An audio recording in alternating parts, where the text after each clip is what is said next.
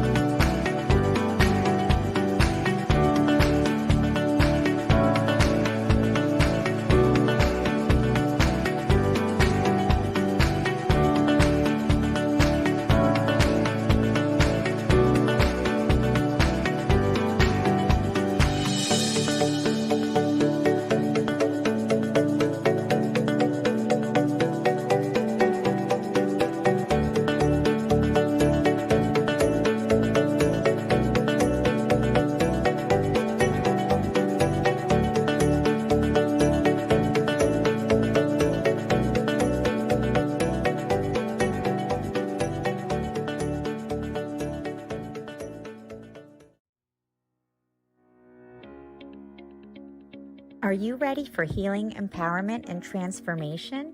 Join us at the SoulSearch Enlightenment Expo October 5th and 6th at the San Rafael Embassy Suites.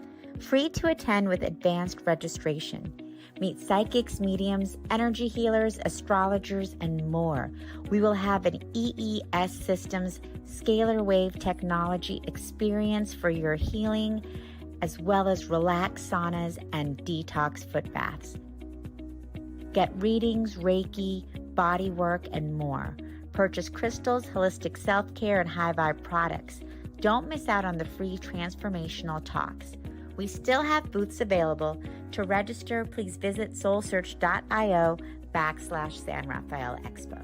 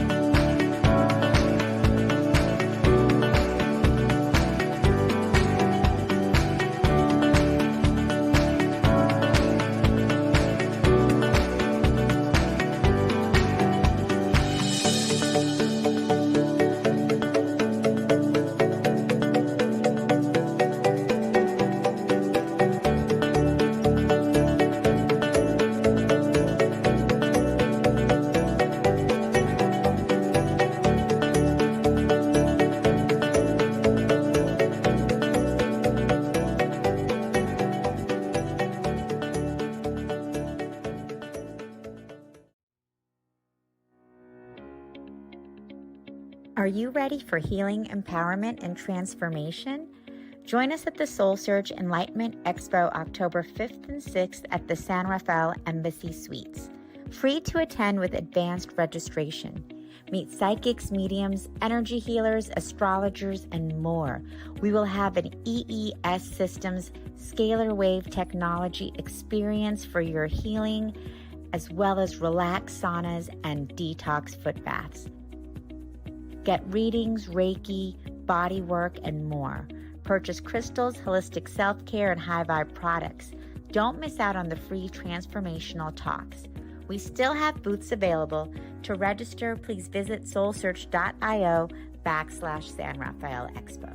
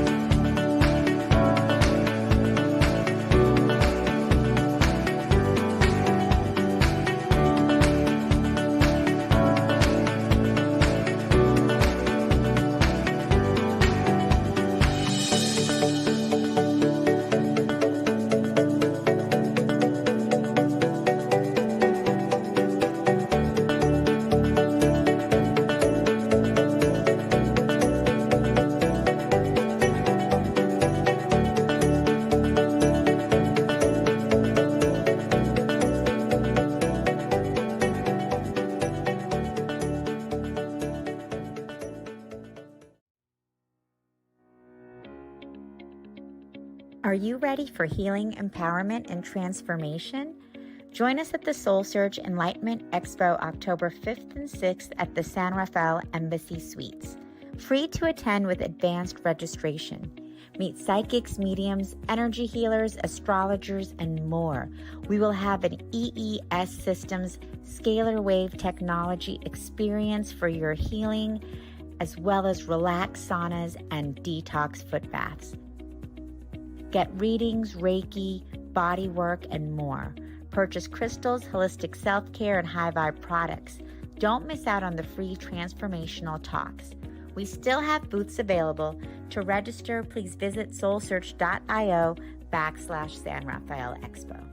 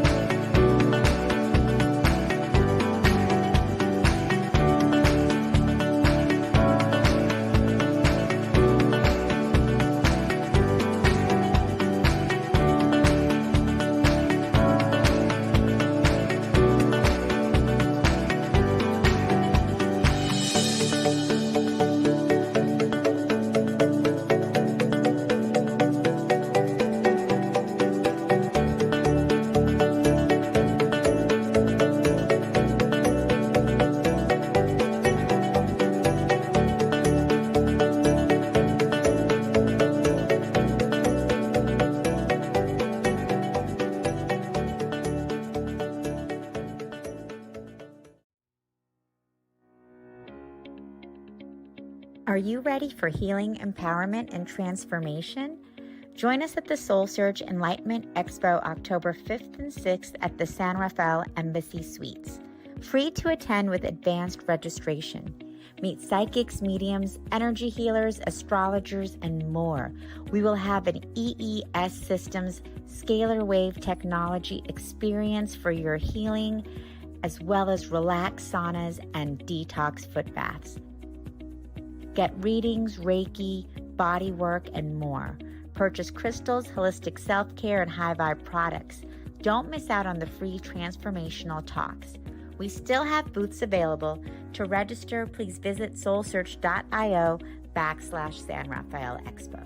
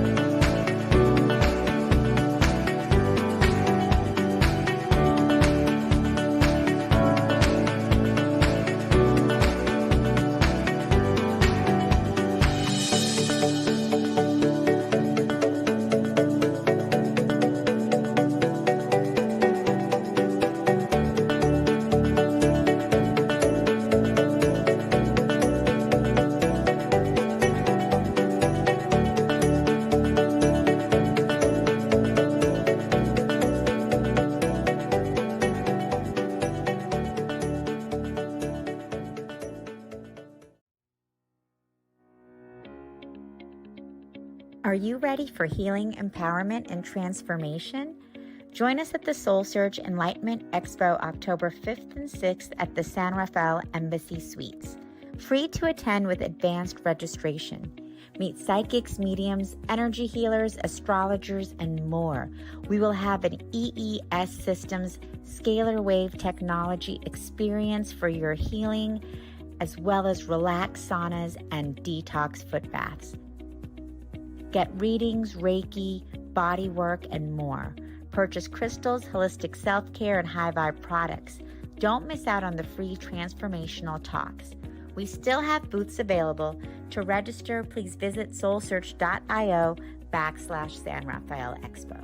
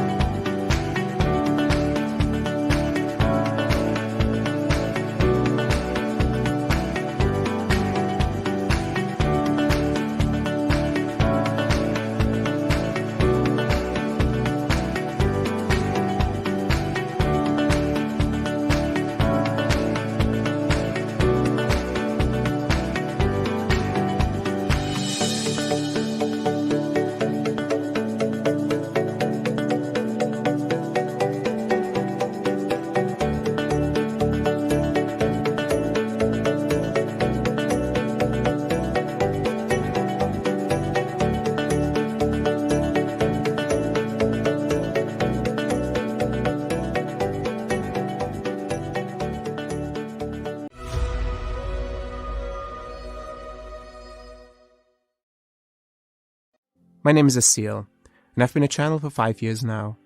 I had no idea what channeling even was for most of my life. When I started hearing these messages and meeting these guides for the first time, I actually thought I was going crazy. I wasn't crazy though. These angelic beings really did seem to be talking to me. I kept an open mind, and these guides kept showing up, offering me adjustments and healings. They told me that they were preparing me. The guides say that there is an energetic network that feeds the earth with universal energy. This energy is critical for human consciousness and all living beings to evolve. The mission that we were given by the guides was to realign this network and establish a new network, specifically dedicated to the evolution of consciousness across the globe. They directed me to visit many places, from mountains to forests, from islands to deserts, sites of many world religions and ancient traditions. The guides wanted me to help them activate sacred sites that have been inactive or misused for millennia. I've been to dozens of countries and hundreds of sacred sites where often the guides will share their perspective through spoken channelings. This work has tremendously impacted my life and those that have traveled with me. Join me and the guides as we take you on an epic adventure.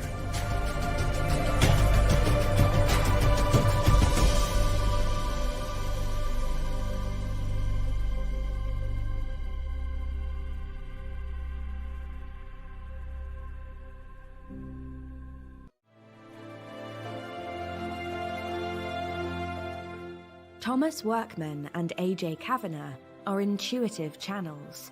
You were created as a part of a universal plan. Who have a remarkable ability to speak for a spiritual collective they call the Guides. As you step into the light, you find new realities, new worlds indeed open up for you.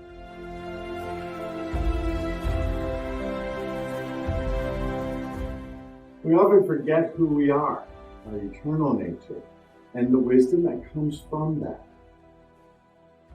The Infinite Pathway, Journey to Self-Realization.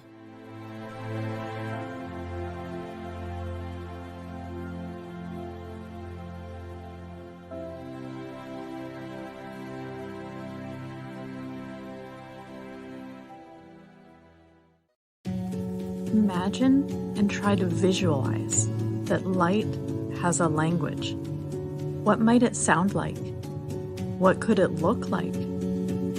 What if this language could be harnessed, tapped into like a limitless well of infinite possibility and potential?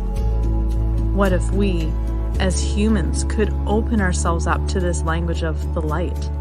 And by doing so, we open ourselves to the vast intelligence of the universe. Imagine the potential, a way for us to connect more consciously with the universe, more consciously with energy, and therefore more consciously within ourselves. Light language is a divine, energetic expression of conscious energy that we will explore together throughout this series. Discover light language dialects, ways to work with light language for healing and ascension, and use light language to activate and awaken amazing potential within you. Get ready to expand and deepen your understanding and receive powerful light language channelings. Join me, Jackie Laraher, the Tigress of the Light, as we explore light language and ascension codes together to awaken, heal, and ascend.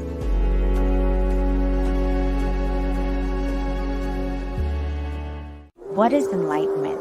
How do we get there? Is enlightenment possible for someone like you or me? For most of my life, I thought enlightenment was only reserved for a few chosen ones. But we no longer live in a world where we have to cut ourselves off and retreat to a mountaintop cave to reach nirvana.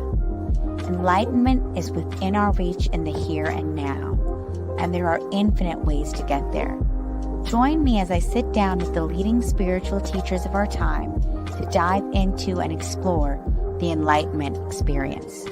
Together, we discuss how enlightenment is our collective journey at this time of humanity's evolution, and we explore tools, tips, and practices to support us on our own personal enlightenment journey.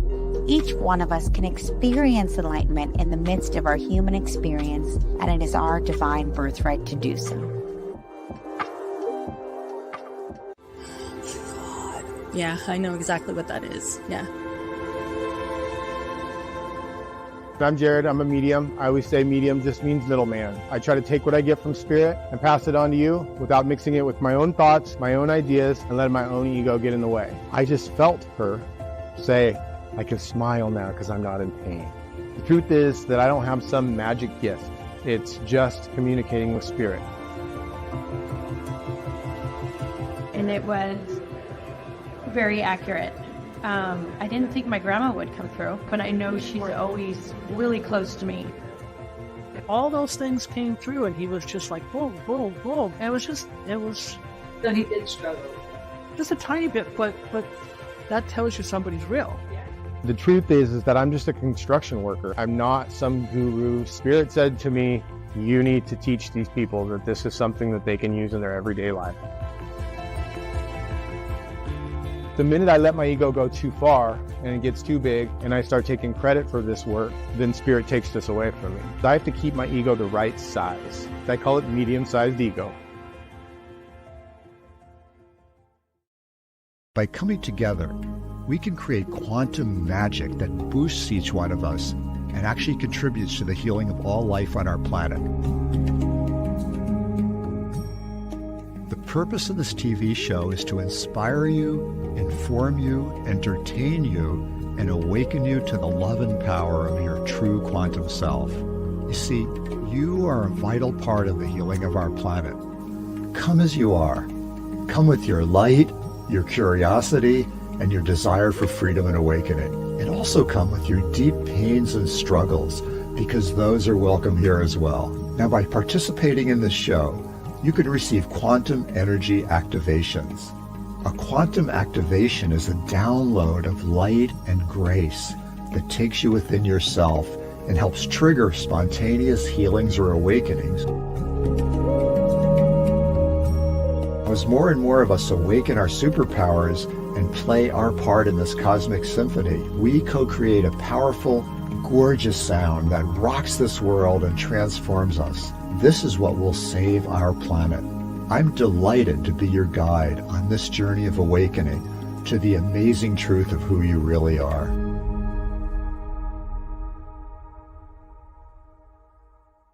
Mediumship to me is very personal. It is something that I was born able to do but didn't realize it. So when I had a true root awakening, I was opened up to my abilities. Entities or spiritual energy, they appear, they present themselves when the person who's seeking them is open to them. I am feeling, oh my gosh, so much love from a grandmother energy coming in for you. Yeah, I get goosebumps when you're saying that. The spirit's like, and she wants to know she's okay. Yes. Yes, everything happens for you, not to you. Everybody can do this. Everybody can connect to the other side. We can all share moments with our loved ones in spirit. And I'm here to take you on that journey. I am here to show you that yes, you can medium and you can medium well.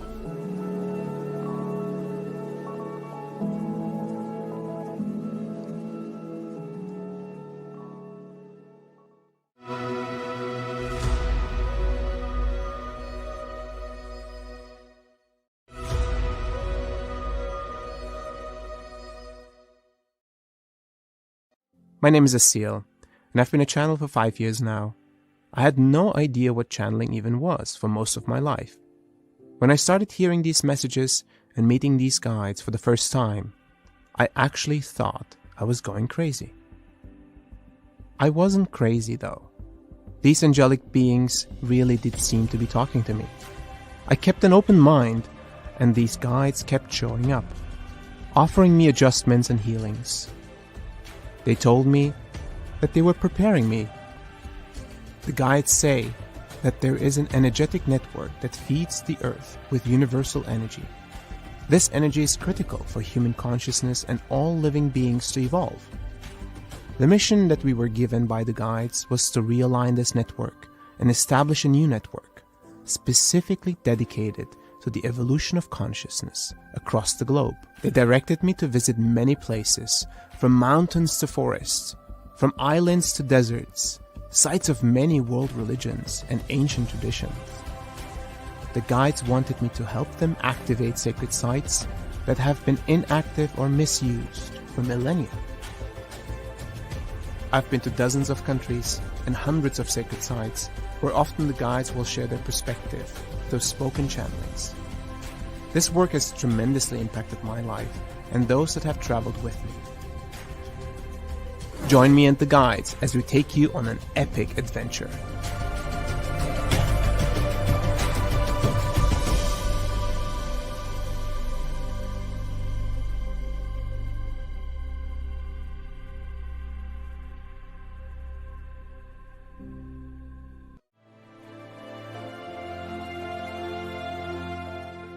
Thomas Workman and AJ Kavanagh are intuitive channels.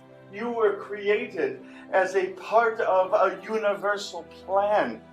Who have a remarkable ability to speak for a spiritual collective they call the Guides. As you step into the light, you find new realities, new worlds indeed open up for you.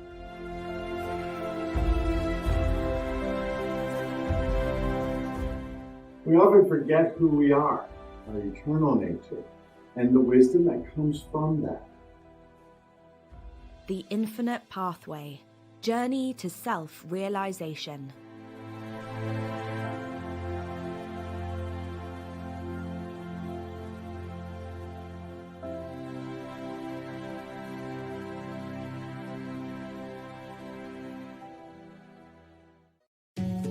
Imagine and try to visualize that light has a language.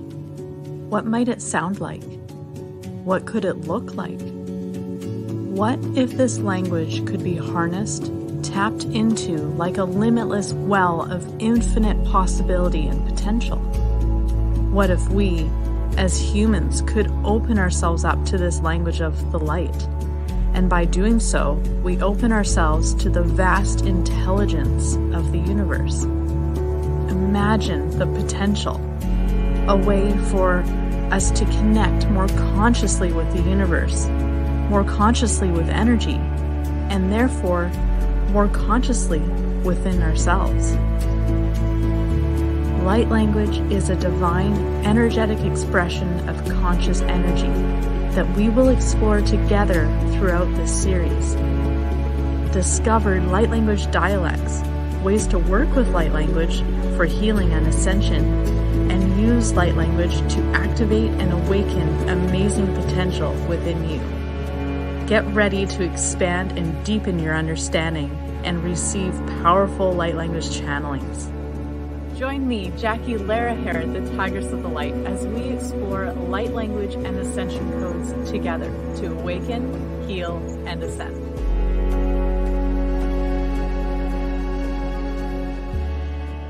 What is enlightenment?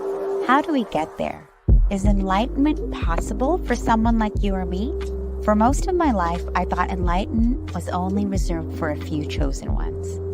But we no longer live in a world where we have to cut ourselves off and retreat to a mountaintop cave to reach nirvana. Enlightenment is within our reach in the here and now, and there are infinite ways to get there. Join me as I sit down with the leading spiritual teachers of our time to dive into and explore the enlightenment experience. Together, we discuss how enlightenment is our collective journey at this time of humanity's evolution, and we explore tools, tips, and practices to support us on our own personal enlightenment journey. Each one of us can experience enlightenment in the midst of our human experience, and it is our divine birthright to do so. Yeah, I know exactly what that is. Yeah.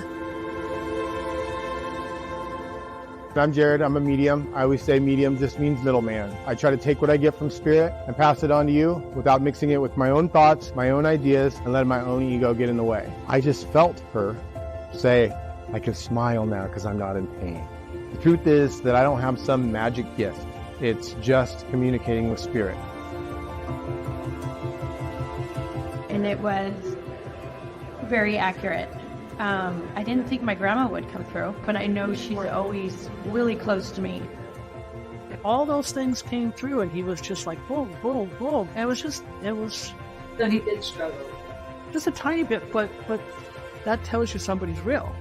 The truth is that I'm just a construction worker. I'm not some guru. Spirit said to me, you need to teach these people that this is something that they can use in their everyday life. The minute I let my ego go too far and it gets too big and I start taking credit for this work, then spirit takes this away from me. I have to keep my ego the right size. I call it medium-sized ego. By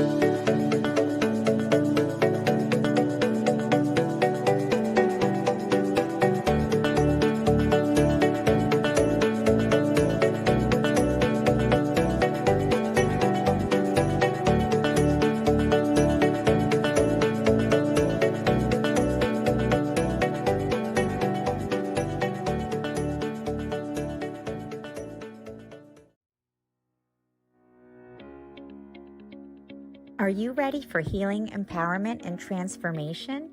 Join us at the SoulSearch Enlightenment Expo October 5th and 6th at the San Rafael Embassy Suites. Free to attend with advanced registration. Meet psychics, mediums, energy healers, astrologers, and more. We will have an EES Systems scalar wave technology experience for your healing, as well as relaxed saunas and detox foot baths. Get readings, Reiki, body work, and more. Purchase crystals, holistic self-care, and high vibe products. Don't miss out on the free transformational talks. We still have booths available.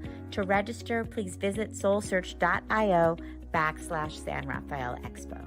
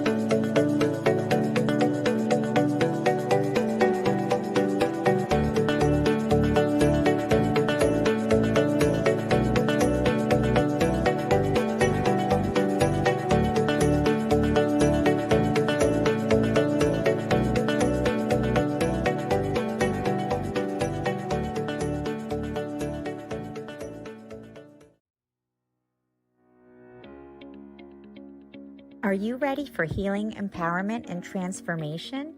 Join us at the SoulSearch Enlightenment Expo October 5th and 6th at the San Rafael Embassy Suites.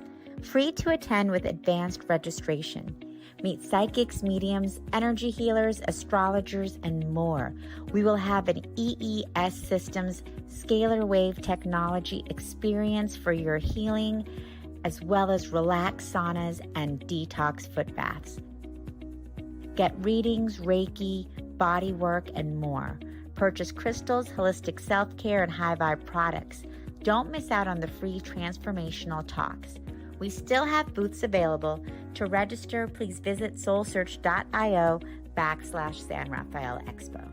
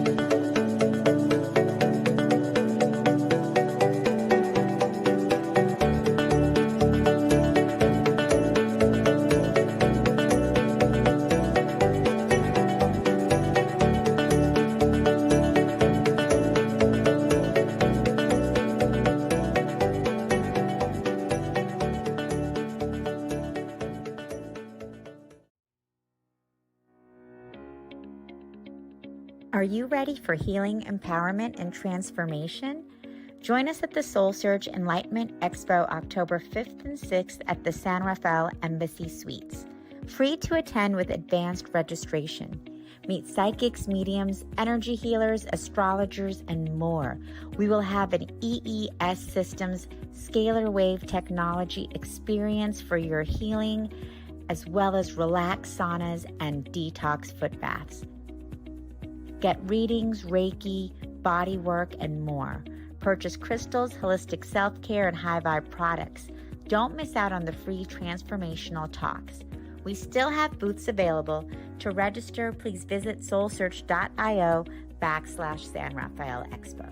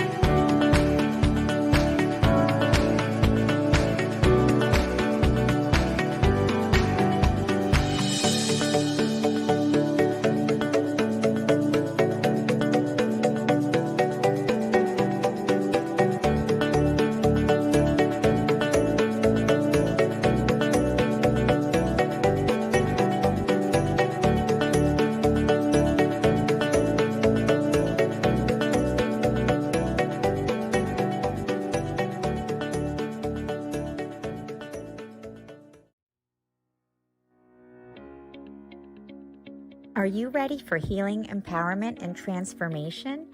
Join us at the SoulSearch Enlightenment Expo October 5th and 6th at the San Rafael Embassy Suites. Free to attend with advanced registration. Meet psychics, mediums, energy healers, astrologers, and more. We will have an EES Systems scalar wave technology experience for your healing, as well as relaxed saunas and detox foot baths. Get readings, Reiki, body work, and more. Purchase crystals, holistic self-care, and high vibe products. Don't miss out on the free transformational talks. We still have booths available. To register, please visit soulsearch.io/San Rafael Expo.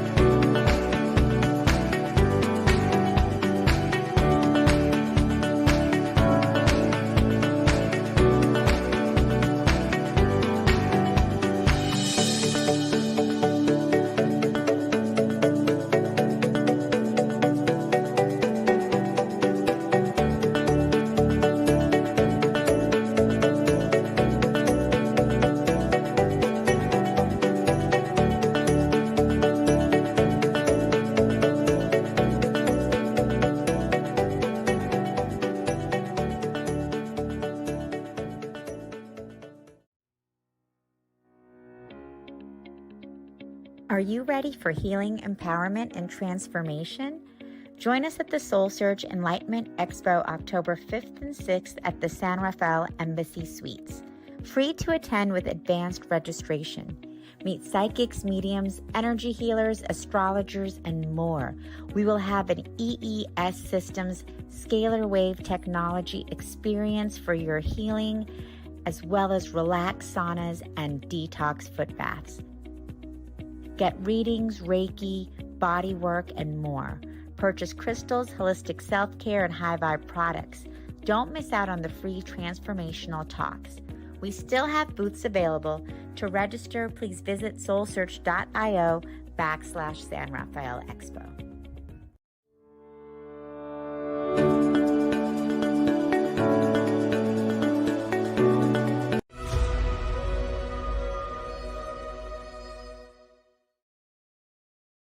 My name is Asil, and I've been a channel for 5 years now.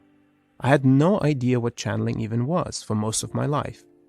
When I started hearing these messages and meeting these guides for the first time, I actually thought I was going crazy. I wasn't crazy though. These angelic beings really did seem to be talking to me. I kept an open mind, and these guides kept showing up, offering me adjustments and healings. They told me that they were preparing me. The guides say that there is an energetic network that feeds the earth with universal energy. This energy is critical for human consciousness and all living beings to evolve. The mission that we were given by the guides was to realign this network and establish a new network, specifically dedicated to the evolution of consciousness across the globe. They directed me to visit many places, from mountains to forests, from islands to deserts, sites of many world religions and ancient traditions. The guides wanted me to help them activate sacred sites that have been inactive or misused for millennia. I've been to dozens of countries and hundreds of sacred sites where often the guides will share their perspective through spoken channelings. This work has tremendously impacted my life and those that have traveled with me. Join me and the guides as we take you on an epic adventure.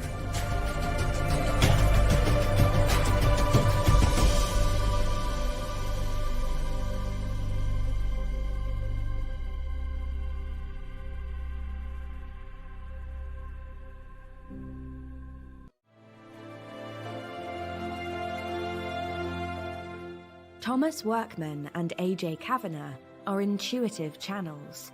You were created as a part of a universal plan. Who have a remarkable ability to speak for a spiritual collective they call the Guides. As you step into the life you find, and new realities, new worlds indeed open up for you.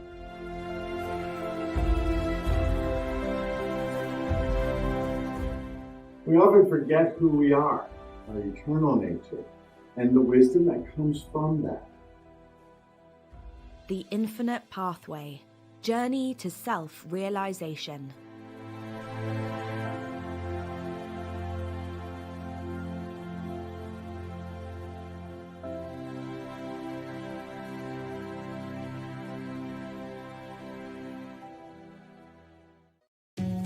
Imagine and try to visualize that light has a language. What might it sound like? What could it look like? What if this language could be harnessed, tapped into like a limitless well of infinite possibility and potential? What if we, as humans, could open ourselves up to this language of the light?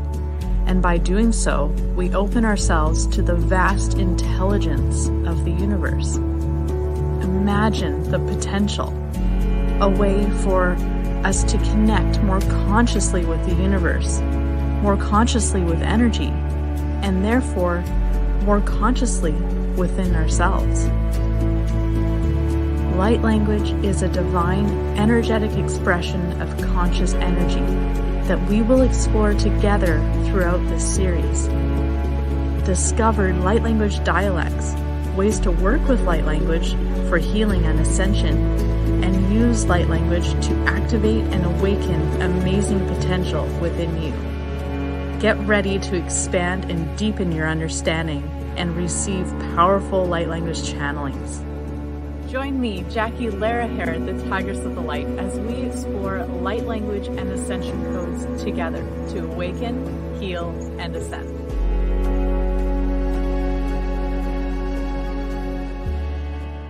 What is enlightenment? How do we get there? Is enlightenment possible for someone like you or me? For most of my life, I thought enlightenment was only reserved for a few chosen ones.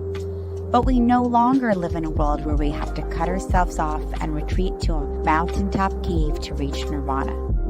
Enlightenment is within our reach in the here and now, and there are infinite ways to get there. Join me as I sit down with the leading spiritual teachers of our time to dive into and explore the enlightenment experience. Together, we discuss how enlightenment is our collective journey at this time of humanity's evolution, and we explore tools, tips, and practices to support us on our own personal enlightenment journey. Each one of us can experience enlightenment in the midst of our human experience, and it is our divine birthright to do so. Yeah, I know exactly what that is. Yeah. I'm Jared. I'm a medium. I always say medium just means middleman. I try to take what I get from spirit and pass it on to you without mixing it with my own thoughts, my own ideas, and letting my own ego get in the way. I just felt her say, I can smile now because I'm not in pain. The truth is that I don't have some magic gift. It's just communicating with spirit. And it was very accurate. I didn't think my grandma would come through, but I know she's always really close to me. All those things came through, and he was just like, boom, boom, boom. And it was. So he did struggle. Just a tiny bit, but that tells you somebody's real. The truth is that I'm just a construction worker. I'm not some guru. Spirit said to me, you need to teach these people that this is something that they can use in their everyday life. The minute I let my ego go too far and it gets too big and I start taking credit for this work, then spirit takes this away from me. So I have to keep my ego the right size. I call it medium-sized ego. By coming together, we can create quantum magic that boosts each one of us and actually contributes to the healing of all life on our planet. The purpose of this TV show is to inspire you, inform you, entertain you, and awaken you to the love and power of your true quantum self. You see, you are a vital part of the healing of our planet. Come as you are. Come with your light, your curiosity, and your desire for freedom and awakening. And also come with your deep pains and struggles, because those are welcome here as well. Now, by participating in this show, you can receive quantum energy activations. A quantum activation is a download of light and grace that takes you within yourself and helps trigger spontaneous healings or awakenings. As more and more of us awaken our superpowers and play our part in this cosmic symphony, we co-create a powerful, gorgeous sound that rocks this world and transforms us. This is what will save our planet. I'm delighted to be your guide on this journey of awakening to the amazing truth of who you really are.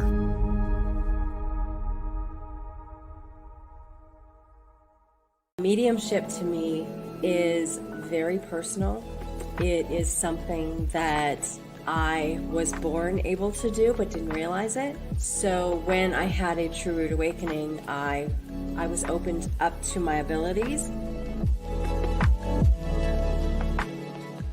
Entities or spiritual energy, they appear, they present themselves when the person who's seeking them is open to them. I am feeling, oh my gosh, so much love from a grandmother energy coming in for you. Yeah, I get goosebumps when you're saying that. The Spirit's like, and she wants to know she's okay. Yes. Yes, everything happens for you, not to you. Everybody can do this. Everybody can connect to the other side. We can all share moments with our loved ones in spirit. And I'm here to take you on that journey. I am here to show you that yes, you can medium and you can medium well.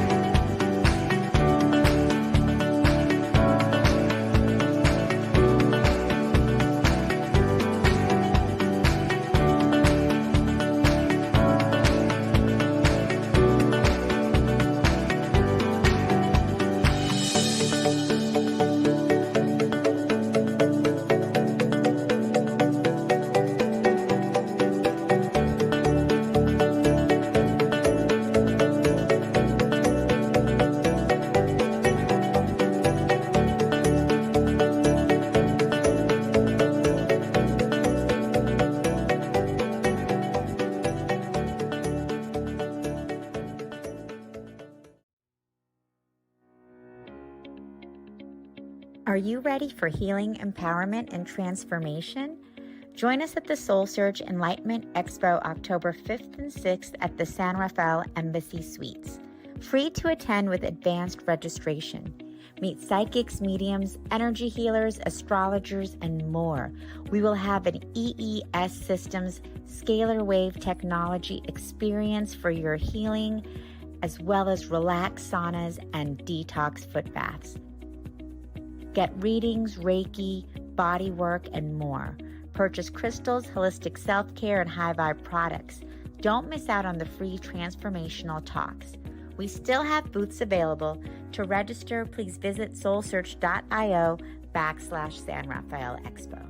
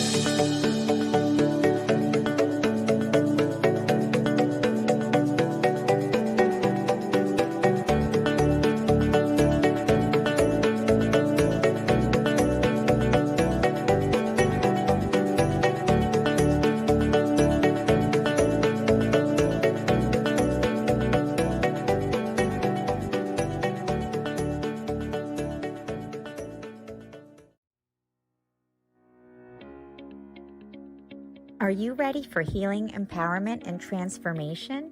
Join us at the SoulSearch Enlightenment Expo October 5th and 6th at the San Rafael Embassy Suites. Free to attend with advanced registration.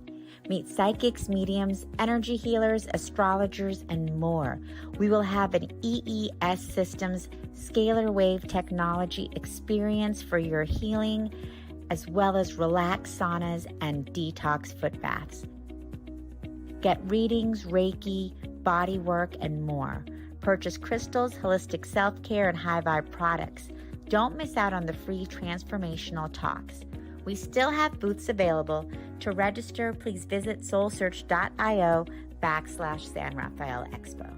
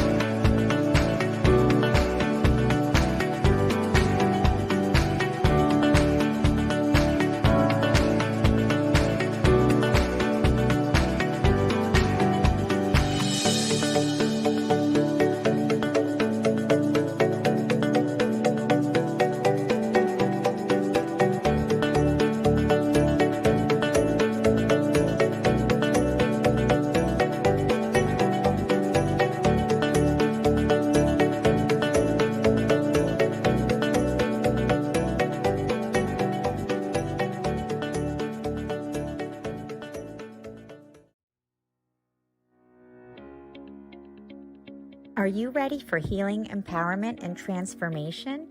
Join us at the SoulSearch Enlightenment Expo October 5th and 6th at the San Rafael Embassy Suites.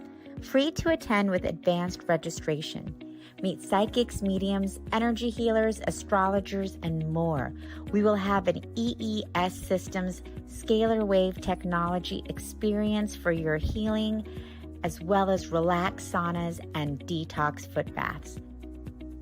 Get readings, Reiki, body work, and more. Purchase crystals, holistic self-care, and high vibe products. Don't miss out on the free transformational talks. We still have booths available. To register, please visit soulsearch.io/San Rafael Expo.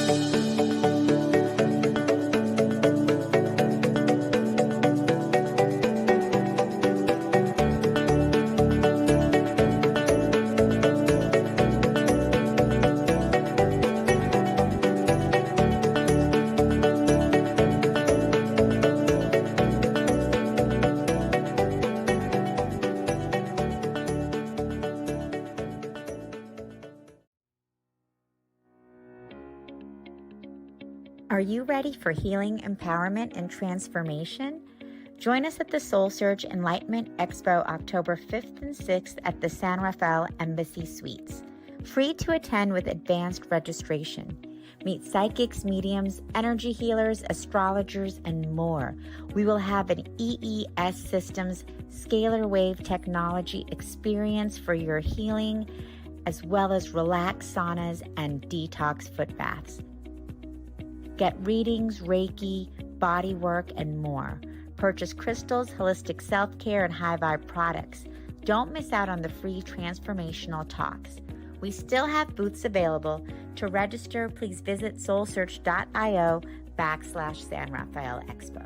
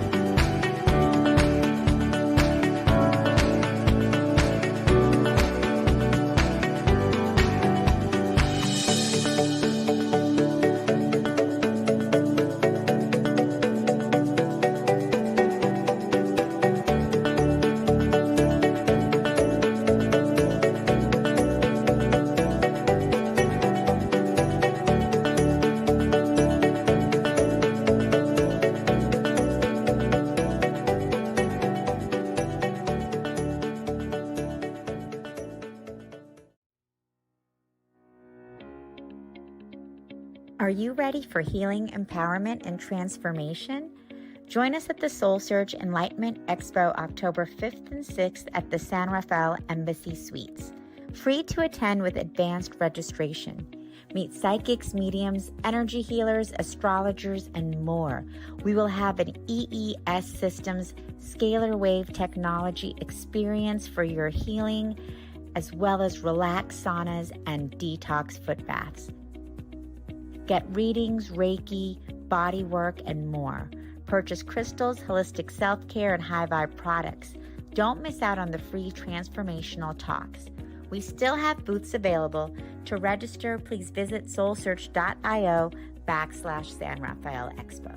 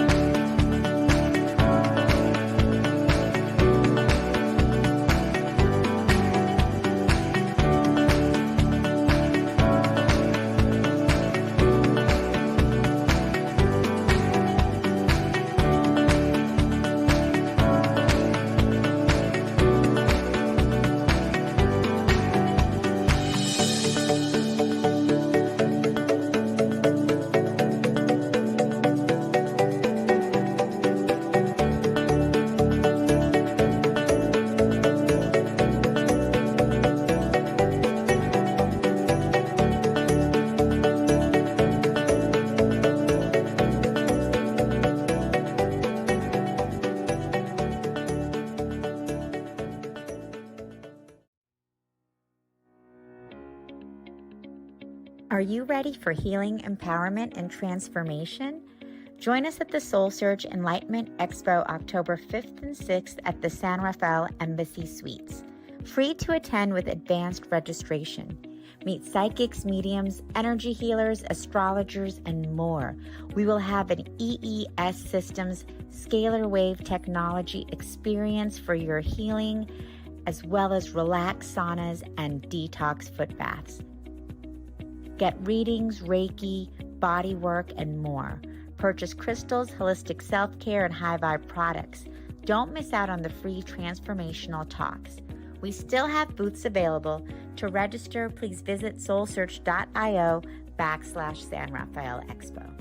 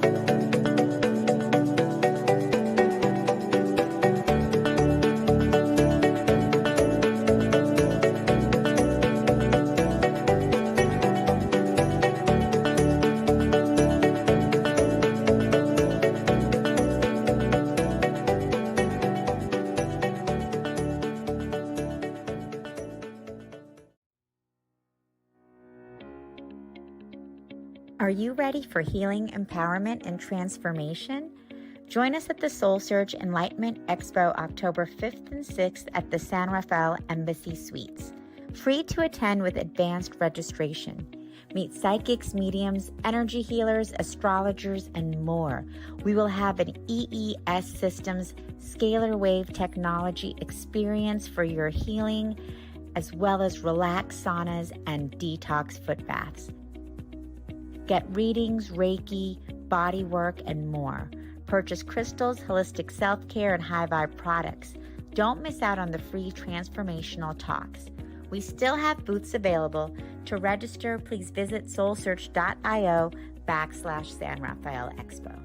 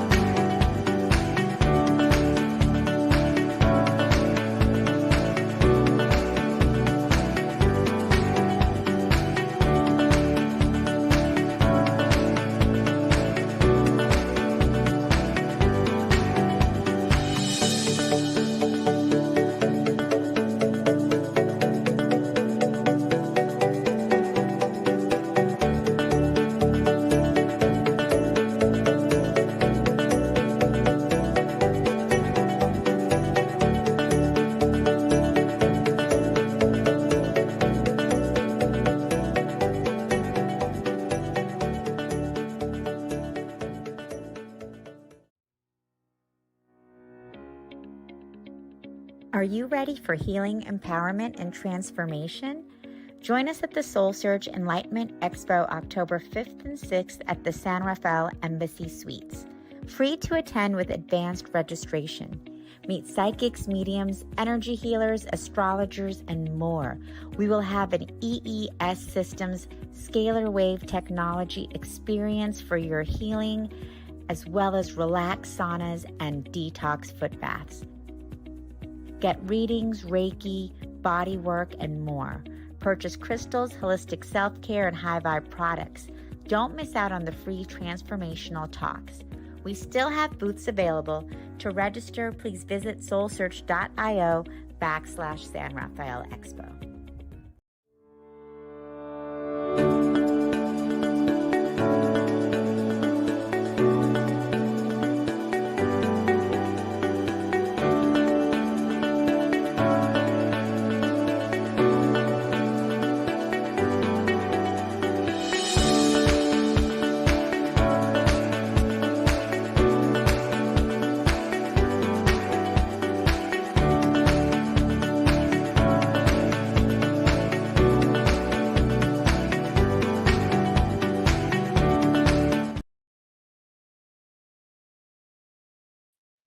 Yeah, I'm doing it.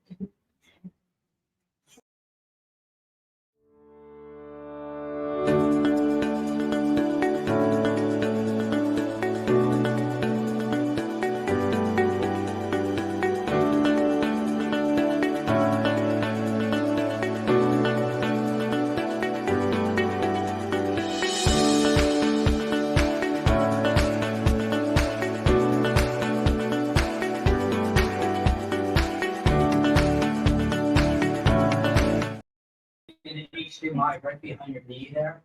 That's not an HDMI input. No. Is it possible?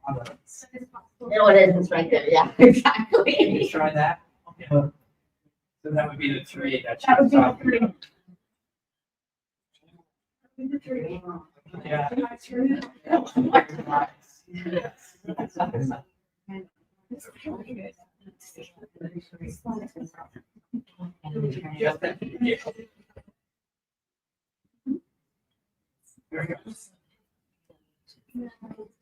That was easy.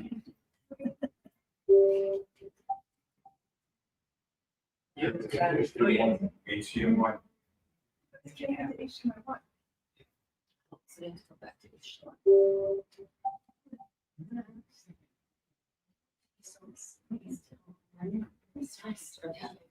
We'll let her continue. So, okay, we're ready. So, welcome everyone. I'm Tangier, the founder of SoulSearch, and thank you for being here at our San Rafael SoulSearch Enlightenment Expo.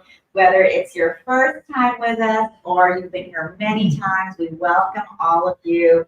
We're here to support everyone on their consciousness and awakening journey, wherever that might be. And we do that by supporting you in connecting with incredible practitioners, healing technologies, holistic wellness, and so much more for your own expansion and upliftment and awakening. So welcome, stay connected with us, keep coming to our events, connect with us online and on social media. And it's my delight to introduce you to Dr. Jenny Su. She is a lifestyle medicine physician and the founder of Wellness Visions with a mission to empower people to heal through education, coaching, science, technology, and community. She received her MD from UCSF, and she has been board certified in internal medicine, obesity medicine, and lifestyle medicine with 24 years of clinical experience. She is also a certified health and wellness coach, an NLP master practitioner and trainer, master life coach, hypnotherapist, and Huna energy healer. So wow, you can see she has a lot of credentials for healing and wellness. And Jenny guides people to create new visions of their health and life, release negative emotions and thoughts to integrate parts into the higher selves through the quantum time technique. And through Wellness Visions Center, she offers the 24-unit energy enhancement system, which immerses you in nature's energy for increasing your cellular charge, reducing stress, and overall health and wellness and healing. And we are delighted because Dr. Jenny is here with us, as well as her amazing team. And they're also here, as I mentioned, presenting free sessions of this amazing energy enhancement technology. And of course, we're excited to learn all about the technology and all about the power of self-healing from you, Jenny, today. Thank you so much for being here. Everybody for our present, and I'm delighted to speak to all of you. And the talk is actually going to focus on the power and science of self-healing. But one of the beautiful things is that the energy enhancement system is part of the foundation of what can help shift our energy to that state. So I'd like to invite you with a little fun exercise. And I'm just going to ask you to close your eyes just for a few minutes. And I'm going to ask you just to imagine that you are your younger self, maybe when you were little, when you were, let's say, 5 or 6, and you put on your Superman, Superwoman cape, and imagine what that would be like to just have this beautiful, unlimited, just dream of what you could do. And imagine not only what you would do, how you would feel, how excited, how joyous you would feel to have that just magic of just imagination, creativity, and the sky's the limit. You can do anything. You were really powerful in just the way you created everything. What you, let's say, drew out or acted out was really alive. And so part of this is really getting in touch with that inner child that's within your heart right now, to imagine this beautiful world of just the things that you would love to do, how you feel about yourself, what you would like to create as a passion project. And so just make it so vivid. And again, this is the idea that that inner child's still within our heart. And you know, some people can really imagine getting in touch with that heart. And I just invite everybody to do that, because that power of self-healing actually is within your heart. And so as you are there with your eyes closed, just imagine that you're breathing this in. And, you know, kids actually know how to just be in the moment. And I would invite you all to be in the moment. I'd love to have you all just breathe from your belly and just take a nice deep breath in. And breathe out. And again, a couple more times, nice deep breath in. And breathe out. And one more time, nice deep breath in. And breathing out. And when you're ready, just open your eyes. And just imagine how you feel right now. You feel a little more relaxed. And, you know, it just takes a few minutes sometimes. But one of the things that, especially when we get busy in life, we get, let's say, caught up with things that we have to do. And things that we all need to do, feed ourselves, make sure we get good sleep. And many of you actually are givers. And so one of the things that is really important in this process of really tapping into this power of self-healing is finding the time to take care of yourself. And I say this because I was at one point really deeply asleep. I wasn't really aware of what was going on in my life. And this was around 2010, so quite some time ago.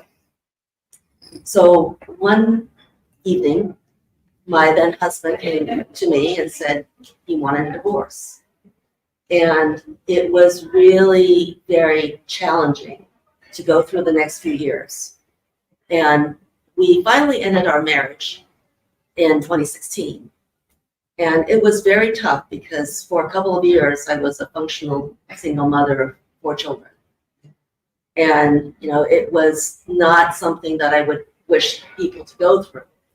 But however, during that experience, I really learned that I needed to take care of myself because I was so busy taking care of everybody else.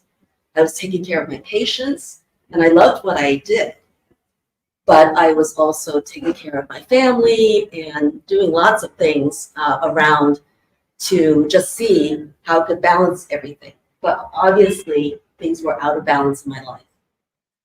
But out of that dark night of the soul experience, I not only learned about self-care, but it was about forgiveness, compassion, and also really understanding that we have the ability to empower ourselves to change.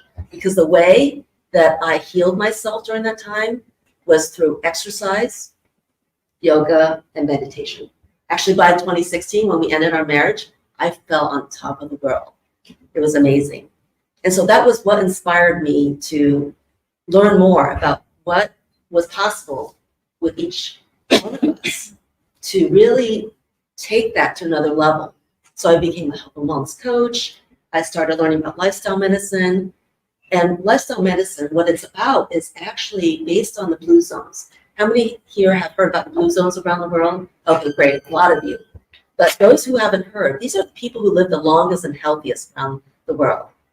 And not only do they live long, but they're happy.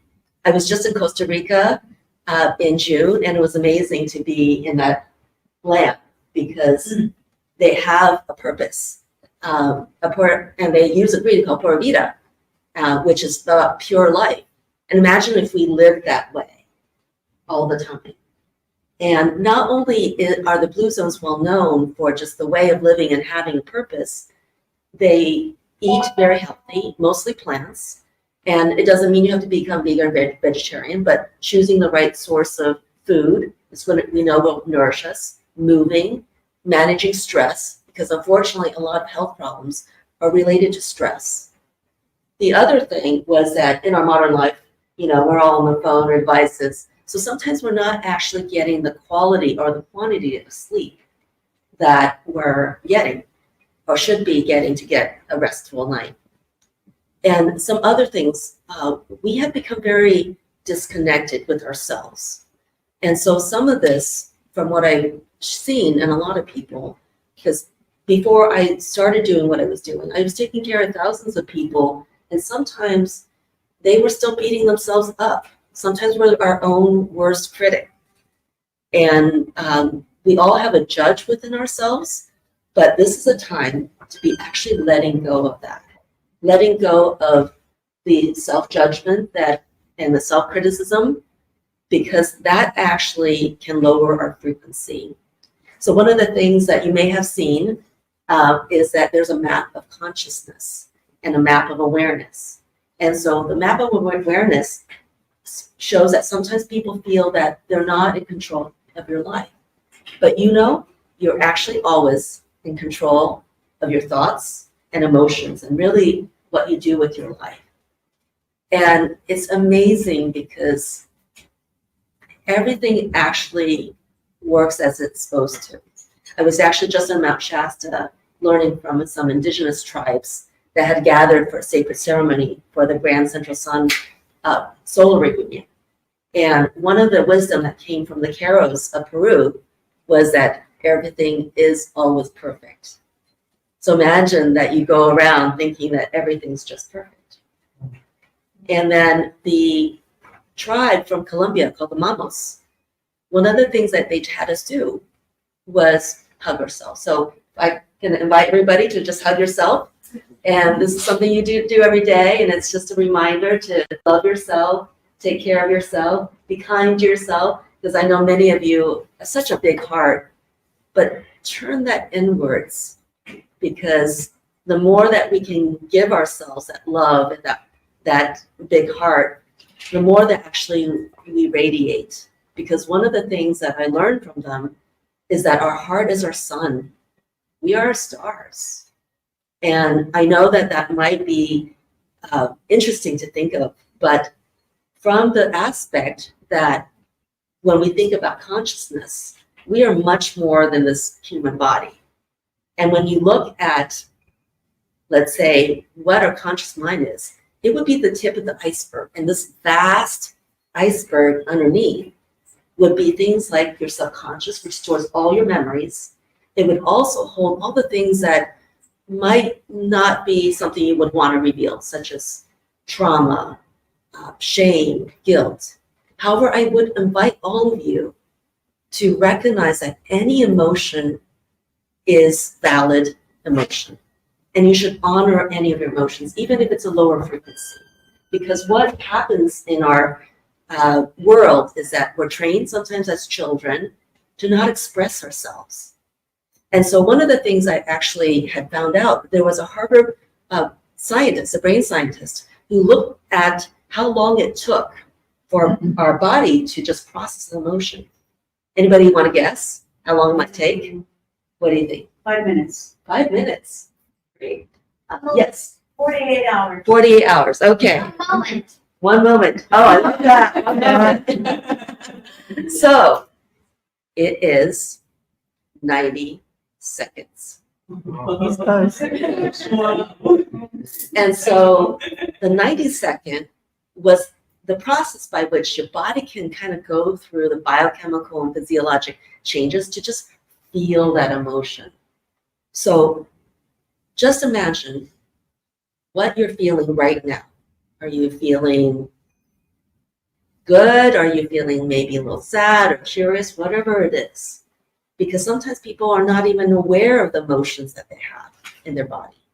So one of the things that you can do at any point is being in the moment, just like this young gentleman shared, and just feel it, and give yourself 90 seconds. And then imagine not only what that emotion would be, but name it. Is it that you're relaxed and feeling happy? Are you feeling just a little anxious? Whatever it is, it's to not acknowledge it. But imagine what it feels in your body.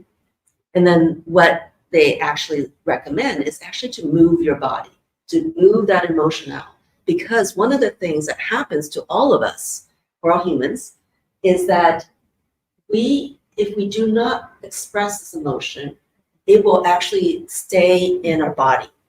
Our body is very intelligent.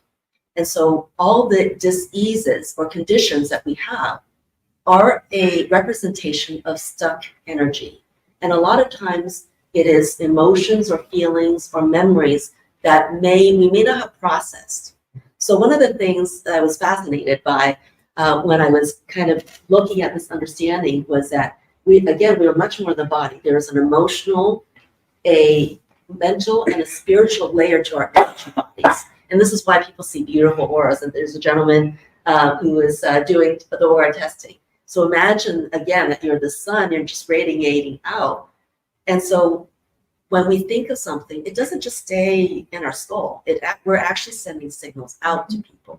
So that's why, when you are with somebody who's a Debbie Downer, right, you might just get that vibe that maybe they're not in the best mood. But just imagine there are people who are like, they just brighten a room by walking in, right? And so they exude this really positive energy, and you all can do that. And so some of it is just awareness, like what are you thinking and feeling right now? So when I was kind of learning about the energy layers and really discovering kind of the root cause of disease, I studied German New Medicine, and there's an aspect of it called biological coding, where every thought and feeling that's not fully expressed will actually present in a physical way. So for example, breast cancer. If it's on, let's say, the right side, which in Chinese medicine represents the father or partner, if there is a conflict, and what we call a nesting conflict, maybe around the home, that might actually be the root cause of the breast cancer. And again, I know this audience might be open to this. It may not only be in this lifetime, but also past lives or ancestrally.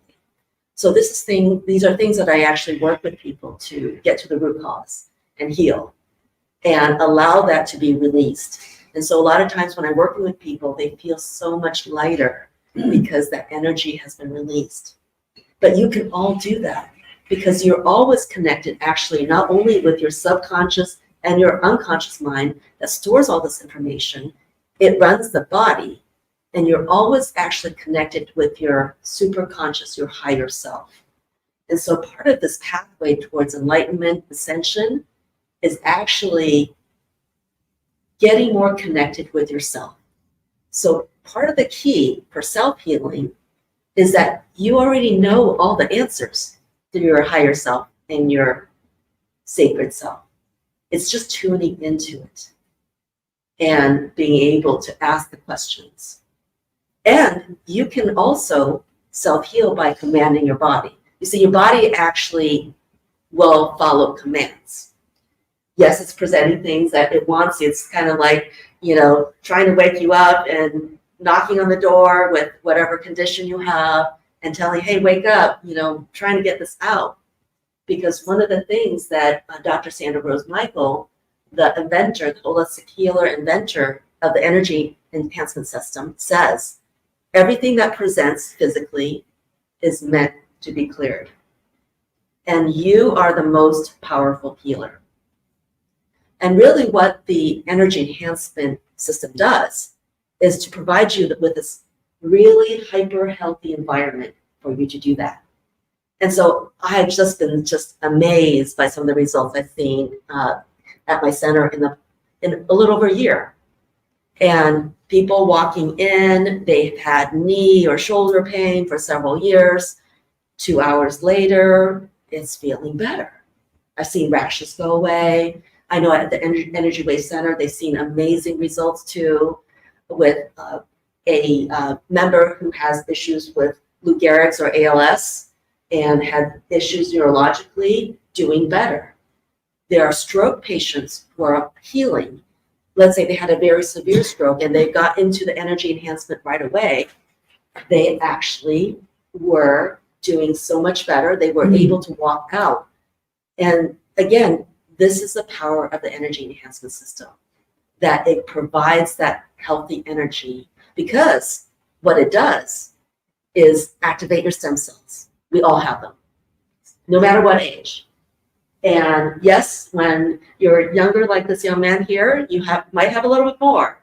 And again, when you can activate those stem cells, they can differentiate into 200 types of cells. That's how powerful you are. And so not only can they differentiate into healthy cells, you see, our DNA is actually multidimensional. This junk DNA that they talk about, it's not really junk. It's actually storing all, not only the memories of this lifetime, but past lives and ancestrally. But because there's a process of what we call epigenetic, you can actually influence the expression of those genes. Again, that's how powerful you are, that you can change that. Anybody know who Cryon is? Cryon. A few people know who Cryon is. Cryon. So yeah, Kryon. He's a gentleman who for 30 years has been channeling information. Lee Carroll is the name of the gentleman. And he has been channeling Cryon's wisdom. And this is to assist humanity. And so what Cryon has talked about is that during the time that we split our cells, because we're always in this constant cycle of getting rid of the cells that are dying and old and recreating cells. So during the time that the cells split, and imagine like when you were created by your mother and father, and there was just this fertilized egg, and this is splitting. So what happens during the split, right before the split, is that all the DNA lines up. And what we have the power to do is tell our DNA right at that time, which is called mitosis, is to keep it the same or different. So if you're happy with where your body is, fine, keep it the same. But if there is something you want to shift, you can actually tell yourself, I'm ready to make that change. So change it. Change it, because we all have this divine blueprint in our body that's stored in the DNA.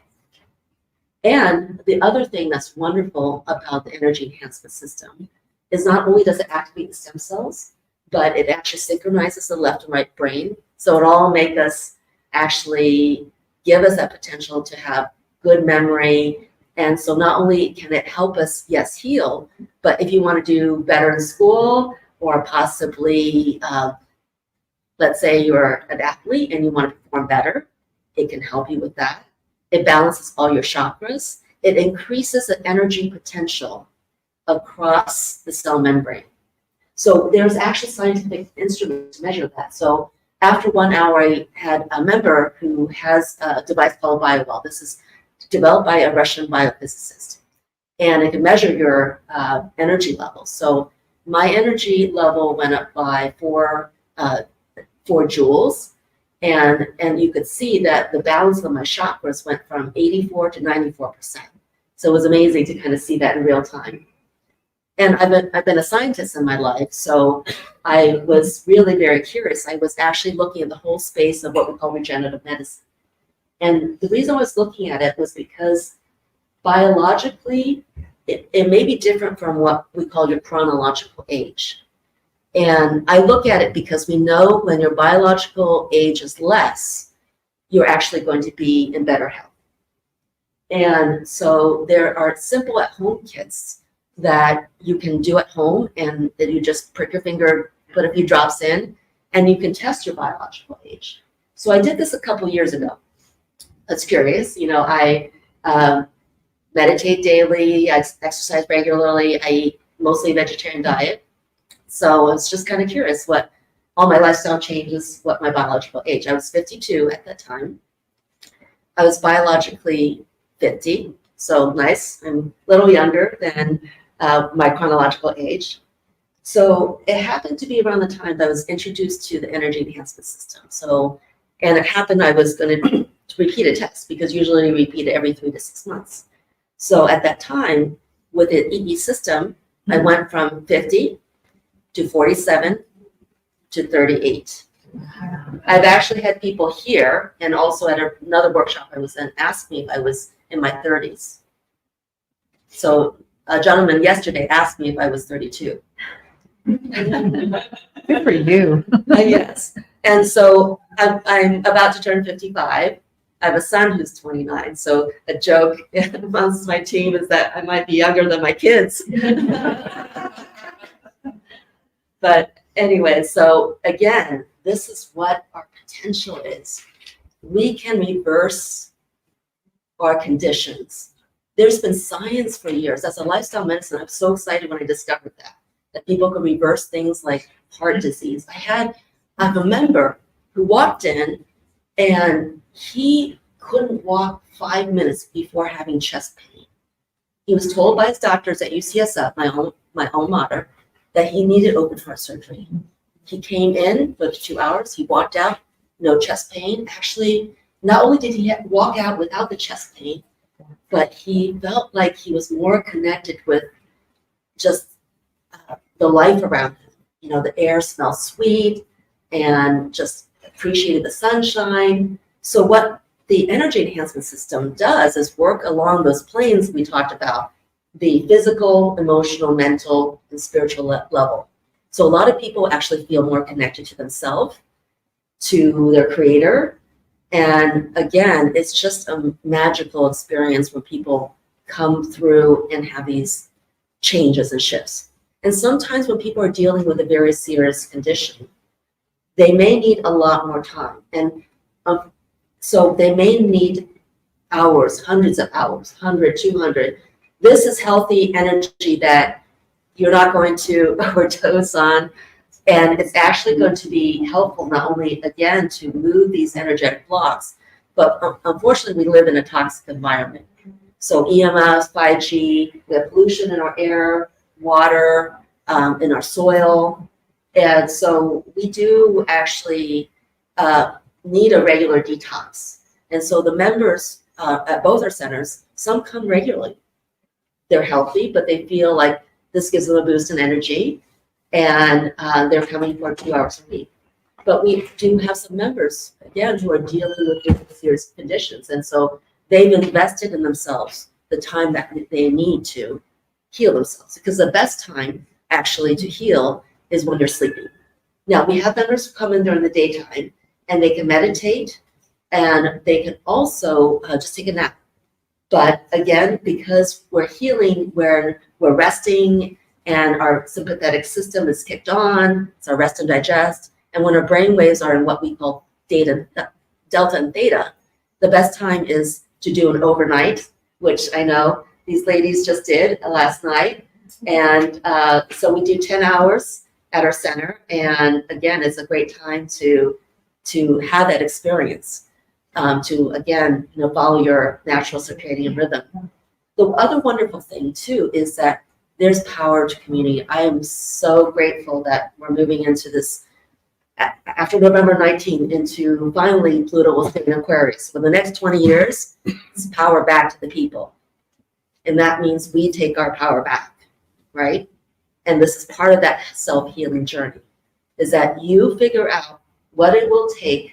Again, going back to that inner child, how would you take care of that inner child, right? Would you love it? Would you really be highly motivated to do the things that inspire you to live a life where you can do anything you want? Because that is possible in the quantum field. So in the energy enhancement system, you can have that potential for doing that, because it will take you to an elevated state. They've done testing. It takes only 7 minutes to get into a meditational state like a Buddhist monk. So even experienced meditators will come in and say, wow, this was a great space to have a meditation. And when we come together, going back to community, we help each other out. So I think that there might have been maybe around 25 people. Now, being together, if we were meditating, it's not just 25 people, it's 25 squares. That's 25 times 25. And so this is the time for us to just step up into our power and just say, I'm ready to shift. And sometimes it might be doing it one step at a time. The first thing is to be aware. The fact that you're here tells me that you're committed to yourself. You're committed to learning. You're committed to having some shift. But sometimes we externalize, that power when really it's within. So this is a time to be going within. And again, the energy enhancement system is perfect for that. So what I'd like to also just share is that we'd love for you to visit our EEQ. Yes, we've named it Oscar. That's the Sebastopol, the Energy Wave Center's EEQ. And the top one is Pearl. That's the one that belongs to Wellness Visions. So you'll feel the energy of the energy enhancement system. It's the same energy. And what is happening when you're sitting there is you're experiencing scalar waves, which is really thought to be the primordial energy, the light that God created. That's what it is. And so really what we think of like the electricity, magnetism, that's a breakdown of actually scalar energy. It's faster than light. And really, when we do this work in that scalar field, we're really going down again to the quantum layer, which is all around us. It's within us. It's within the DNA. So when you can shift and bring your vibration to a state where you can change and ask for things to happen, just experience the magic of what will happen in that field. So not only are you in the scalar waves, you're actually sitting in angelic frequencies that are programmed in to each of the system. And you're also receiving color dynamic therapy. So the colors correspond to the chakras. And they also, I know that a lot of people ask, do I have to look at? No, you don't have to look at it. It's beautiful. But the best thing is just to close your eyes. You'll receive the energy. And the other thing that you may want to do is, let's say if you do it overnight, we do encourage people, you don't have to wear an eye mask because it will help to receive the energy into your third eye, your pineal gland, if you just leave an eye mask on. The other thing that we suggest that people do is that it's great to be hydrated all the time, because one of the theories on aging, there's many different biological and also I would say multidimensional reasons why people age, is that people are not typically hydrated. And we're being the water. Depending on gender and age, we're about 60 to 70% water. So it's good to hydrate before, during, and afterwards. And we also highly recommend a sea salt detox bath that includes the hypercharged salt. So we have the recipe at the booth. And regardless if you are in the E system, you'll get the benefits because our skin is actually a huge organ to release toxins. So the other wonderful way is to go into the relax sauna to do the 20-minute detox. It is far infrared technology. It will actually help decrease inflammation, improve circulation. It will stimulate stem cells too, and it will help with heavy metal detoxification. It will help with actually weight loss. And so there's a lot of benefits with the relaxed sauna as well. So we invite you to try both, but both of our centers have specials. So there's a card in the back where you can get a free session at the Energy Wave Center. And we have a card for you to get a free 2-hour EE system session at Wellness Visions in Richmond. And so feel free to pick up the card. The value of those sessions are $120 for our center and $100 for Energy Wave Center. So, and we're always love to hear stories, and you're welcome to check, for example, our Google page has a lot of just testimonials. You can go to eesystem.com to look at the science behind it. You can go to Unified Healing, that's UNIFYD, healing.com. They have tons of just amazing testimonials of people's transformations. Now, this is not a medical device, so we cannot claim any cures, but again, you can look at the stories, at the testimonials people have shared, and again, just see these amazing transformations. When you're also at the booth, we do sell these medallions. They are hypercharged with the same energy. So this creates a 5-foot toroidal field of scalar energy around me. And what Dr. Sandra also recommends is that people wear the hypercharged bracelets to improve blood flow. So you can go online to look at the research, and you'll see that when you look at live blood microscopy, there is improved blood flow, the toxins come out, you can see the energy fields are better. So again, a lot of benefits. Some people, put this around the bed, they'll put one in each corner, one in the middle, and then you have your own mini EE system with just the medallions. So not only do we have those, but we have hypercharged shower filters, and it is not only hypercharged, but it's a 15-stage filter. So it's great for removing things like, unfortunately, there's like chlorine in the water, and so it does remove a lot of chemicals that are in our water. And then the last thing is we have a gold mask, gold biocollagen mask from the E-System that's also charged, but it's great for a facial. And when you're wearing it under the system, because it's gold, it will actually help activate your pineal gland. So a lot of amazing things with the E-System. I know I've covered a lot. What's this? What time is it? Sorry. What was it? 11:52. Okay. Yes, we have time. So I know that our time is up, and if you have questions, please stop by and be happy to answer the questions. This is Alexis Rankin. She's one of our managers. She's actually a nurse by training too. So, we can answer a lot of questions. And Silves, our manager, is there too, as well as Jeffrey. And I believe Gabrielle, I don't know if she'll be here, but she's the manager at Energy Waste Center. So thank you so much for your time. It's been a pleasure to talk, to share with you. I hope you can experience the E Center, and I hope to see you at our center or at the Energy Waste Center. And we have a sign-in sheet, and you can put your name on the sign-in sheet. So thank you again.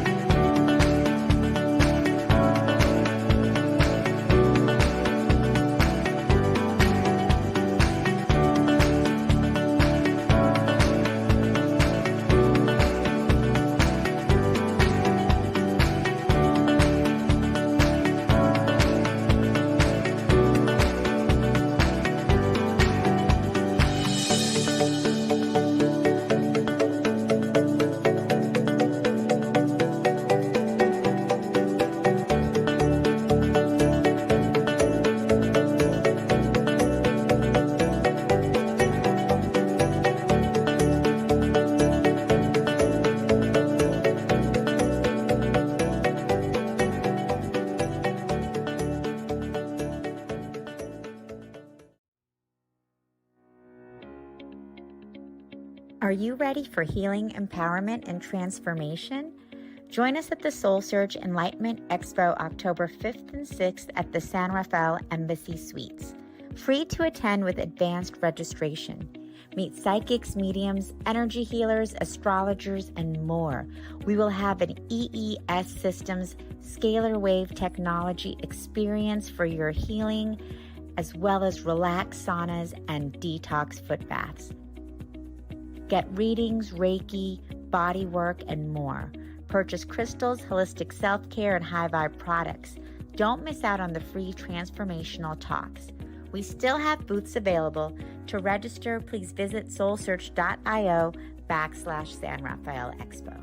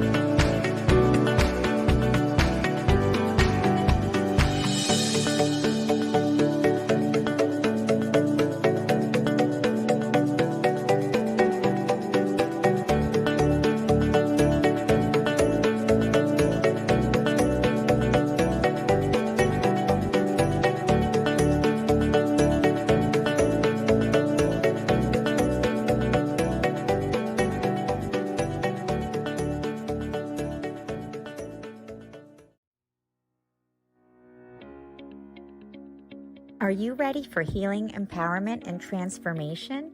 Join us at the SoulSearch Enlightenment Expo October 5th and 6th at the San Rafael Embassy Suites. Free to attend with advanced registration. Meet psychics, mediums, energy healers, astrologers, and more. We will have an EES Systems scalar wave technology experience for your healing, as well as relaxed saunas and detox foot baths. Get readings, Reiki, body work, and more. Purchase crystals, holistic self-care, and high vibe products. Don't miss out on the free transformational talks. We still have booths available. To register, please visit soulsearch.io/San Rafael Expo.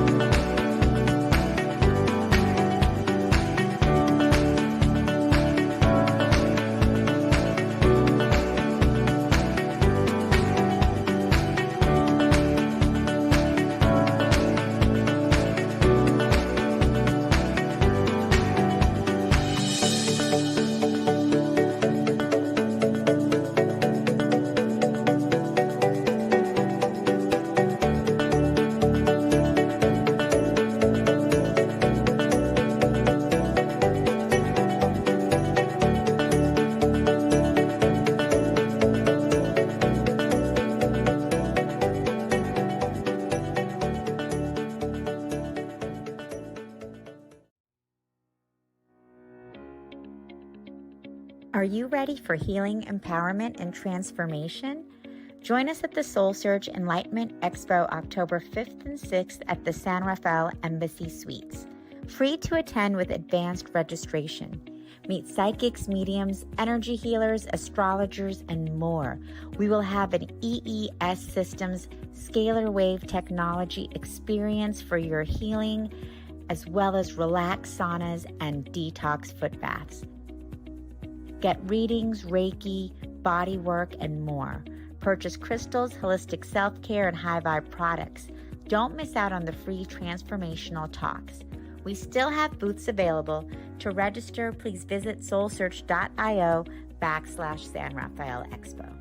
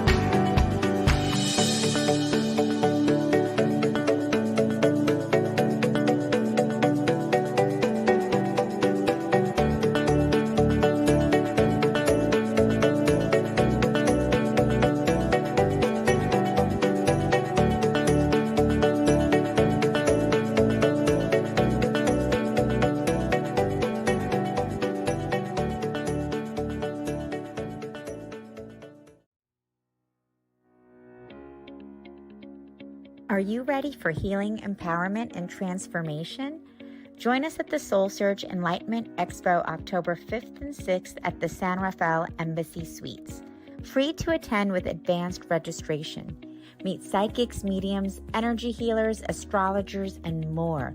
We will have an EES Systems scalar wave technology experience for your healing, as well as relaxed saunas and detox foot baths. Get readings, Reiki, body work, and more. Purchase crystals, holistic self-care, and high vibe products. Don't miss out. Okay.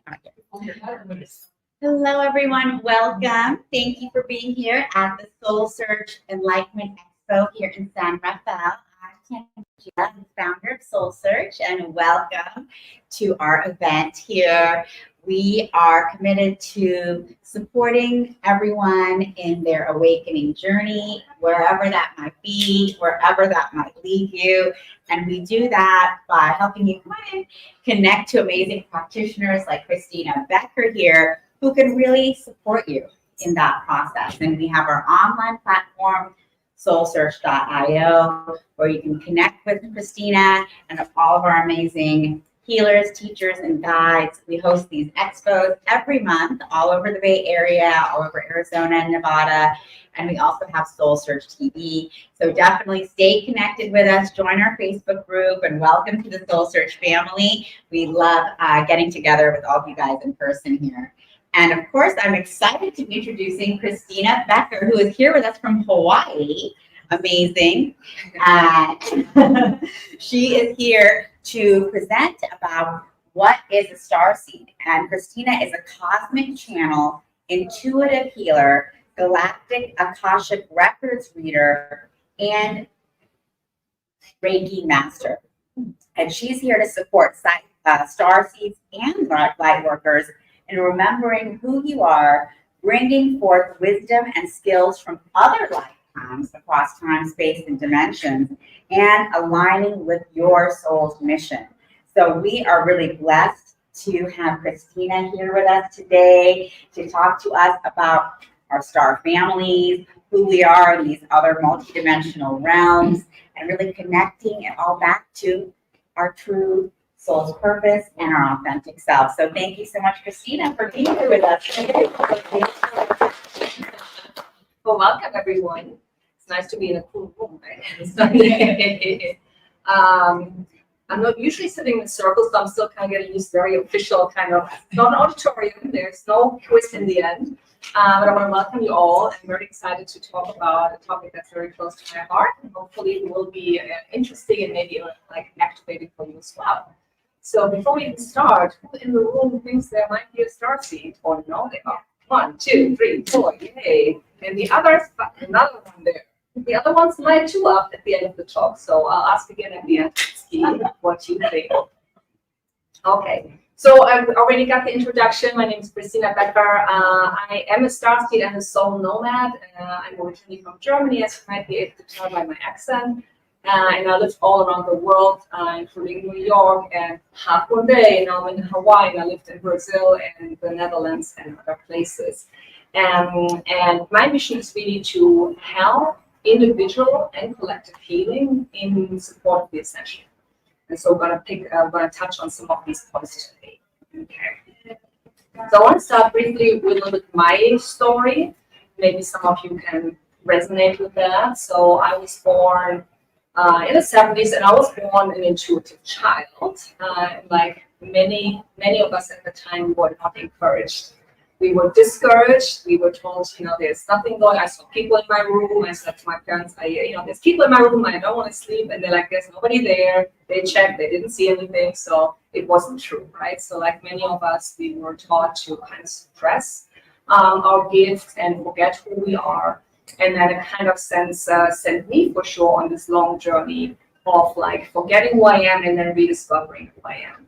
And once I really truly kind of had my own starseed awakening, I really knew what I was here to do, and I really shifted my life. And that's why I'm really passionate to help other starseeds go into their own awakening process.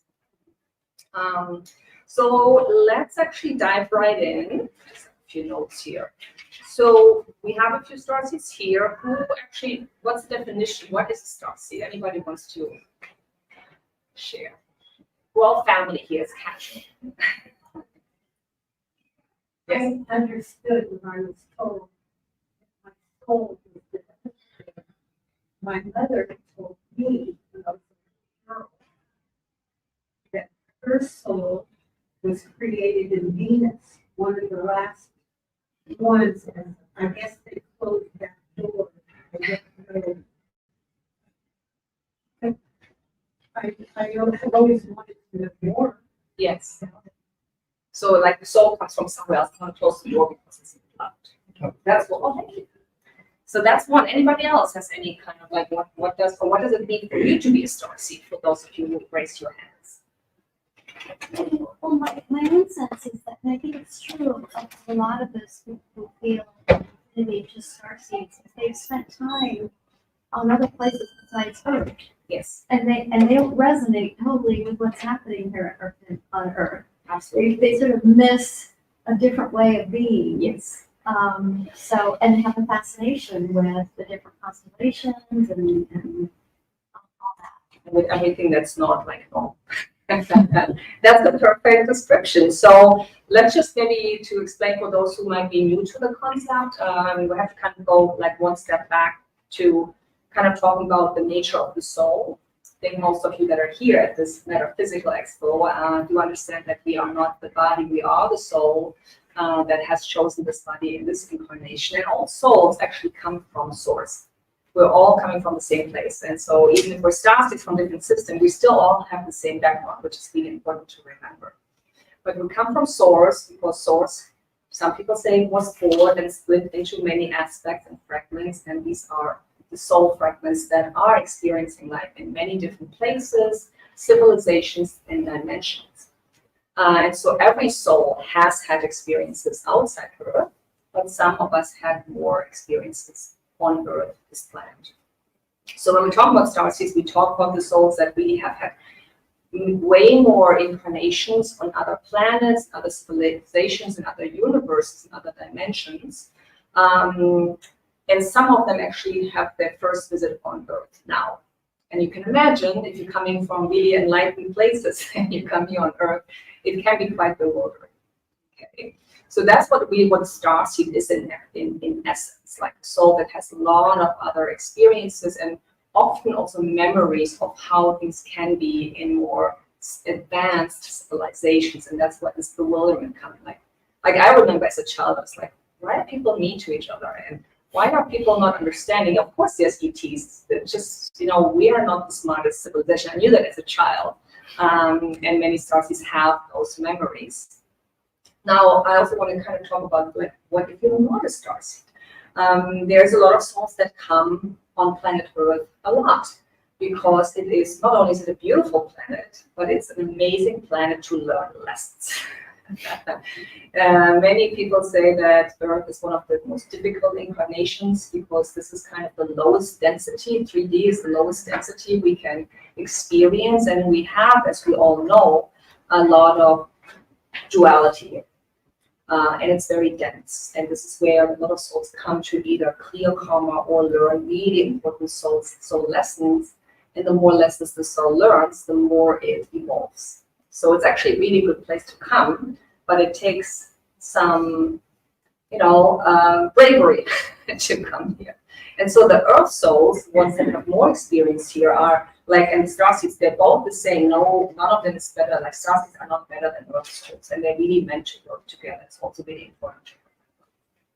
Okay, so and then why? I sometimes have people ask me like, why is it important to actually know if I'm a starseed? And of course, if you're not interested, you're probably not going to be in the room. But you don't have to. And I feel you also have to be ready to remember because it can really change how you view your life and this entire planet and humanity as a whole. Really changes things when you know there's a lot more out there than what we see here. So for many starseeds, I feel it's a very liberating experience when they realize who they are. Like everything makes sense, like why life might have been challenging and why nobody understands them. That's an important part to just, heal and understand who you are. Another really important part is that we are having more and more starseeds coming onto this planet, especially in the last 50, 60 years, so in the last few decades. And so we're seeing a lot of children being born that are quite different than what we are used to, right? Neurodivergent is the big theme, right? Autism, ADHD, and many still treat these as psychological disorders or issues. When in fact, for many people, these are actually signs of being a starseed because they're coming in with higher energies and frequencies and might be also more connected to the other dimensions. And that's why their behavior is slightly different from what we expect.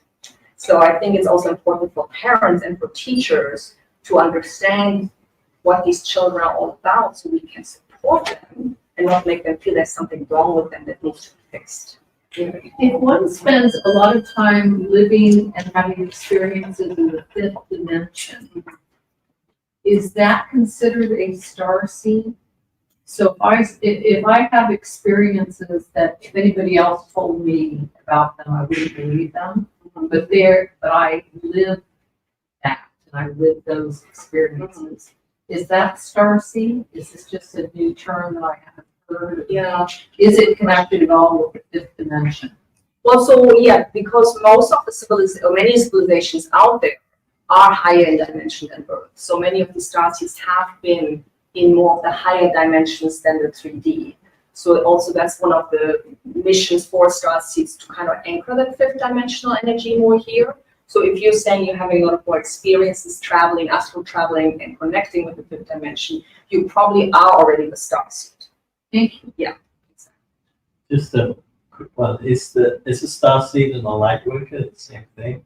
It can be, yes. So, and there's probably other terms floating around. Starseed, I think, is the most popular one. Light workers are the ones that basically work with the light. So often people that do healing and reading that are really just anchoring the light more consciously. So starseeds can be light workers, but I also feel like more earthbound souls can also work with the light. Yeah. But they're often, and many starseeds are light workers. Yeah. Good question, thank you.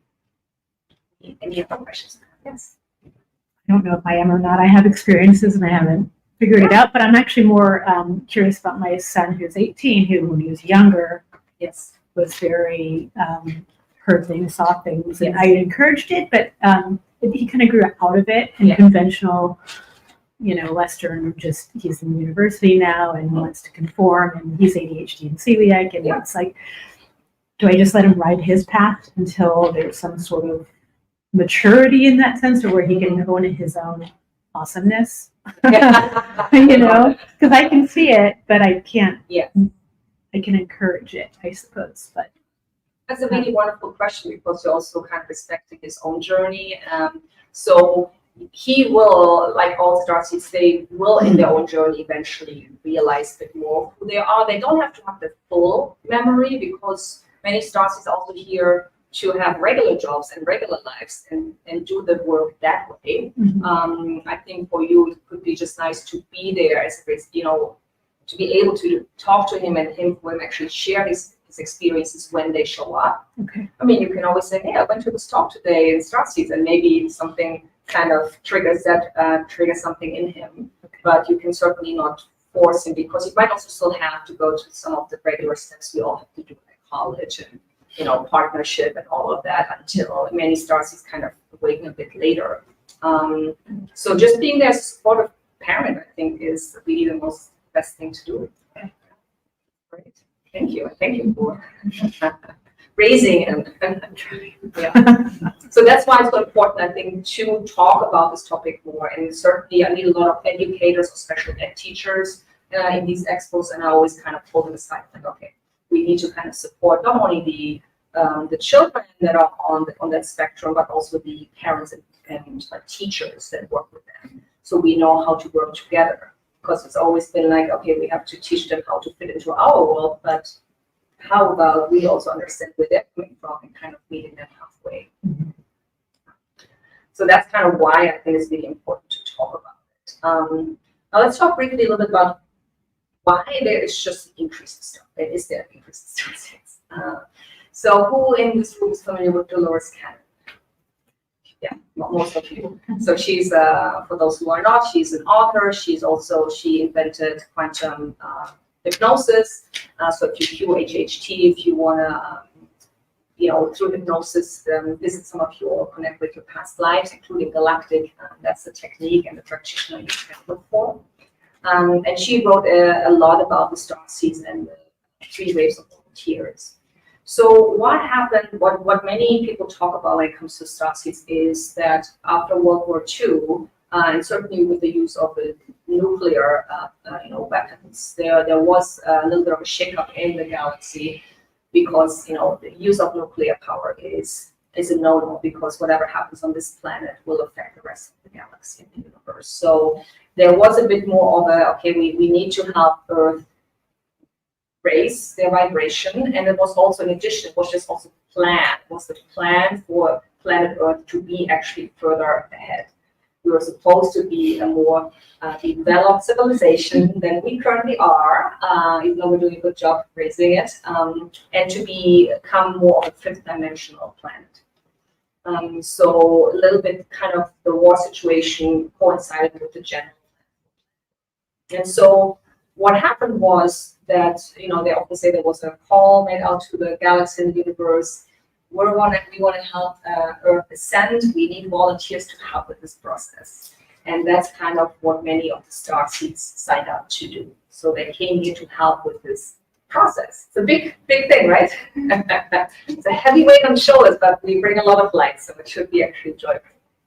And so after, in the 60s and 70s, there were all of a sudden more star seeds incarnating, and it actually has increased over the last few decades, and more are coming in. When we talk about the generations, the baby boomers and the Gen X and millennials, and I don't know, Gen Y, what's the next one? I don't know the generations. They often correlate with some of these starseed groups, that the indigo children and the crystal children, the rainbow children, that all came to kind of help with this shift. So it's really exciting, and we can kind of see how, like in this, the starseeds that first came in, they were the change makers. They were like, the systems are wrong, and they were kind of pointing things out. And then the next generations came in, and they brought more of that sensitivity that the world needs. And now we're having more of the spectrum of autism and the neurodivergent to really just also change a little bit the face of humanity in actually a really positive way. Because the more sensitive people we have, the less likely we are to be at war with each other, and the more of these, love and light and hippie mentality, the more we shift away from duality and war. Okay. So this is kind of like why more and more souls have incarnated as starseeds from other civilizations and dimensions, even though they've always come to Earth. It's not like a new thing that they've never came before. It's just like more than ever before to help with this process. And just maybe a side note, like who is aware that we're going through an ascension process? Many of you are. And if you're not, so the ascension is really, in very simplistic terms, an energetic upgrade that the planet, humanity, but also the entire galaxy is undergoing. And the beautiful transition is to go from a 3rd dimension, which is a bit more dense energy and more of that duality and polarity, where it's like me against you and you against me, to go higher to the 5th dimension energy, which is more unity, compassion, and love. That's really, when people talk about the Garden of Eden, that's a little bit where we want to get to, where there is really more togetherness and unity versus, me and people against each other. And so in order for that to do, we just need to anchor more light on the planet and into our physical vessels.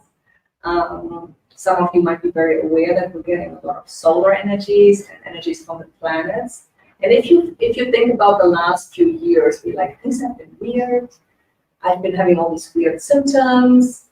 Maybe some people have more headaches, or they, maybe your life is changing rapidly. This is all a symptom of the ascension, because all of the denser emotions and energies need to be transmuted.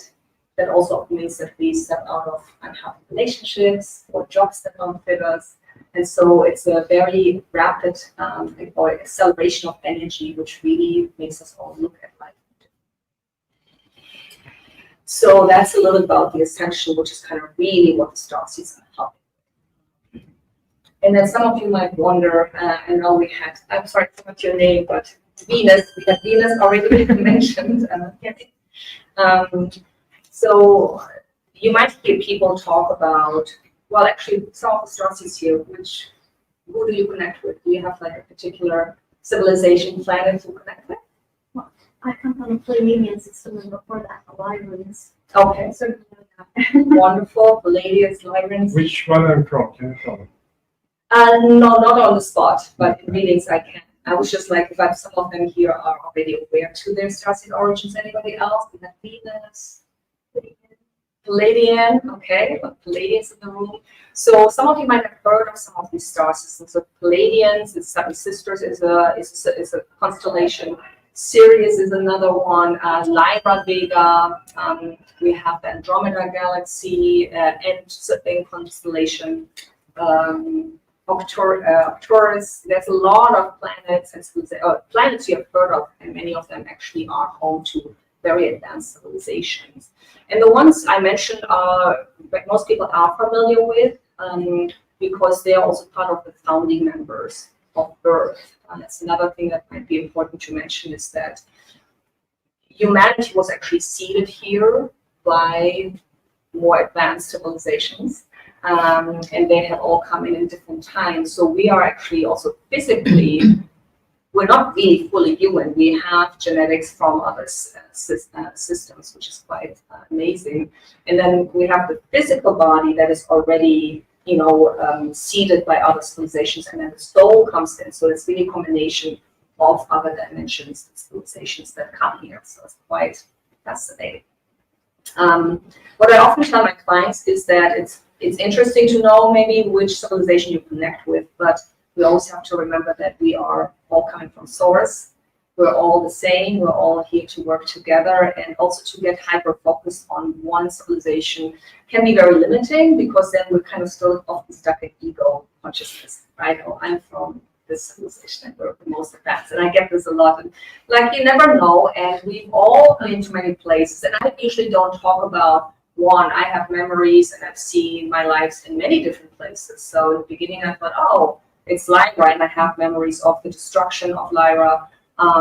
But then I also have memories of Arcturus, and I was in the Palladians and the Sirian system and Andromeda. So at this point, I'm like, I've been to many places. I probably will learn about other places I've been to, and I'm very excited. So it's not just about one place. So I'm trying to be really global in that regard. So what are some signs of being a starseed? Anybody who's already awakened, what can you share about your remembrance or awakening process, if you remember? I find I have a lot of experiences with, I'll just call them people on the other side. Okay. So it's that, the classic line, I talk to dead people, and dead people talk to me. Okay. A lot of action there. Okay. Yeah. They love to talk to us, yes. So, yes. Yeah. Oh, yeah, I have fun. Yeah. I get messages, I learn lessons. Sometimes it'll happen with living people, like let's say, for example, my 2 adult children don't like my mother, and they came and we were sleeping one night and made peace with him. And I don't know how that happens, but it's very real. This stuff is real. So yeah, Yeah, no, it's just, yeah. whatever. Yeah. Listen. Yeah. Anybody else remembers any other signs? Well, there's a little bit, for me, and I've seen this with some other people, a frustration about the sort of clumsiness or clunkiness of a person really driving around on cars and you just or you have to get into a rocket ship to go somewhere and travel. Like, it seems like you could see it, feel the frequency, and just be there. Yes. So things like that. Yes. That's a good one. Yeah, I have that too. I'm like, we're getting in the car and we're driving there and then we're buying all the stuff and then we have to put it in. Like, it's very complicated here. Because in the higher dimensions, you just create in the moment. One piece of cake is there. Not that you want cake from the higher dimensions, but as an example. So especially, if you are from the higher or more advanced civilizations, it's like, it feels very tedious being you. And also the maintenance of the physical body. I was like, my God, so much maintenance. So I can't wait to be back in my light body eventually. But I want to share some of the other very major symptoms that many people describe. I mean, the first of all is, I think that what most people feel the most is people feel like they don't belong here. Okay. That's easy, right? Yeah. Wanting to go home, and it's also like weird, right? It's like, where's home? And again, I knew that as a child. I wanted to actually go to the circus when I was young, and I had a really good family. I loved my family, my mother, and I told my mom I want to go with the circus. And she's like, well, I'm not going to be with. So I'm like, it's fine. I have to go out in the world. It's a lot stars. Yeah. So I did not go to the circus, but I did travel and been living in many different places. Whenever I get somewhere, I'm like, this is beautiful, but it's not home. Like, where's home? Just going back to my son, just popped in my head. When he was younger, he kept saying, I'm not supposed to be here. Or I don't feel comfortable here. And he was little. Yeah. And that sounds and like really it kind actually a good one, an important one. Many people, when you're up there and they're like, we need people, we need volunteers to go and help. Everybody's like, yes, we're going. And then you come in here into this 3-dimensional and you're like, oh my God, I do this like this. I mean, a lot of starseeds that are like, I didn't choose, but you did choose, because free will is #1 rule in the universe and nobody's forced to come here. So it's really important for starseeds to really say, I have chosen it. I don't understand now why, but let me make the best of it while I'm here. So that's a really important one too. Yeah, so not feeling belonging, feeling bewildered, being homesick, being very connected to the stars, the planets. Many starseeds are either really empathic, very sensitive, or psychic and intuitive. These are usually things that are there from an early age. Maybe like talking to spirits and seeing things that other people can't see. These are a lot of the things that star children are born with. Often there's this really strong need for like a purpose. It's like, tell me my purpose. Like, because if I don't have a purpose, I want to go home. And there's like a lot of negotiating with the guys I had. Well, so I was negotiating. I'm like, bring it or like bring me home. I'm like, I'm tired already. So we all have these moments. There's often also really strong interest in anything that's like a fantasy, Lord of the Rings. I love, when the elves come, I'm like, yes, science fiction, the metaphysical world, holistic healing, ETs. So usually these people have a strong interest in these kind of topics. I'm feel very drawn to it. What else? And many people just say that I'm weird, or people think I'm weird. And I say that lovingly, because weird can be a good thing. And many people just want to do good, because the main reason we're here is to serve. And yeah. Yeah, one other thing that I was thinking about, I don't know if it's connected, it's connection to the earth and Aboriginal cultures, Native American culture. Yes. Aboriginal cultures all over, and also Vedic history of humanity before pre-industrial. Those are things that come up for me a lot. Yes, but also anything on the spiritual, the Aboriginals, so all of these things, because of course they were much more connected with the other civilizations, the natives, and most in every country and continent, they were completely connected. They did see them. They have the stories of and if you look at drawings, even in in Egypt, they have drawings on the walls where they see the work walls. Like, it's always been normal until we were supposed to forget because for other agenda items. But yeah, those are really good ones. Yeah. Thank you. Is everyone a starseed or from some other galaxy? Not everyone, as I said in the beginning, like some have had a lot more experiences somewhere else. Those are what we usually call starseeds, but every soul has been in other places at least a few times. But some people just feel more home here. They're very used to Earth and Earth energy and learning schedule. So not everybody is considered a starseed, but everybody comes from source and has had different experiences as well. The ones that have not, where do they come? They still come from the same. They came from another. They still come from source and have had experiences in other civilizations and planets, but not as many as the starseeds. So it's almost like the starseeds are the, what do you call, the expats? Or the elders that have lived more lives or more yes, experiences from they can, other. So they can also just the starseeds again, like the people that travel all the time on this planet, right? They've been to all the countries many times, and other people might stay in the same town, but they've visited like Italy and they've been to Mexico, right? So it's a little bit as that comparison.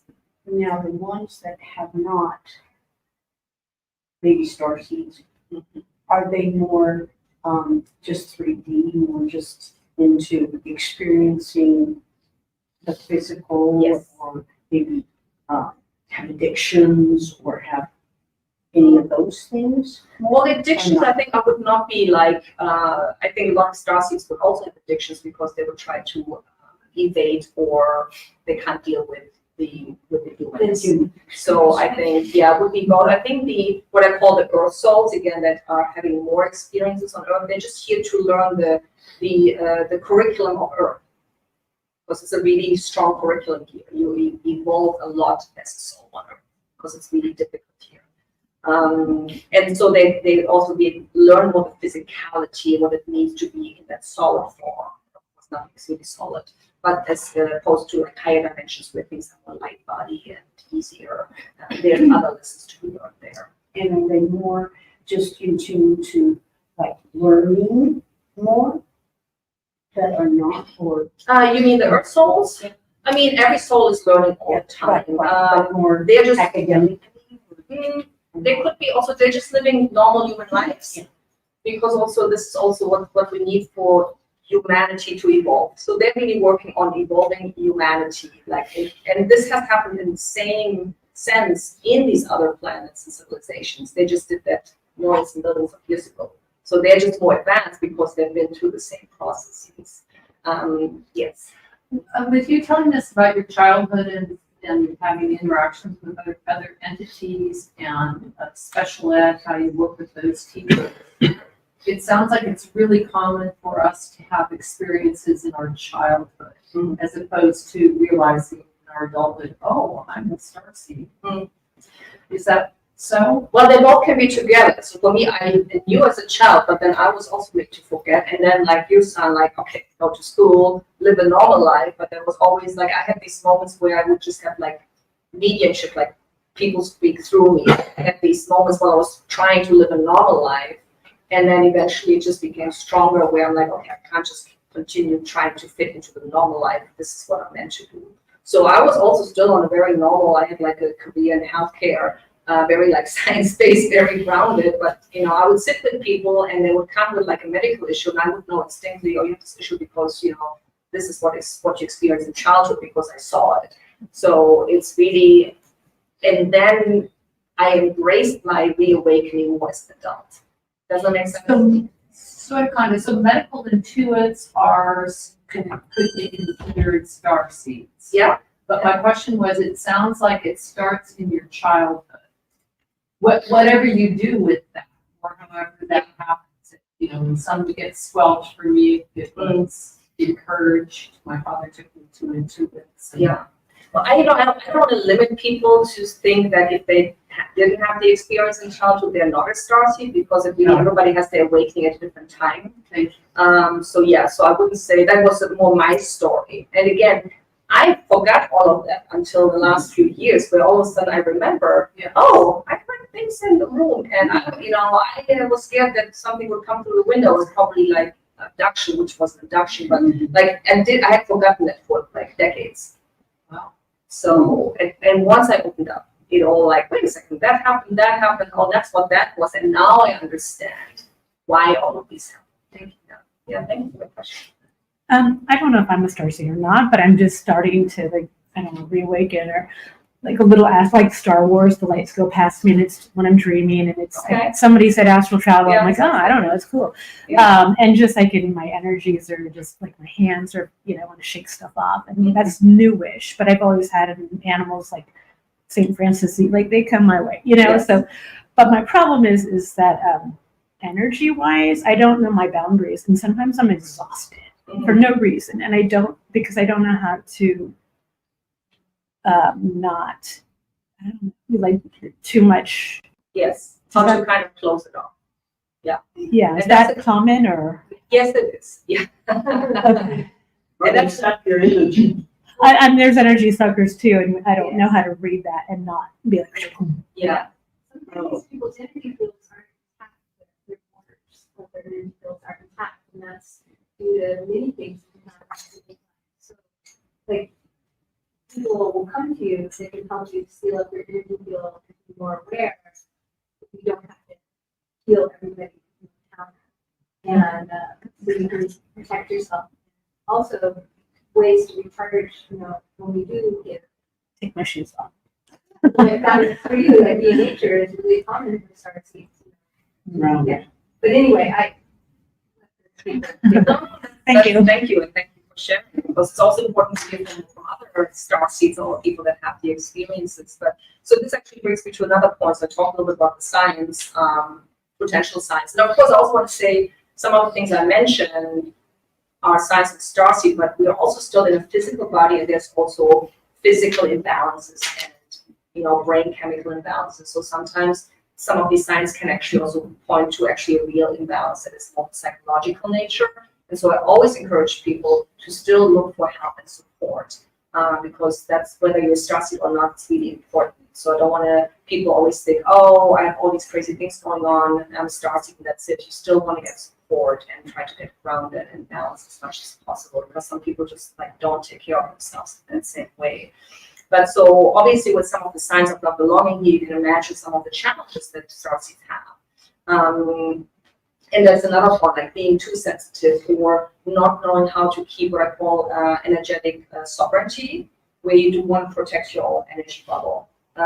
It's really nice to be an empath and feel other people, but there also has to be I'm closing right now. It's almost like I'm open for business, I'm going to help somebody, and then I'm going to close it, because otherwise it can be very exhausting and draining. And we do all need to protect our own energy bubble. And there's a lot of techniques you can learn, and usually when you go to these conferences here or work with people, you get some guidance on that. So that's important. So yeah, it's very easy. And it's not always that other people mean bad, that they're trying to rob your energy. It's just we want to, it's like, because energetically we are connected, especially on the higher ups. We want to connect and heal everyone, but there's a lot of give and take, so we have to really practice around that. Yeah. Thank you. So do you need to experience, those kind of things that you're experiencing to know that you're a starseed, or how it's all like you know? Yeah. You definitely do not have to have my experience, because that's just one experience out of many. And I would say you trust also your own soul, your higher self, and your guides, that you will have the awakening in the right way when it's ready. And then it might sound different, but you will know. So it's really more about trusting the process and being open to these maybe newer experiences as they're coming in. And as we are we are ascending, the energy is increasing. So everybody's psychic skills are going to heighten, even if you're not trying to.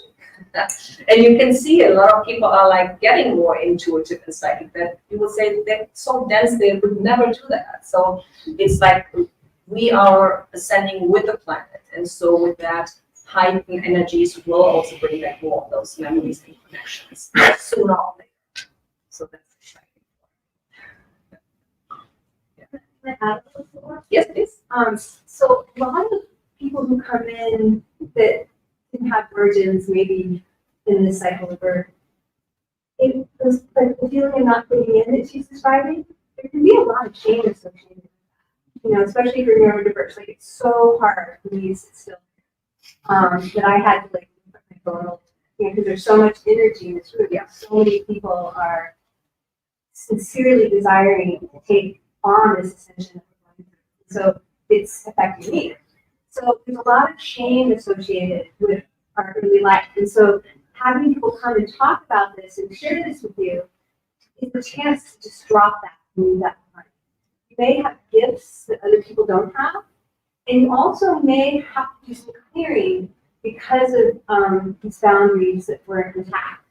So there's several different opportunities that by hearing someone like this normalize your experience can give you. Because you can guess, oh my gosh, I've had a lot of trauma because I didn't fit in. Maybe it would be good to go to a psychologist for a little while, but maybe I could get some energy healing. And like when you have trauma, it's like a lock and key. Keep experiencing that same thing over and over. So by finding out maybe when the beginning of that originated through some of these record, you can maybe then find someone to help you clear that.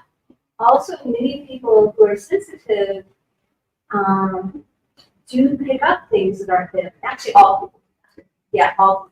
So they pick up things within their field that aren't there because they're trying to help those people. It's very natural for psychic people. So these are some of the things that are very common in starseeds.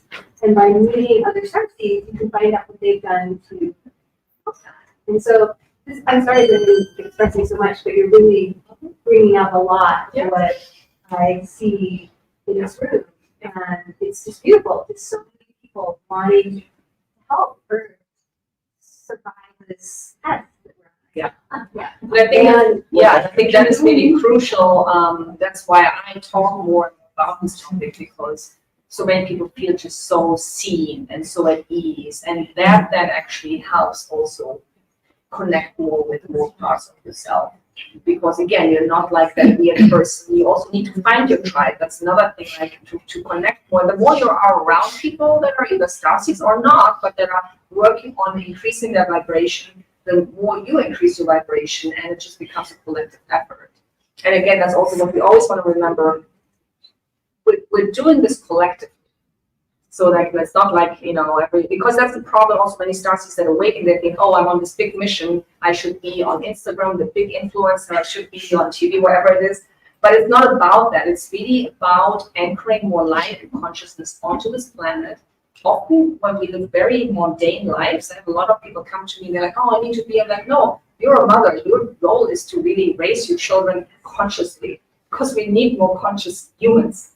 We not need more influencers and people that are like famous. We need more conscious humans, and that's what many of the starseeds are here to do. So and it's very exciting. I get a lot of clients that come either for Akashic Records reading or energy healing or psychic readings they work for the military, or they're lawyers, or people that you would never think would come into a Reiki training or session. And they are going to change those systems from the inside out. So I always want to say to starseeds, don't quit your job. Bring light into that setting, especially these settings where it's needed. That's how we're changing this world. It's not going to be like some aliens going to land and boom, boom, everything is different. We are the ones doing it. We are the aliens. Yeah, we are the aliens, exactly. Yeah. And they're cheering us on, right? These are our brothers and sisters and our parents to a certain degree, if you want to look at this. And they're really helping us stay on track and bringing that ship in. And it is really exciting. And it's going to feel a little messy in the meantime, but we're anchoring a higher dimension on planet Earth. So I thank you all for helping with it. We just see the time. Okay, we still have a few more minutes. So we talked about all the different things and the missions. And again, the awakening happens when it happens. And you also don't have to look for it. Like, why am I not yet remembering? It'll come when it comes. Otherwise, just know being a conscious, loving, compassionate human is the most precious gift you can make to the universe. And that is just about going to the supermarket and looking the cashier in the eye and saying thank you. That is what it's all about. Not just being all like, it's nice we go astral travel, but we're still here. We want to change while we're here. We're going to astral travel all the time. We're going to go back, transition out of this place. So let's do the good work here. Yeah. Did you have your hand up? I'm sorry, but Yeah, I'm just observing all this energy. Yeah. Observing it. It's great. And you can feel it. I don't know. I can't, it's overpowering. Yeah. Very strange. I came back from Sedona yesterday, actually. Okay. And somebody told me, I've never heard of you before. Can I ask you, do you work at an institute in Hawaii? No, I just Independent? have my own. Somebody mentioned your name. I've been to Sedona a few times, so I did travel there too. Crazy. But then you see, even we were just connecting with this energy just by being together and talking. So I encourage you to find your communities, talk to your friends, go to expos, retreats, wherever it is, and it's just really amazing to see the shifts that are happening. And remember that when things from the outside look, I hear the word chaos a lot right now. Let's not call it chaos. Let's call it what is needed to break away the old so we can actually anchor a better world. So actually, the more things are falling apart right now, the better. Because I think we can all agree things need to change. Yeah. Okay. Yeah. I have a couple of questions. So I'm curious. So earlier in the talk, you talked about starseeds that are volunteering now and that have been since the last World War. And so, do some of those starseeds that volunteered, have they also had past lives? I mean, can you have both? And would you have both? Would you have other? Because I feel like in a sense I do.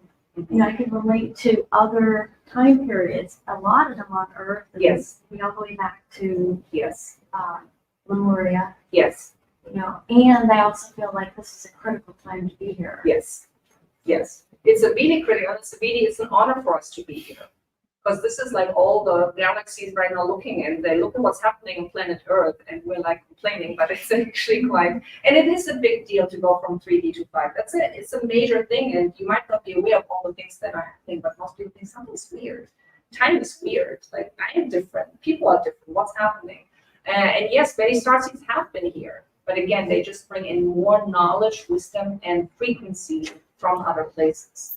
But they all have been, many have been here, except the few that have not. There's been a few newcomers, but they still get implanted memories, so they have an easier time. It's all different talk. We get it a bit more complicated. But yes, I think we're getting at time. But yeah, so if you are interested more, my booth is right here around the corner. I have some cards, and if you want to get on my mailing list, I have my thing there, business cards, and I'm happy to chat more with you all later this afternoon. Again, I offer, I do travel a lot, but I do everything virtually, so I offer Akashic Records reading, which include the galactics, but it's really about what the Akashic Records want you to know. So oftentimes they focus also on earthly lives and past lives to help clear and heal whatever is needed. I do energy healing and starseed mentoring. So feel free to reach out if you have any questions. Otherwise, I want to thank you all for coming. Yes, you have one more. So may I ask, where are you from?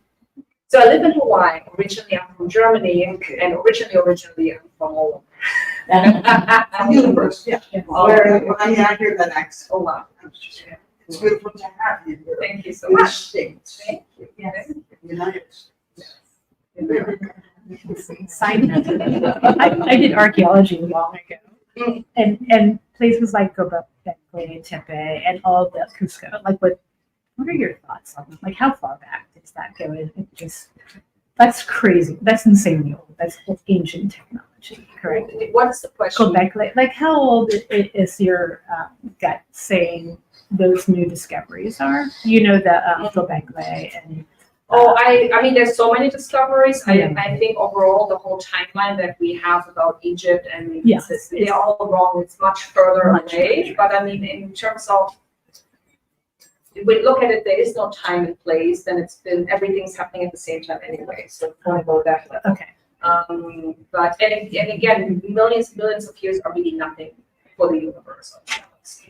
But maybe talk to me later and can maybe ask you a question in more detail. But I know the next speaker is coming in. So I want to thank you all for coming and sharing today.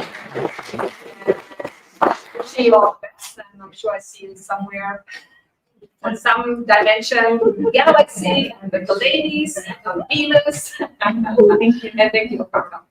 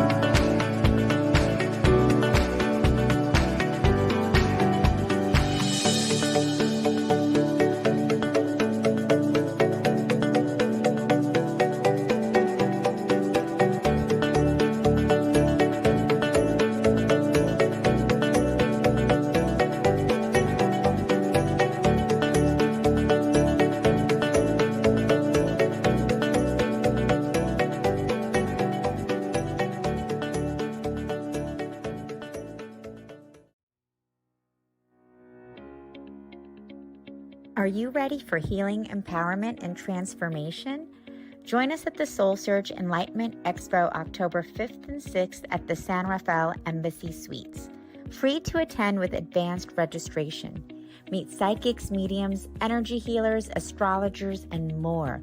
We will have an EES Systems scalar wave technology experience for your healing, as well as relaxed saunas and detox foot baths. Get readings, Reiki, body work, and more. Purchase crystals, holistic self-care, and high vibe products. Don't miss out on the free transformational talks. We still have booths available. To register, please visit soulsearch.io/San Rafael Expo.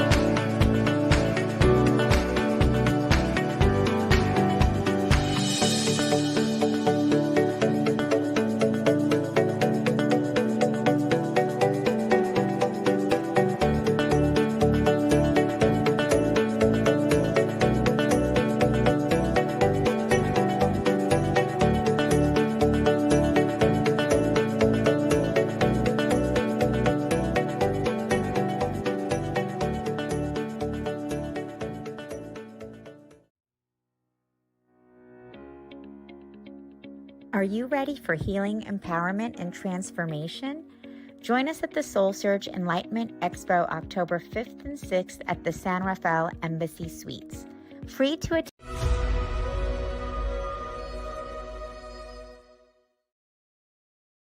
My name is Asil, and I've been a channel for 5 years now. I had no idea what channeling even was for most of my life. When I started hearing these messages and meeting these guides for the first time, I actually thought I was going crazy. I wasn't crazy though. These angelic beings really did seem to be talking to me. I kept an open mind, and these guides kept showing up, offering me adjustments and healings. They told me that they were preparing me. The guides say that there is an energetic network that feeds the earth with universal energy. This energy is critical for human consciousness and all living beings to evolve. The mission that we were given by the guides was to realign this network and establish a new network, specifically dedicated to the evolution of consciousness across the globe. They directed me to visit many places, from mountains to forests, from islands to deserts, sites of many world religions and ancient traditions. The guides wanted me to help them activate sacred sites that have been inactive or misused for millennia. I've been to dozens of countries and hundreds of sacred sites where often the guides will share their perspective through spoken channelings. This work has tremendously impacted my life and those that have traveled with me. Join me and the guides as we take you on an epic adventure.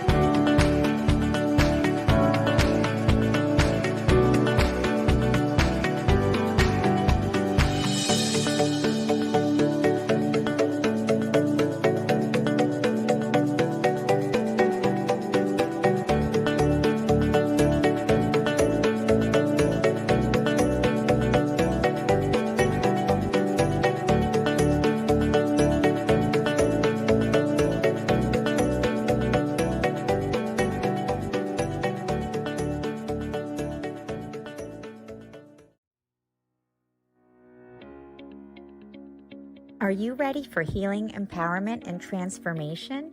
Join us at the SoulSearch Enlightenment Expo October 5th and 6th at the San Rafael Embassy Suites. Free to attend with advanced registration. Meet psychics, mediums, energy healers, astrologers, and more. We will have an EES Systems scalar wave technology experience for your healing, as well as relaxed saunas and detox foot baths. Get readings, Reiki, body work, and more. Purchase crystals, holistic self-care, and high vibe products. Don't miss out on the free transformational talks. We still have booths available. To register, please visit soulsearch.io/San Rafael Expo.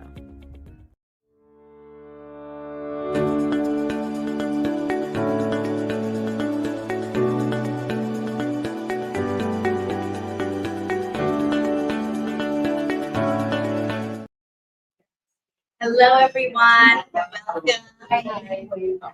Hello, everyone. Welcome to SoulSearch San Rafael Enlightenment Expo. I am Tangela, the founder of SoulSearch, and welcome to our event. We're hoping you're having a wonderful weekend. How are you guys doing? How are you enjoying the event today? Awesome, awesome. Well, I'm sure it's been fun so far, and it's going to get even more fun in just a few minutes because we have Jared the Medium, who's going to be doing his gallery readings with us. And at SoulSearch, we are here, we're committed to supporting the awakening, expansion of consciousness, and we do that by working with all of you to connect you to amazing practitioners, teachers, healers, and guides like Jared. You can find him on our website, soulsearch.io. Jared also has an amazing show on SoulSearch TV called Medium Sized Ego. So if you guys have not checked out his show, definitely you can find it. Just go to soulsearch.tv online, or you can find SoulSearch TV on Roku, Amazon, Apple TV, or Android TV. All of the shows are free to watch, and you can dive in and experience a lot of Jared's gallery readings on the show. So definitely, come on in. Yeah. Definitely, we invite you all to check it out on SoulSearch TV. Excuse me, you can't really hear here. Did you say that these presentations are online? So, well, what I was saying about, yes, one is that, yes, these presentations are online. You can find all of the talks available on YouTube and Facebook. So you can see all of them there at the SoulSearch YouTube. But in addition to that, Jared, the medium, has his own 12-episode series on SoulSearch TV. And it's called Medium Sized Ego. So definitely check out SoulSearch TV. Go to soulsearch.tv. It's a website. You can watch all the shows there, including Jared. You can also download SoulSearch TV on Amazon Fire, Apple TV, Roku, and on our mobile app. So you can check out Jared's incredible shows and experience even more of his gallery readings, which is going to be fun today. So to introduce Jared, he has been working as a professional medium for over a decade, bringing his straightforward, honest, and simple approach to mediumship. And he teaches that all of us have this ability. He does extensive work helping others develop their psychic abilities in sessions. He actually hosted a psychic development class last night, and I know some of you guys were there. How was it? Awesome. Awesome. So stay tuned for the next one because more to come. And he also has his amazing mediumship development circles. He shares his processes and techniques of giving messages and the battle with ego in a gallery setting in the show Medium Sized Ego. So welcome, have fun today, and thank you so much, Jared. We're going to have an amazing time with Jared too. Thank you. Can you hold that? Yeah. Yeah, it's this funny thing where I have to stay far enough away where I don't hear to say good things about me. My ego gets out of control, and then but I have to stay close enough that I know when it's my turn to come in. So I struggle with that all the time. Yeah, please. So welcome here, everybody. I'm Jared. I'm a medium, and I always tell everybody medium just means middleman. So what I'm doing is trying to take what I get from spirit and pass it on to you guys without mixing with all this. That's my job. I always say my own thoughts, my own ideas, or letting my own ego get in the way, right? And when I say my own ego, it usually means fear. That's how my ego gets me, right? I'm afraid. I'm afraid I'm wrong. I'm afraid you're all gonna see that I don't know what I'm doing. I'm gonna try to read you, and the one time I try to read you, I'm gonna freeze up, and the information's not gonna come. Those are my root fears, right? And those don't go away. Those don't go away. And I tell all of you this and show all of you this so you guys kind of understand the process. And you guys all realize that you all use this and you can all do this. I don't think that I have some magic gift that you guys don't all have. That's not the case. I have practiced this like anything else you want to be good at, right? I talk to you like a fighter, right? You wouldn't get in the ring with a professional fighter and think you were going to keep up, right? It's the same way with this. You don't just start out one day and you can just give messages. But the truth is you guys all use this. You all have this ability. You were all born with it. It's not that you don't have it, okay? It's just practice. So I teach that if you keep your ego right-sized, right? Medium-sized ego. You keep your ego right-sized. You deal with your blocks, right? And you practice this, then anybody can do what I do. So that's the premises, okay? And so I teach a little bit while I read, and that's kind of the point. I didn't plan this. Spirit, I started to read people in the gallery setting, and Spirit had different plans for me, right? They're always right. I always follow what they give me. That's where the show sprung from. The show sprung from what Spirit wanted me to do, which was to teach you guys that this is something you can all use in your everyday life. So I'm going to show you all my fears as I do this. I'm going to tell you when I'm scared. I'm going to tell you when I'm stuck. I'm going to tell you when I could be wrong. I'm going to let you guys all in on all the inner parts of all that so you guys can be like, oh, that's what I do too. Oh, yeah, that's real, right? Because that's real, okay? And then I always say this is super important to do this work. I always have to be willing to be wrong. So if I'm reading you and you're saying no, I can say maybe I'm wrong. And that's so powerful for so many reasons. But the main reason is if I can't do that, that means I'm lying. That means I'm making something up. That means I'm trying to make something fit, okay? And that stops me from getting the rest of the message. If I can be like, maybe I'm wrong, okay? Then that allows Spirit to either give it to me again, which is my confirmation that it wasn't wrong, okay? I can keep talking about it, or they can give me something different. But without that, I get stuck on that and it all goes south. So think about how much you can use that in your everyday life, right? Like how much can you use this Maybe I'm wrong. Right? Maybe I don't have to be right. Maybe I'm wrong. Maybe you're right. Okay? It frees your mind, it frees your heart, it frees your spirit to be open and let the rest of the messages come. Let the help come. It allows you to not be closed-minded. All right, so here's how the process is going to work. Wait, first I got to make a few announcements. You guys have already heard about my show. I am recording right now. If you don't want to be recorded, you should not be in here. So, because this could end up on a TV show. So, we are shooting season 2 of Medium Sized Ego right now. This episode 1 of Medium Sized Ego was shot in this very room. So, if you guys haven't seen that yet, go check it out. It's pretty cool. You can watch it at SoulSearch or on my website, jaredthemedium.com. With a little link, you can watch it for free. There's no charge. Okay. I also want to recommend that we did have a development session last night. I do offer development sessions through Zoom and at my house in Sacramento area. And what my recommendation after I take people through development session is also a circle that I do called Thursday Night Circle. So circle is a place where I send people to practice and also a place where people come just to get messages. So there's a good mix of people who just want to hear from their loved ones, and then the people who are trying to develop will practice giving those people messages. I just started doing, I'm very proud to announce, started doing that on Zoom also, because I have such bigger, wider audience of people in bigger and further distances that now, and that has been a super big success. So we're going to start doing that once a month. Zoom circle. All this information can be found on my website, jaredthemedium.com. Very simple. One last plug, Jared the Medium, Instagram, Jared the Medium, TikTok, Jared the Medium, Facebook. Very simple to find. That's me. Okay? There, I'm done. Okay. We'll see. All right. All right, so what I'm going to do now is my first part, which is to pick somebody to read, okay? Now, there's 2 ways this can go. I can pick somebody, okay? That usually doesn't go real well. Or I can allow Spirit to lead me to pick somebody, okay? That's always the battle, right? Was this Spirit or was this me, right? Did I pick it or did they? That's the battle, right? So that's the thing you got to get good at. So one of the ways I do this is I close my eyes. I let Spirit kind of pull me around the room. That's one way. Another way is I kind of just glance around the room. And if I feel myself getting stuck on somebody or going back to them several times, that's an indication to go to them. When I can do this, when I can go to the person Spirit tells me to pick, the messages are always good. They're always amazing. It's always clear. The minute I doubt that, the minute I go, ooh, that person's kind of, I don't know, you know, or not that guy, he looks scary, you know, or not her, she's too young. These are all things that my ego will tell me because it's afraid, right? It's afraid. You are all staring at me, I could be wrong, right? Like that's the root fear. Okay, so I know that I'm battling that. So I have found ways to deal with that battle, right? Constant battle, but you have to know that's what's happening. Okay, so that's my first part of my process. So what I did this time is I scanned the room several times and my eyes went to a certain person several times, and it's you. So can I come to you? Yeah. All right, so can you take that microphone? There you go. Thank you. All right. You also just really remind me of, Not hurry.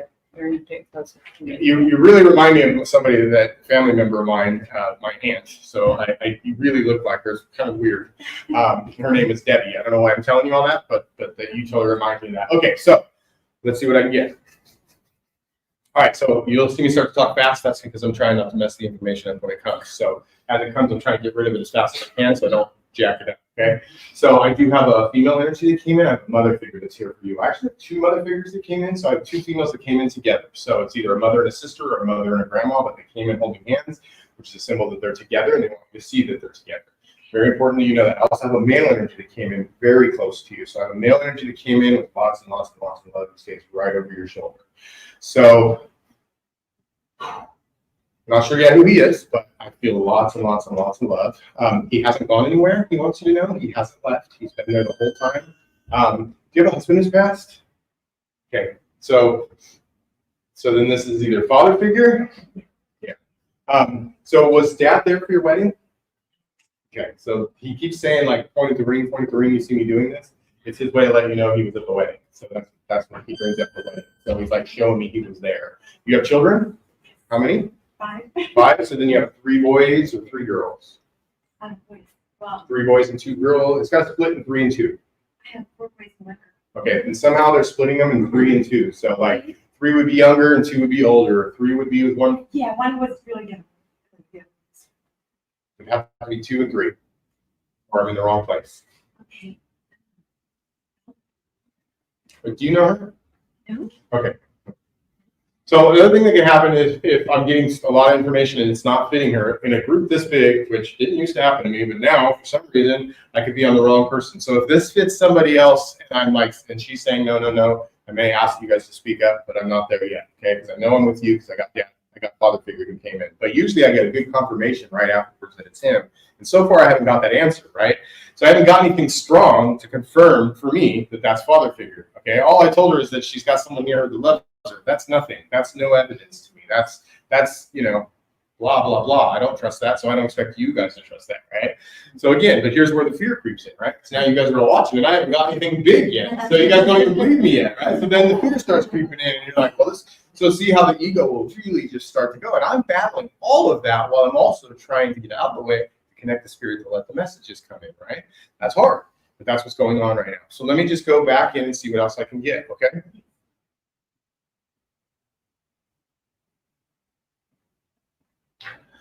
So I just saw dice being rolled. Dice being rolled is a symbol. So when I see dice being rolled, it means one of two things. It either means that somebody's bringing up gambling, or it means that someone's talking about taking a chance. So I feel like I got a female energy bringing this up for you. And now I'm seeing slot machines. So there's definitely some kind of reference to gambling. So I have a female energy who's bringing up gambling. Does that fit you? Yes or no? Okay. I don't think I'm with her. I don't think I'm with her. Is somebody around this area that fit?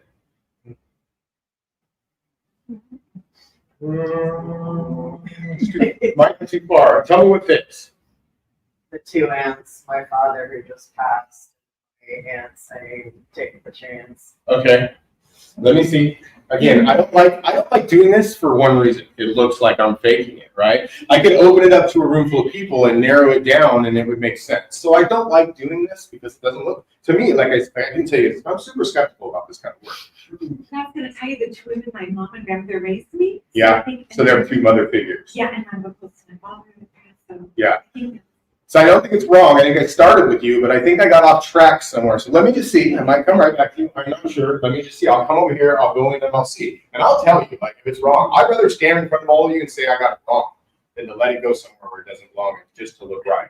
Because I won't do it. Just so you know, I'll stand here and take a shot before I will let you guys all think that I let that go. Okay, that's how I am. So, all right. So let's see. Where's the diabetes or heart condition on those women? Their diabetes or heart condition, neither of them. Does that fit you? You guys are killing me tonight. I have an idea.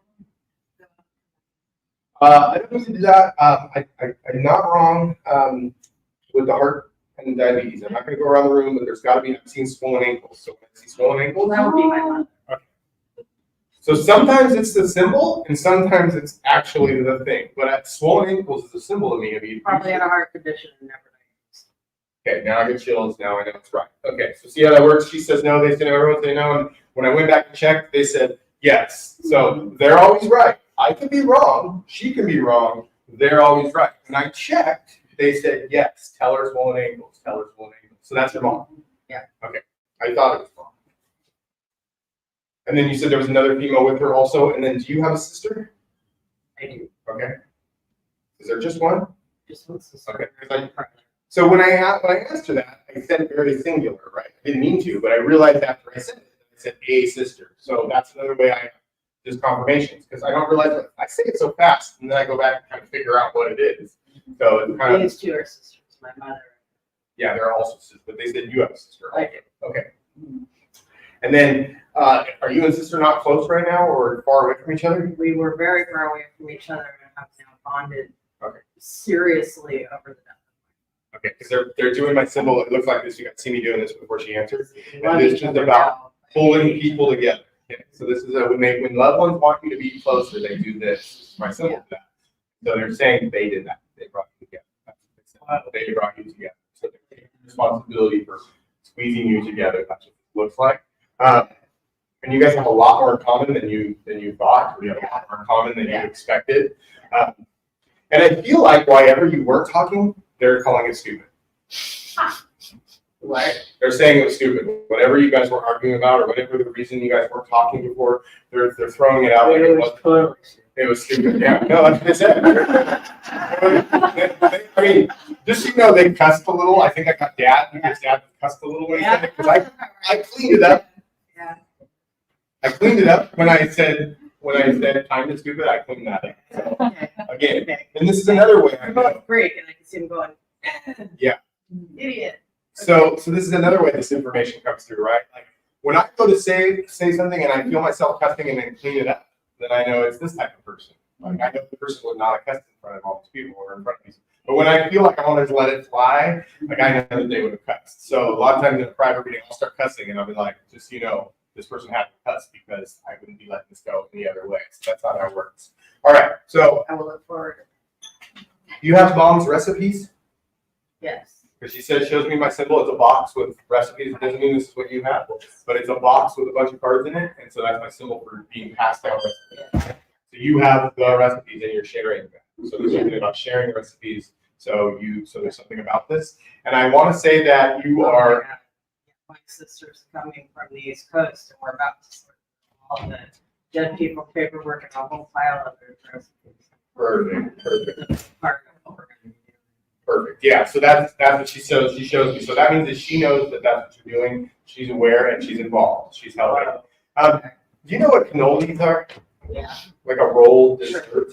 She's talking about a rolled dessert. I don't know why I said cannolis, but there's something about a rolled dessert that she's bringing up. So there's something you're going to find in there that's like a sweet rolled dessert that she wants you to make or something like that. Okay. It's very, when I see rolled desserts, I don't know, it's a very specific thing that you're going to find. That's So I what it need feels more, like. but okay. Yeah. Like, I don't know. Okay, so one more thing. Okay, did father get sick before he passed? Oh, yeah. But then did he die kind of quick at the end? Because he gives me both symbols, which means like he struggled with something, but then at the end it was very kind of quick. Like, he got a rare cancer, died in 6 weeks. He just died. Okay. It's like shocking. Did he have issues in his stomach area or down low? Something in this area? Because he takes me to this area. Yeah. So again, I don't know exactly what it is, but I feel it like he shows me this symbol. Just a confirmation. So see, that's how it works when I get confirmation. She says her father just died. She gave me that information, though, right? So now I can't get it. So, but what I can do is confirm by getting something that I can say as evidence, which is like where the cancer was. Well, he had prostate issues, throat issues, and then it metastasized to pancreas. So prostate's what I feel because it also came with an embarrassing feeling. So when I get an embarrassing feeling, it means it's in this area where there was, that's it was horrible. Yeah, that's the feeling. Yeah, That's how sorry. That's okay. You're right.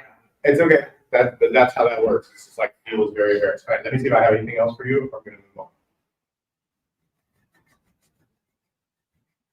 move on. So, are we allowed to tell them anything? You can do that anytime. You don't need me to do that. That's my job here is to teach you guys, honestly, that you don't need me. Like, if I can bring some evidence. Yeah, so that's the point. If I can get some evidence that proves to her that he's around, then that means you guys can go home. You don't need me. You can go home and talk to them, and now you have some proof that they're listening. That's all I'm really doing. I'm not trying to, change your opinion of anything or trying to make you guys believe me. I don't care if you believe me. As a matter of fact, I tell you, don't believe me. Don't trust me. I could be wrong. You guys see I could be wrong, right? But what I want you to trust is when I do say it to you, if you feel something, say you get chills, say you have a thought right before I say it, that's what I want you guys to trust. I want you guys to trust yourself, not me. I can be wrong. You can be wrong. But that connection with them is not wrong. If you can get good at connecting to it, then that's what I encourage you guys to trust is that connection. So I just have to say one last thing. When I asked if I was done with you, someone took it looked like a wand and went ding, like this, like a fairy wand or something to tell you that they were done with you. So I don't know what that means. But like, ding, we're done. You know what that means?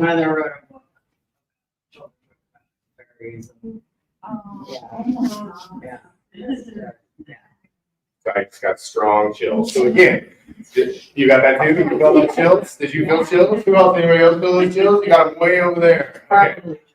So yeah. So it felt like a fairy princess thing. It was like a wand. Okay. So again, like I said, if you can feel that over there, trust that. Don't trust me. I'm just talking about some silly wand. I don't know. I don't even really know if I'm getting it right. Like, But if you feel it, then I know that's my symbol that you're right.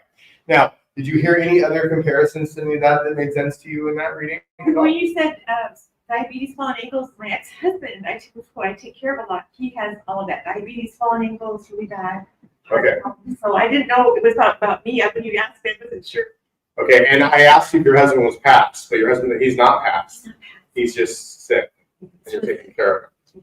Okay, so I knew there was also another comparison there. Again, this could be me just trying to make myself right too. See, I gotta watch that because you guys all see me be wrong over there. Right? So now, in the back of my ego, the back of my mind, I want to correct that, right? Even though this went good and all that evidence came through and it felt good and strong, you know, do I feel bad? Remember that? No, my ego's reminding me that I got that wrong over there. That's what my ego's doing. My ego's telling me, yeah, but they all saw that. This doesn't matter. They all saw that. They all are holding on to that. That's what my ego does. That's what the ego, that's how it gets to me if I let it, right? But I'm aware that that's what's happening, right? So that's why I put it out and tell you guys. When I come back to her and try to make it right, I'm checking, but I'm also being sure that I tell you guys, this could just be me trying to make myself right. Because I found, this is the secret that I found, if I can just tell you guys what I'm afraid of, takes the fear away. It's crazy. If I can get up in front of you first and tell you that I'm afraid, then I'm not pretending anymore. I'm not pretending that I have to be right. I'm not pretending that I'm perfect. And if I'm not pretending that I'm perfect, and I just told you guys all my secrets right when I walked in the door, then I can be me. You understand? I can be me. I can be open. I can be honest. And it just makes the connection better. It makes the information better. So, all right. Thank you so much. And your loved ones did a great job. Thank you. Like one more thing. All right. So I do need to come back to you for a second. Yes. So, so when you mentioned the husband, ex-husband, whatever that you're dealing with, I also feel slow declining for him. So he is not. This does not feel like it's getting better. So it does feel like a slow decline. And you said you're helping, but is there somebody else helping also? Our son is living with me helping. Okay, perfect. Because I get a big thank you from Spirit. It's a big thank you for helping him. But I felt like they wanted to tell somebody else thank you. So that's your son. Do you understand? But it's also to you, and it's also in direction of you. Does he have like 3 separate things going on? He's on dialysis because his kidneys are failing. His ankles, he's got all these sores coming out because of diabetes. Okay. He's got heart stopping. Okay. Okay, yeah. So I'm seeing the multiple areas that I just feel like multiple areas. So yeah, just a confirmation, right? Did you know his mother? Yes. And she's passed? Yes. Because I just had his mother up here. So again, but you were close with her. You knew her well because she's like, thank you, and lots of love. So again, she steps in like a mother figure also, and may have been one of the original mother figures that came in. So yeah, she's a very close to her. yeah, I feel it again, and I can't feel the difference between stepmother and mother-in-law. If they stand next to you as a mother, then that's what I feel because I'm an empath. That's how I get my information. Like if I was a person who could hear information, maybe I would hear stepmother, right? But I'm not. I'm an empath. So the way I get my information is I feel the person next to them. I feel the connection. I feel where they're at. So that's how I'm translating. So that's why it's always a little different for different people. Like everybody gets their information differently, right? But that's kind of how that goes. Okay, so I guess one more thing for you. Hold on. Yeah, so I have a symbol where it looks like she and his father figure is also showing me making a space for him. So when I see making a space for him, it's exactly what it looks like. They're getting a space ready for him. And again, when I see that, it's a beautiful thing. It's an amazing, beautiful feeling. It's not like sometimes when you tell people that, it's not a good feeling to them. But when I see it, I'm like, making a place for him, and it's beautiful, and it's remember, it's heaven, it's it's the light, it's love, it's just amazing. So just know that they're preparing a place for him. You also have an aunt that's passed? And yeah. Okay, because I just heard aunt, so like not I didn't hear it like there's a person standing next to me, but the word aunt appeared in my mind. Okay, so that's what I describe it. And when I get the information like that and I don't feel it around them, that's a little more confusing for me because it can just mean talk about an aunt, it could mean his aunt, it could mean anybody else's aunt. So I don't really know. I have to just kind of, hope I come spit it out in the right way. So that's what I would say. So I also had an aunt that came in for you to let you know that they're okay. So I'm sorry that I jumped off of you and couldn't quite get it right, but her mom jumped in and like wanted some readings, right? So what happens is when there's some similarities in the room, you can see it's real easy to kind of be pulled around the room, and that's they call them me too's, right? So I'm reading you, and that applies to you, and I'm reading, and so again, I try not to jump around the room because it can get very confusing, right? So that's one of the reasons I don't do that, but it can happen. But thank you so much. All right, thanks. Okay. So cool. I feel like you guys are all going on this journey with me today, which is good. And I love it. It's also why I love when things go wrong, because I take it as a teaching opportunity, right? If you guys see me struggle with that and you see me work it out, right? You know, oh, okay, so maybe when I get this stuff, it doesn't have to be perfect. One of the things that I thought when I watched, my idols, the people who did this before me, was I thought that, you watch somebody on a TV show who does this, and all you really are seeing are the best of the best readings. That's the truth, right? And I'm guilty of this a little bit. I'll tell you why, but that's the truth. You don't see the struggle, okay? I want to show people the struggle, and there's a reason for that, because when I watched these shows and I watched them get all this great information, I thought to myself, wow, I'm not that good. I can never be that good. I'm not like that. I can't get information like that. Like, that's where the ego comes in and tells me I'm not good enough, right? That's the I'm not good enough. I'm not that good. That's the truth. And so if I can show you guys the struggle and point it out and tell you where I fear and everything, then you guys can be like, yeah, that's what happens to me. You can relate with the struggle, I'm sure, right? And you might not be able to relate with it as perfect, but you can definitely relate with the struggle, because we all do this, right? We've all got the struggle part, right? Every one of us. So that's why I share it with you, and that's why it's super important. And just so you know, in my show, I swore I set out to only show everybody both sides of it, right? But I started doing my own editing, okay? Doing my own editing. I have a half hour to show you guys a clip. And as I did episode after episode, I started taking out all the bad stuff, putting in all the good stuff. And by episode 3, I had realized that I did exactly the thing that I said I wasn't going to do. And then I did exactly the thing I was against. So my solution to that was, I don't know what episode it is, but I made an episode called The Struggle is Real. Okay? And what I did was, so the episode 1 is in this room, and I showed 3 really amazing readings. Okay? And then in episode whatever, Struggle is Real, I went back and showed the ones in between it where there was a struggle, where I couldn't get it, where it like started jumping around the room and everybody was like, me, right? And so I made a whole episode based on the struggle, because that was my solution to what I had done. But I understand now why it happens, right? And can you imagine if somebody else was doing my editing, they of course would show only the best stuff. They wouldn't even have done that, right? So that's kind of where the process goes. All right, I'm going to jump in and do another one. Let's see. You're like, yes, do another one. All right. Can you hand the mic to the lady right behind you? Can I come to you? Sure. Okay. Someone's telling me they love your necklace. But I feel like I see a bigger necklace on you, so I feel like I see a big, like, I don't know what this is, but it means something. It's like cultural necklace around you. So I don't know what your culture is at all, because I'm really awful at this. But they're showing me like something more cultural around you. Someone's putting that on you, but they also say they love your necklace. Okay, female energy, bringing this up. So you have female energy. I have 2 females and a male that come in together. So 2 females and a male. There's another male, but they're further away, so they're very distant. But I do have a very important male and 2 females that want to come in right away for you. Okay.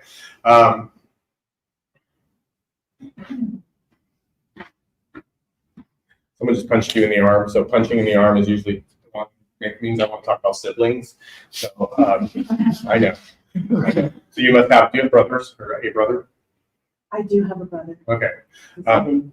What's that? He's living. Yeah, I didn't think he was gone because I didn't get a feeling of him next to you, but yeah, so that's why I said it. You have a brother, not did you have a brother, right? But so again, that makes me feel like I have parents that are here that are bringing this up. So there's somebody above parents. So again, if they're bringing up brother, then that's family, not necessarily loved one, like someone's inside. But I do have someone bringing up brother.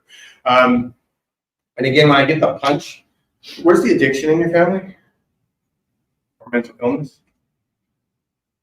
Possibly, no. My brother thinks I have a mental illness. Does he? Yeah, because I'm talking to my brother. He punches you in the arm, and then they bring up something about mental illness. So he thinks it's you? Yeah. Don't say anymore. It's okay.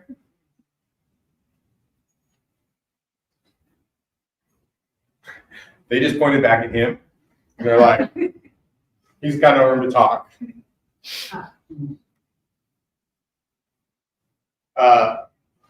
you have children? Yes, I have a daughter. Okay. And then does he also have a child? Yes, yes. Okay.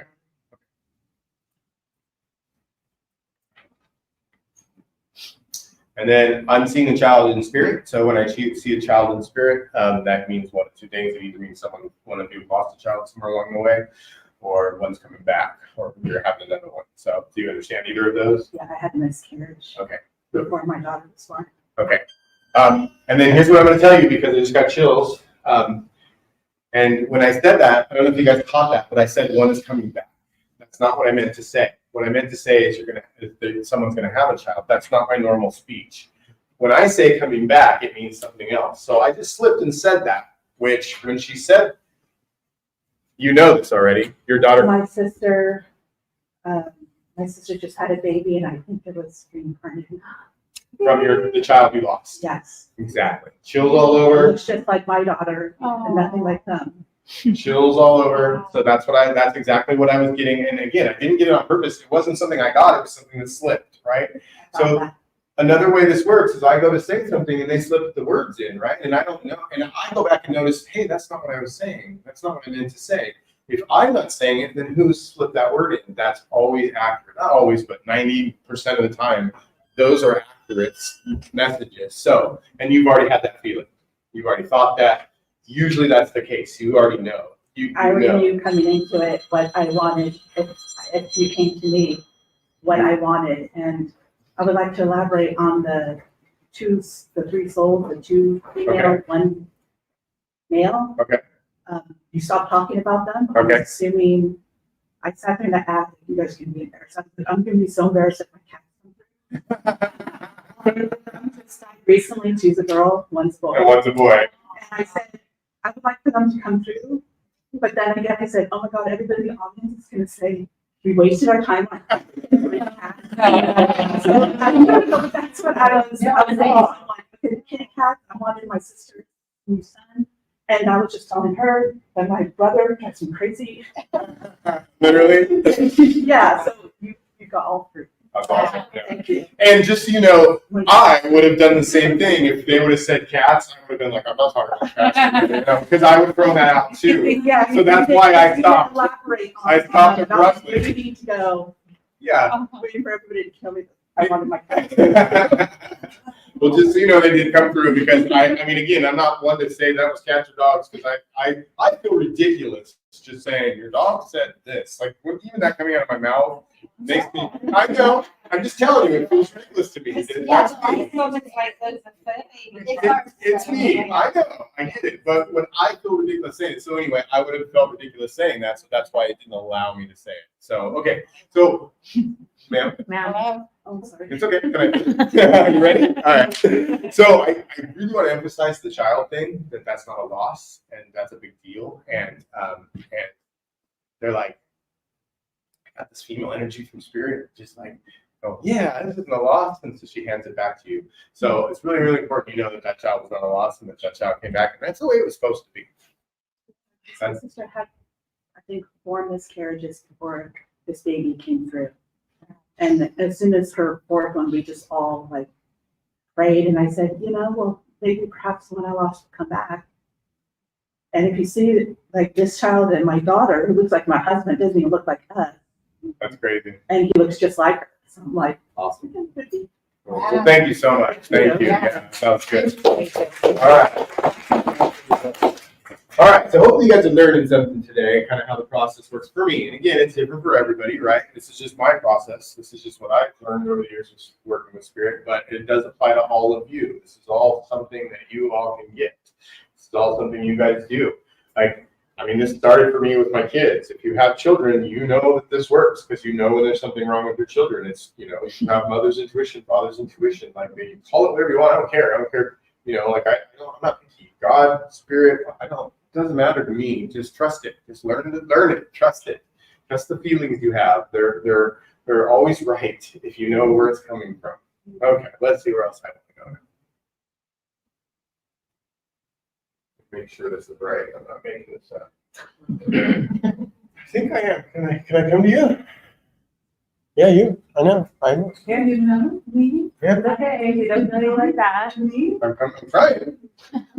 I'm gonna try. I'm a little leery, but I'm gonna try. I'm not sure if I'm in the right place, but I'm gonna try because I think that's where I'm at. Let's see. Yeah, I'm gonna try. We'll see. All right. Father figures past. You know what father figures past? Yeah.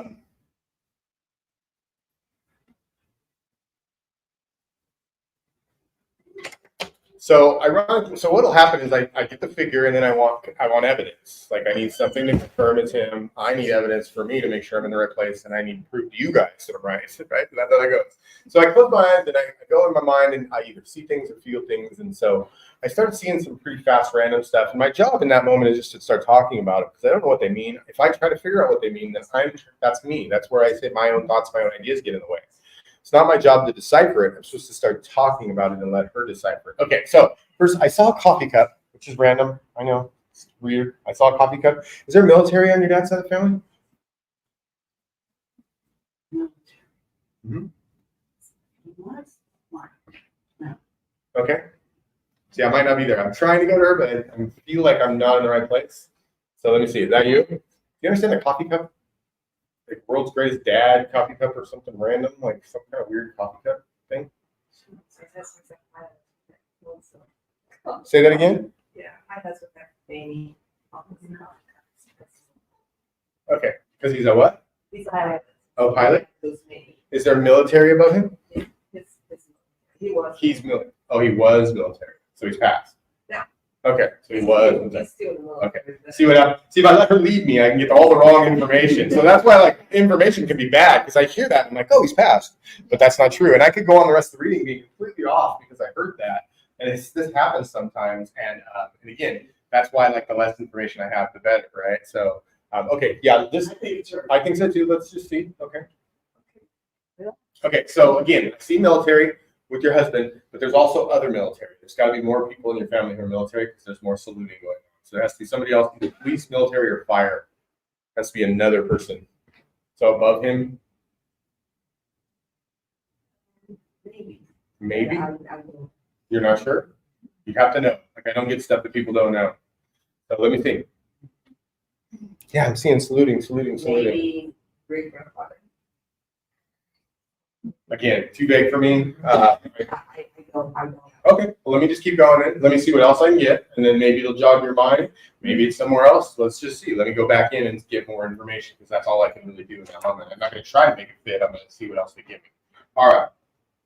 Oh, his grandfather was in the military. There you go. I am. So his real father was in the military?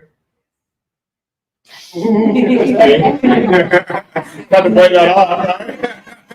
I got that on camera too. I'll use that, you know. Right? All right. I tripped and started to fall and I tried to play it out. All right, so there is other military. Yes. Okay. So see, in that moment, I could go two different ways. Like if I let the fear creep in, I could have like went okay, and maybe it's not you. And so I could have let that drive me, and I could easily go a different direction with that. So what I do is I go back in and I ask, and they show it to me again. Like I said, they're not wrong. I can get it wrong. She can get it wrong. She could not remember. I could be interpreting wrong, but they're not wrong. So I go back in. I see him saluting. Like, no, this is right. Okay. So he's got someone above him. So this is your husband who was in the military, and then above him there was military. His biological. Yeah. Okay. Okay. All right. Did he recently have a health scare? Did your husband recently have a health scare, or is he going through some kind of like concern about health? Okay, where's the health scare around you? It's me. It's you? Okay. Heart.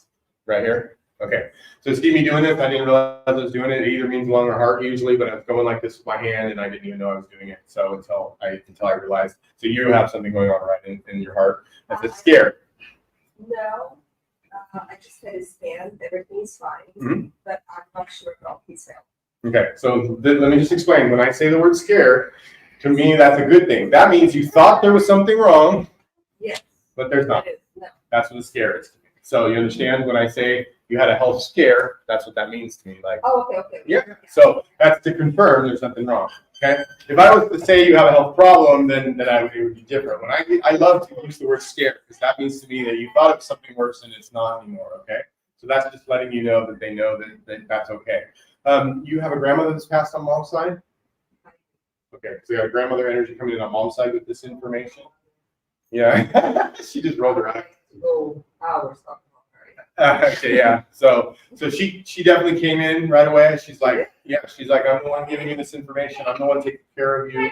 I'm the one watching out for you, your health. So that's what she says. Let her know I'm here. Let her know I'm here. She's also showing you protection. Now I know you're gonna think that's crazy, but she's showing you protection. Okay, so I know, like I could feel it when they're gonna disagree with me. Like, I didn't know even just saying this, you're gonna say no, but she is showing you that my symbol for protection. So watching out for you, taking care of you. Okay, a lot of times this is their job when they didn't do it when they were here. Right? So somebody's taking care of you. Someone on mom's side of the family, they're watching over you. This is a female energy. Mom's side of them, I feel like this is a grandma energy. Yes. I know you're going to say no, but just hear me out. Remember that she's helping you now. Okay. She been gone a long time, or were you guys just not close? 2 years. We were not close. Yeah. She Yeah. So again, I feel a distance between the two of them. 7 minutes. 7 minutes. Yeah. Okay, sure. Remember. So I feel a big distance between the two of you. So again, when I have to decipher that, it's either like she's been gone a long time or they did not have a good connection, right? I'm not sure which one it is, but I do know there's this disconnect between the two of you. And that's just a feeling I have. When I feel them appear next to them, they either appear really close, that's a lot of love, or they appear really far away, and that's not a lot of love. It's just, or sometimes they'll come in close and then they'll back up. So when they come in close and back up, that's a giving you respect thing that they want to let you know they love you. Okay, so that's what that means. But she had very stern, very like harsh, stern woman. Very, yeah, that's what I just said that. I have a term for this, and I actually call it very German. Believe it or not, that's what I call it. But I told you I'm really bad at knowing ethnicity and what people are. But that's what this is. It's very, very German. So again, and I can say that because I have German family. So. Okay. All right. So I gotta wrap this up, but I will say if you guys got a reading today, or if you would just please come outside and give us a little interview, a little follow-up interview. If you got a message today, I would really appreciate that. We'll be down this way at the end of the hall. Or if you have questions at all, you can come over and ask them. But we have to vacate the room in about 5 minutes. So thank you guys for coming. And let's see, I have one more thing I want to say before you get up. Don't get up. Hold on, I don't usually do this. Hold on. Is someone who's a child over here male? The child male. A male boy? Lost? No, this is a lot. I have a son who's lost here. I've lost a lot of boy males. Not necessarily biological son. Would they be younger than you? Oh, way younger. Way younger than you? Yeah, so I got this when you stood up. So I had a feeling this might be for you because I felt I want to go to like the younger male who just, I saw you stand up and I wanted to make you sit down. They are like, no, tell her to sit down. Tell her to sit down. Again, I don't have a lot of time to go into it, but I did feel like that I should have got you there saying, you should have got to her. You should have brought me through. You should have brought me through. So there's a younger male here that is looking up at you like a son to a mother. So there's respect there, and you helped them, and they're saying thank you. And so I also feel like there was a fast passing involved with this. So there's like a very fast passing. Do you understand that? I do. Okay. And then I can't go into it because I'm out of time, but there's like a whole bunch of like, I'm going to talk to you later. Okay. All right. Okay, good. Then I won't go too far because I'm seeing a lot of symbolism that I can't really go into in front of all these people. So that makes sense. That makes sense because it's very personal. And again, I try not to go personal. I have 4 minutes. I'm good. I want. Keep me on track. If she didn't keep me on track, I would just go on forever. Okay, so let's see if I have anything else to say before I quit. Let's see. Well, again, trust spirit, trust spirit, trust spirit. If you didn't get a reading today and you experienced a reading and at least you believe a little bit of it or you felt a little bit of She's early. She's early. Yeah. Supposed to get 5 minutes. Gotta get it from everywhere. Don't believe me, I could be wrong, right? Don't trust yourself. Sometimes you can be wrong. But if you get a feeling in spirit and you know that spirit, please trust spirit because that's never wrong. Okay? Thank you guys. You go to the car. I'll grab you. Anybody that wants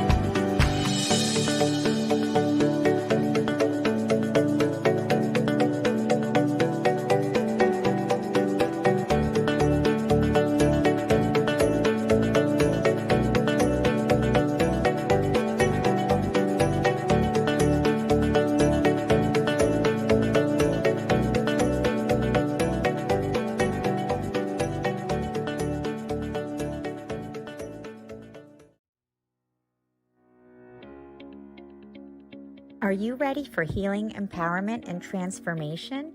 Join us at the SoulSearch Enlightenment Expo October 5th and 6th at the San Rafael Embassy Suites. Free to attend with advanced registration. Meet psychics, mediums, energy healers, astrologers, and more. We will have an EES Systems scalar wave technology experience for your healing, as well as relaxed saunas and detox foot baths. Get readings, Reiki, body work, and more. Purchase crystals, holistic self-care, and high vibe products. Don't miss out on the free transformational talks. We still have booths available. To register, please visit soulsearch.io/San Rafael Expo.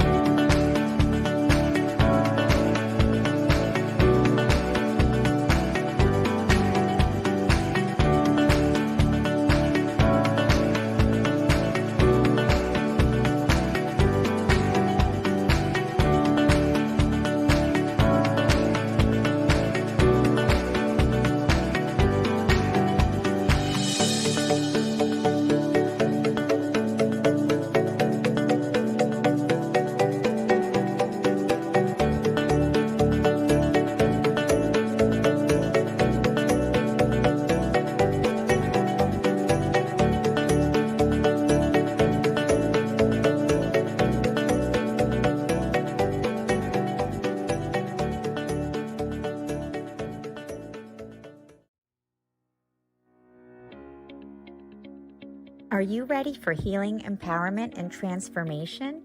Join us at the SoulSearch Enlightenment Expo October 5th and 6th at the San Rafael Embassy Suites. Free to attend with advanced registration. Meet psychics, mediums, energy healers, astrologers, and more. We will have an EES Systems scalar wave technology experience for your healing, as well as relaxed saunas and detox foot baths. Get readings, Reiki, body work, and more. Purchase crystals, holistic self-care, and high vibe products. Don't miss out on the free transformational talks. We still have booths available. To register, please visit soulsearch.io San Rafael Expo.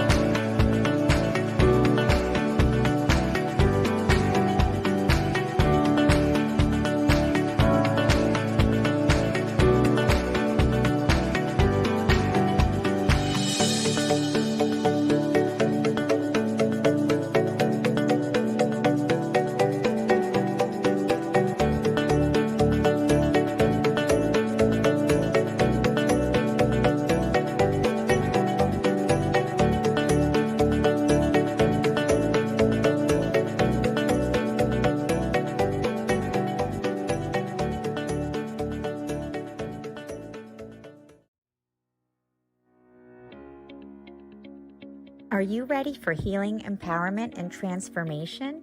Join us at the SoulSearch Enlightenment Expo October 5th and 6th at the San Rafael Embassy Suites. Free to attend with advanced registration. Meet psychics, mediums, energy healers, astrologers, and more.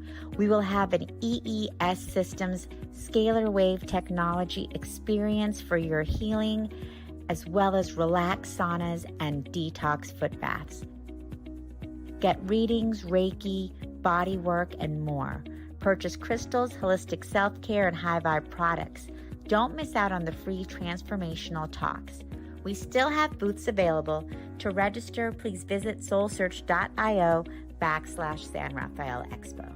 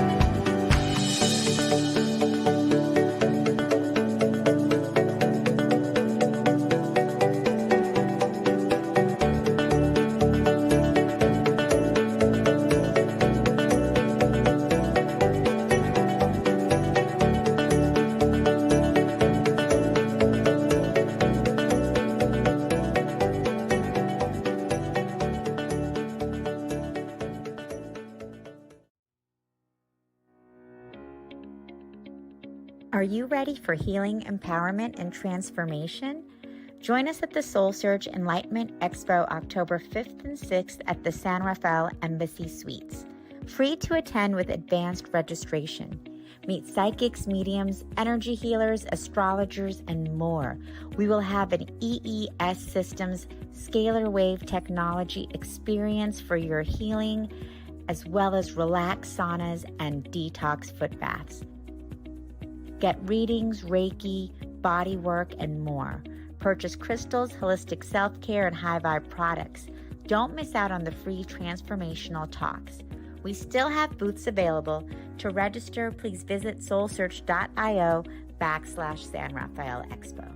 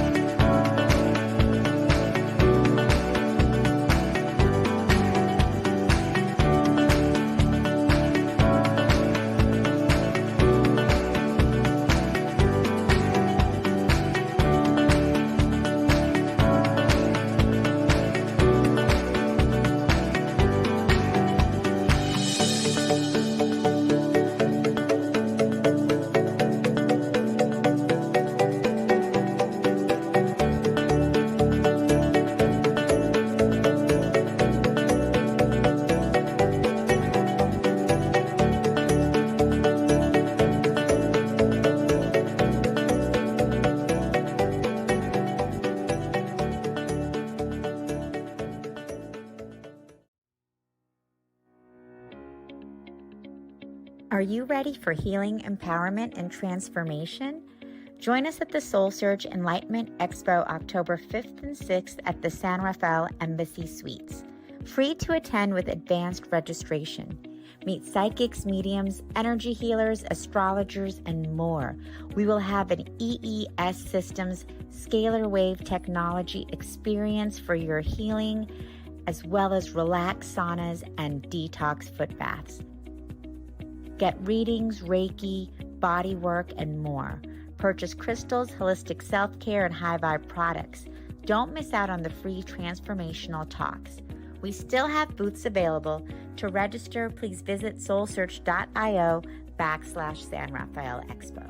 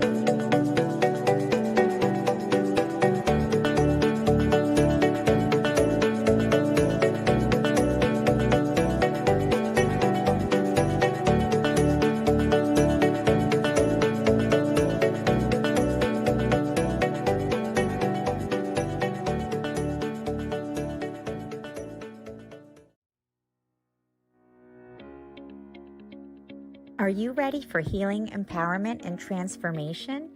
Join us at the SoulSearch Enlightenment Expo October 5th and 6th at the San Rafael Embassy Suites. Free to attend with advanced registration. Meet psychics, mediums, energy healers, astrologers, and more.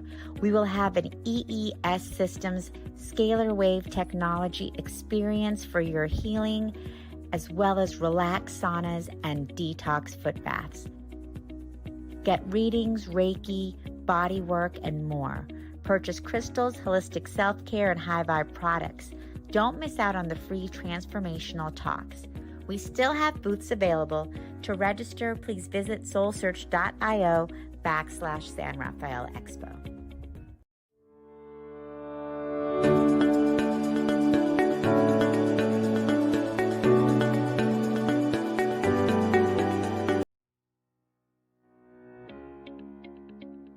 Are you ready for healing, empowerment, and transformation? Join us at the SoulSearch Enlightenment Expo October 5th and 6th at the Hello, everyone. Welcome to the SoulSearch San Rafael Enlightenment Expo. I'm Tangela, the founder of SoulSearch, and I'm so happy that all of you could join us here this weekend. How many of you have had some transformations? Amazing. Okay, wow. Are you guys ready for more? Yeah. Well, you've come to the right place because we are here with Sarah Garofalo, and she is an amazing life coach, spiritual healer, and psychic at Love Holistic Healing. Sarah can support you in clearing energy blocks, stopping toxic patterns, and quantum healing, and she can help you in stepping into your own power. She is a healing and spiritual coach, and for those who want spiritual guidance, personal empowerment, and unimaginable growth, she provides services such as subconscious reprogramming, energy healing, channeling, and psychic readings. And we're really excited to have Sarah here because she does all of her work online. And so here she has decided to step out and be with us in person, the live energy here in San Rafael, meeting with all of you. She has a wonderful booth here also in the expo hall. So I hope you guys can also go visit her after her talk. And Sarah, thank you so much for being here. All right. Thank you all so much for being here. Today, I'm pretty sure you all know we're going to talk about protection, right? A little bit of a backstory because I didn't know it was an empath. How many of you know that you are an empath, sensitive to energies? Okay, awesome. I didn't. For like 20 years of my life, actually 27, I did not know because I grew up in Italy. I'm originally from Italy, and I grew up very type A, right? Very like high achiever, like belt in karate, really good at school. You know, I had all the future ahead of me, right? And what we need to understand is, as empathic, okay, oftentimes to survive, we have to like either move all of the emotions and all of our feelings aside, and then we get disconnected, and then they show up in the body, and then we don't understand all of like the intuition and science. We feel like it's a curse rather than a superpower, right? And I did not know, but something happened later on in life. I got married. I have 2 kids. I know I look young, but but all of it happened all at once, and then I married a narcissist, right? So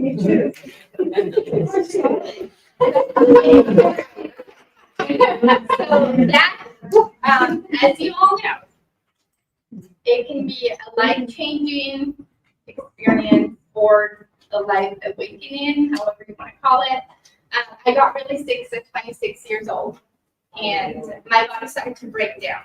And as a nutritionist, I studied like nutrition. I healed my body from like body dysmorphia and all of that. And then I was like, what is going on? Like my soul is dying, literally. And I literally heard spirit saying, you need to get out or your soul will die. And then I went to doctors because I was like, this is not me. Like I've been an athlete all of my life. I can't even walk 10 minutes. Okay. And the doctor looked at me and he's like, here's what you need to do, lab test. But if you don't change your situation, emotional, this will stay and you will develop an autoimmune disorder. So I was like, right there. I was like, okay, this is my wake up call. I don't want to become like my mother. My mother is unfortunately being, dealing with like health issues. So she's like my aspiration of like, I want to be that person. So I have to thank her for that. Anyway, so then I decided to leave into the unknown because I'm away from family, right? So I'm in a foreign country. I have 2 kids. I was a stay-at-home mom. And then I decided to leave, and then COVID hit. And I'm like, did not see that coming, okay? Like, I did not plan this.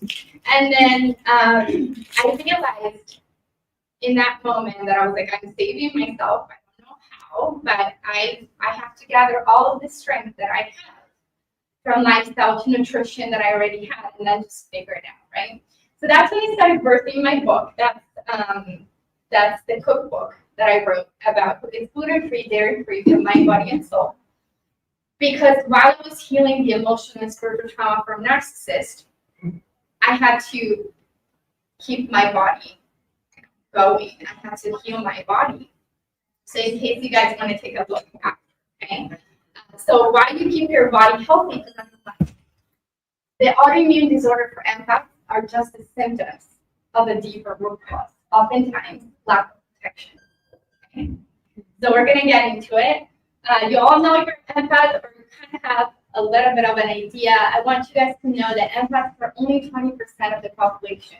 So if you feel alone in this, it's because 80% of the population doesn't understand you. Whether you're in corporate or you're doing a normal job, they don't understand your sensitivity. They don't care, okay? So the good thing about the empaths is that it's an innate nature to have that you're sensitive and intuitive. It feels like a curse because a lot of the time people have a mismanagement of their gifts and they feel crazy and they feel too much and they go into overwhelming paralysis. Okay, so if you can manage your sensitivity, you will manage your health, you will manage your emotional health and the spiritual health, because as empaths, we're overloaded. We feel so much, sometimes we even feel scared, right? And You enter a supermarket, and then either you find a person that tells you their whole life story. Have you ever had that in a supermarket? You're like, or you attract weirdos. I mean, you know, yes. What's going on? Or you attract narcissists. Why? Have you ever wondered why? I tell people, you're an empath, that means you're like, okay. Source is connected to you. Narcissists are hollow trees. So they need to find the source and they need to plug themselves because they cannot plug, they don't have it. So I want you to imagine yourself walking on this earth when you were a kid with this like light inside. Everybody senses it because we perceive energies beyond words. And then there are what I call predators, they're energy vampires that are like, ooh, the light, let me just take it, right? Let me plug it. Whether it's your mom, your dad, your uncle, your brother. I've seen it all with my clients. Unfortunately, that's what happens. We're not taught boundaries. We're not taught to read energies.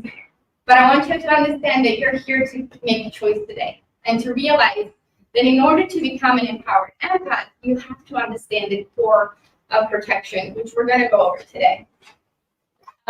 You are a sponge. So this is the basics. So understand the basics. So we can go into the exercises. You absorb people's energy. So that's something that you have to control. You can't just say, I can't absorb it. You're an empath. You're a sponge. Period.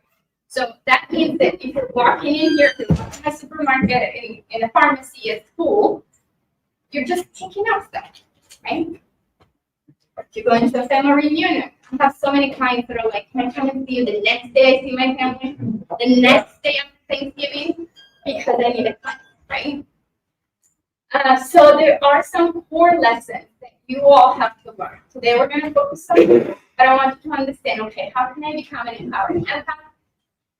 Master your intuition. Your intuition is your superpower.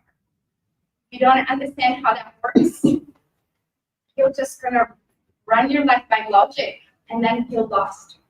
Because your superpower is your intuition, not your logic. From the person who was a high achiever and just logic to completely flip my life to run my business based on my intuition, it doesn't make sense at all. People are like, why are you doing that right now? And I'm like, it's my intuition told me, and it doesn't make sense. So tomorrow might look completely different. Yet it's your soul that is speaking, not your brain. How many times you didn't listen to your intuition and you saw the red flags and you're like, but logic says that he or she has a degree and they look good on paper, so you follow the logic and then they turn out to be narcissists, but you didn't listen to like the goosebumps you felt. You didn't listen to like the black, or I call it like I see black, right? And I never listened to the black aura, right? And then I found myself in manipulative situations. Okay, so now after you have those wake-up calls, I want you to understand how can I listen to that and just don't think I'm getting myself because probably you're being guided. I'm not saying you, but a lot of us have the awakening journey of learning to stop self-doubting themselves and be like, okay, I just felt that about that person. I'm just going to walk away. Okay. Master your energy. And we'll do a little bit today. Boundaries. How many of you are people pleasers? When you mean no. And those two are related, so we're going to work on boundaries protection. And then bonus of your learning is learning to let go and learning to detach. Okay, what I noticed, especially with health-related issues with empaths, is you can't let go, right? So then all the emotions that you carry, they just remain stuck in the body. And then you have anger. Maybe it's not even your anger, it's your mother's anger. Okay, maybe it's like your partner's, and your partner is going maybe through something hard. And then if you don't learn to discern if it's yours or theirs, you'll carry it. Okay, so let go, learn to release it, and learn to detach. That means like I love you, but I'm detaching. Okay, because otherwise, a lot of the times that we're needy or codependent. Right? Learn to detach. It's not mine. You carry your burden, but I still love you. Okay. All right. Okay. So many of you have learned or been on TikTok, right? Energy protection, and everybody's like showing you all these things. So I really want to break it down because I deal with this every single day as a mom, and I've had a lot of narcissists in my life to the point of like, okay, I'm gonna flip this story, and I don't want for them to take advantage of me. I'm pretty sure that you guys feel the same. So whether it's a boss, a family member, a lover, past lover, I want you to understand protection is so important because I tell people, if you're connected to someone that is an energy vampire, whether this person has passed away, whether this person has been blocked, how many people, many of you maybe would block that narcissist, right? If we can. How many of you maybe like, it's just an ex from 10 years ago, an ex-friend. But the connection remains. Oftentimes, the soul will remain stuck dealing with this, and they still get energy. And maybe we're 5 years into our new love life, and we still feel that person here. You ever felt that? We still, I don't know, you're like, I'm not completely free. Okay? So an example that I want to share with you is a story of one of my clients. She came in and the ex-husband narcissistic, like he was like, she had a restraining order and haven't talked to this ex-husband in 5 years. And I was like, but you still have a cord. He still drains you. She lays on the table. We did the cord, cutting the cord, right? The room went dark. Like we heard the sound and she felt it, you know, energy released. And she's like, oh my God, I didn't know how much fear I still had. It was really abusive. And how much of that was still not allowing me to move forward with my life right now. Okay? So I just wanted to say that because you need to be aware. We're going to go into an exercise of, and be real with yourself. Who are the people in your life that you feel they're taking from you? And you can still love them. You can say, like, I love my mom, but she takes a lot from me. You can be honest, right? But we've got to release the energetic core in order to protect ourselves. So we're going to go over the supporters, which are called the helpers, which you probably heard, and then the directors, which are the most important you have to master in order to protect your energy. Okay. So, for example, you can read prayers. How many of you said, and a prayer could just be, God, please help me. Please protect my child. Please protect my friend, right? A prayer can be simple whether you're religious or not. Doesn't matter. You can call upon spirit, upon whoever you feel connected, energy source. But prayers are really important. Okay? The funny story is that I was raised by atheists in Italy, so my parents decided to not baptize me. I was a little girl and felt like I had Jesus Christ, you know, in my bedroom with Mother Mary and Buddha and all of them. Like I was like 8-year-old and they were like, I don't know what she's doing, but whatever. The good thing about my parents, they let me have religious freedom, and then I just felt connected to an angel, angels from. So prayers, but I was like, if I pray, and I pray every day, you know, I put protection over my kids when they're not with me. So you can do that. I want you to understand that. Please protect me. Now, have you ever heard of the energy bubble? Yes. We're going to do a little bit of it today. So pretty much that is a visualization where you place a bubble of protection around you before you enter in. You enter a room. You enter court. Okay. The mirror technique, everybody? Mirror. So oftentimes in spirituality, so I want you to understand that emotions translate into energy. So whenever someone is talking bad about us, whenever you, one of you, or myself included, talks bad about someone else, okay, we're just gossiping, we're human. Okay? we receive and we send what we call, not flowers, but we send that energies, right? We send arrows. These are probably what I see, swords and arrows in the back of people's back, right? So have you ever felt like you had something in the back? You had like a sword, betrayal or something like that. Okay? So we're constantly sending people's energy. We're thinking about someone, but just say you're thinking about your ex. You're sending them energy. The narcissist talks about you, keeps you in their mind.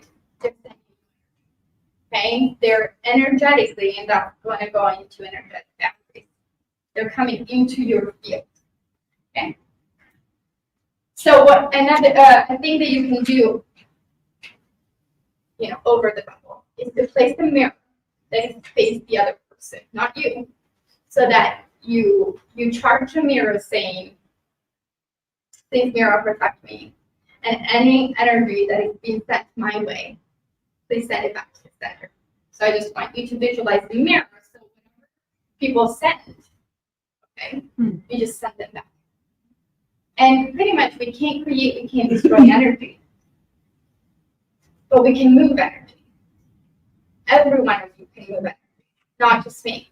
Empaths are pretty much healers. All of you have healing abilities.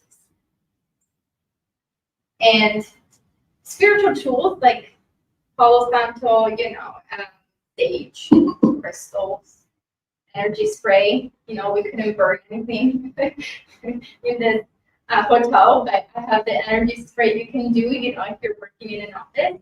I want to show you guys a powerful technique that I use for myself and my kids. Anybody is familiar with selenite? Okay, do you guys have a selenite wand? Yes. Okay, make sure that if you don't, spy it, because I love selenite because it cleanses itself, so I don't have to cleanse it under water or under the moon.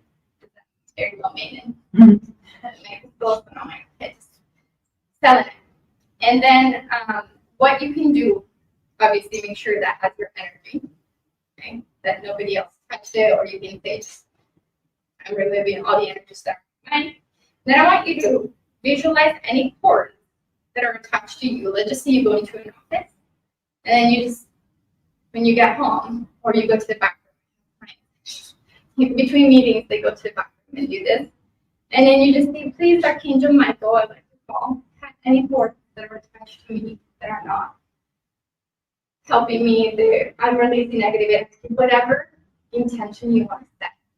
I tell people, I can send you a prayer, but what coming out of your heart is the most powerful intention, however you want to say it. And then if you have a kid, sometimes I can't reach my back, but with my kids, like I go back and forth, I go around, I have to chase them around. But it works because it shifts their energy quite immediately, right?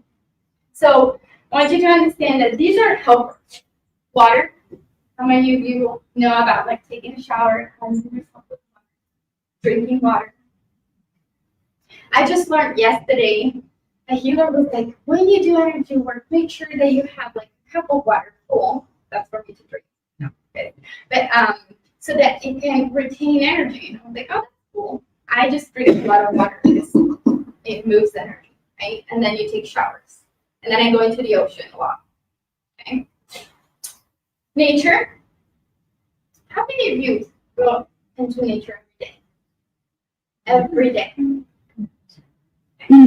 So the most important thing that I have to really understand in my own life, when I had to, resource energy, get energy from somewhere that I was in pain at the time. I was like, what is free energy here? I don't have energy. I can afford paying for someone to charge me. So I would just be going in nature. And I would be surrendering to nature. Sometimes it would take me 15 minutes. Sometimes it would take me 2 hours to get cleansed and charged up. As a clairvoyant, I would be seeing what's happening. It's like when you charge your phone, and then you see the 30%, and then 100, then you feel like this buzz. You're like, and I'm like, okay, I'm plugged in. Okay, come back and work. So I want you to understand that a lot of people take this lightly. I have a lot of people that take this lightly, and I'm like, if you don't go for 7 days, for a minimum of 30 minutes, and you try it, you'll never know. So I want you to, maybe the only commitment is for you to go in nature because you kind of like yourself, discharge energy, and get recharged. You don't have it. Okay? It's so important. And if you don't do it, I want you to try 7 days straight. Free energy. Tell people. You don't have to pay for it. Free energy. This morning I hugged the tree. I was like, I need energy. It's just like in a park hugging the tree. And I was trying to look cool. My bare feet, you know. All right. So these are supporters. They help protect and cleanse, but they don't do the work because energy comes back. Okay. So I work a lot with people that want to break patterns. Let's just say I've attracted narcissists or keep attracting narcissists. I want to stop attracting lovers that are narcissists. I want to stop attracting. If it's not the lover, it's going to be the boss. If it's not the boss, it's going to be the cousin. It's going to be the friend. But you can't escape lessons. And I say this from the life experience of traveling across the Atlantic Ocean to escape narcissists. Same lesson happening. Everybody's married one. Damn it. Damn it, escape it. Because I pretty much was raised with a mother who, I don't think she's narcissistic, but sometimes empaths that have gone through a lot of traumas, they can be energy vampires if they haven't dealt with trauma. So I want you to understand that we have narcissists, but we have also people that have gone through so much trauma, and then they become really heavy. They don't deal with it. They're stuck in victimhood. Have you ever met anybody like that? They're like complaining. They're still stuck in a life. Nothing is changing, and then they take. And they take, right? So I had that experience as a child, right? And then I met my first like narcissist as my neighbor, right? At 11. Okay, definitely have a pattern to break, emotional abuse. So you can't escape us. So I tell people, don't block that person because that lesson is going to come back into your boss. So just deal with that first. So you don't manifest it over here. You want to be done, okay? All right, so how do we do it? Boundaries. I have technique, one center. Okay, we're going to get into exercises. We're going to go into the depth of the lesson today. Boundaries.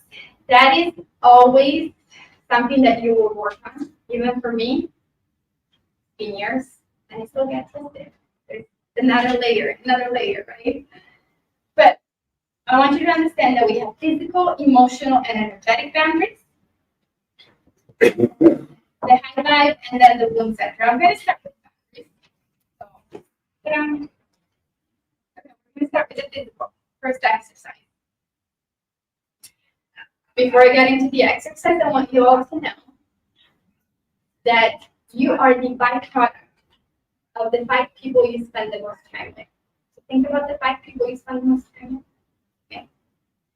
Your energy as a sponge keeps getting affected by these 5 people in your life right now. Whether you talk to them on the phone every day, you're married to one, God bless them, right? And then whether it's a friend, whether it's your kids, your mom, your dad. So think about it, because physical boundaries has a lot to do with the space you share. And I have like a list in my head every time. I have to really protect it. People think that I'm isolating, and I'm like, no, I'm actually protecting because I'm too sensitive. I get overwhelmed, I get anxious, and I just need to protect myself, right? But think about the person, close your eyes. Okay, we're going to run their energy. So I want you all to have both feet planted on the ground and straighten up your back. And then to ground yourself, I want you to imagine opening up your crown chakra. So at the top of your head, imagine a circle opening up. And then source energy that is above you. It's like a big ball of golden light. And you're going to welcome that golden light, like a golden liquid, into the crown chakra. And let it flow through you, back of your neck, through the spine, and then through the sacrum and into earth. Imagining an anchor that is being formed at the base of your spine and entering the ground at the earth, and you feel like this energy that is pulling you down to the earth. We're creating an energy transfer that is keeping you connected ever to earth. Okay, so you're all grounded right now. Then I want you to think, keeping your eyes closed, at the 5 people you spend the most time with. And the next question is, how do I feel about these people in my life? Is it a hell yes, or is it a maybe, or a hell no taking from me? And they have limiting beliefs, and I feel the energy is being tapped. And they're not representing the person I want to become. Maybe I want to feel free, and they have so many limiting beliefs. Be honest. That doesn't mean you don't love them. It just means you become clear, raw, real with where you're at right now.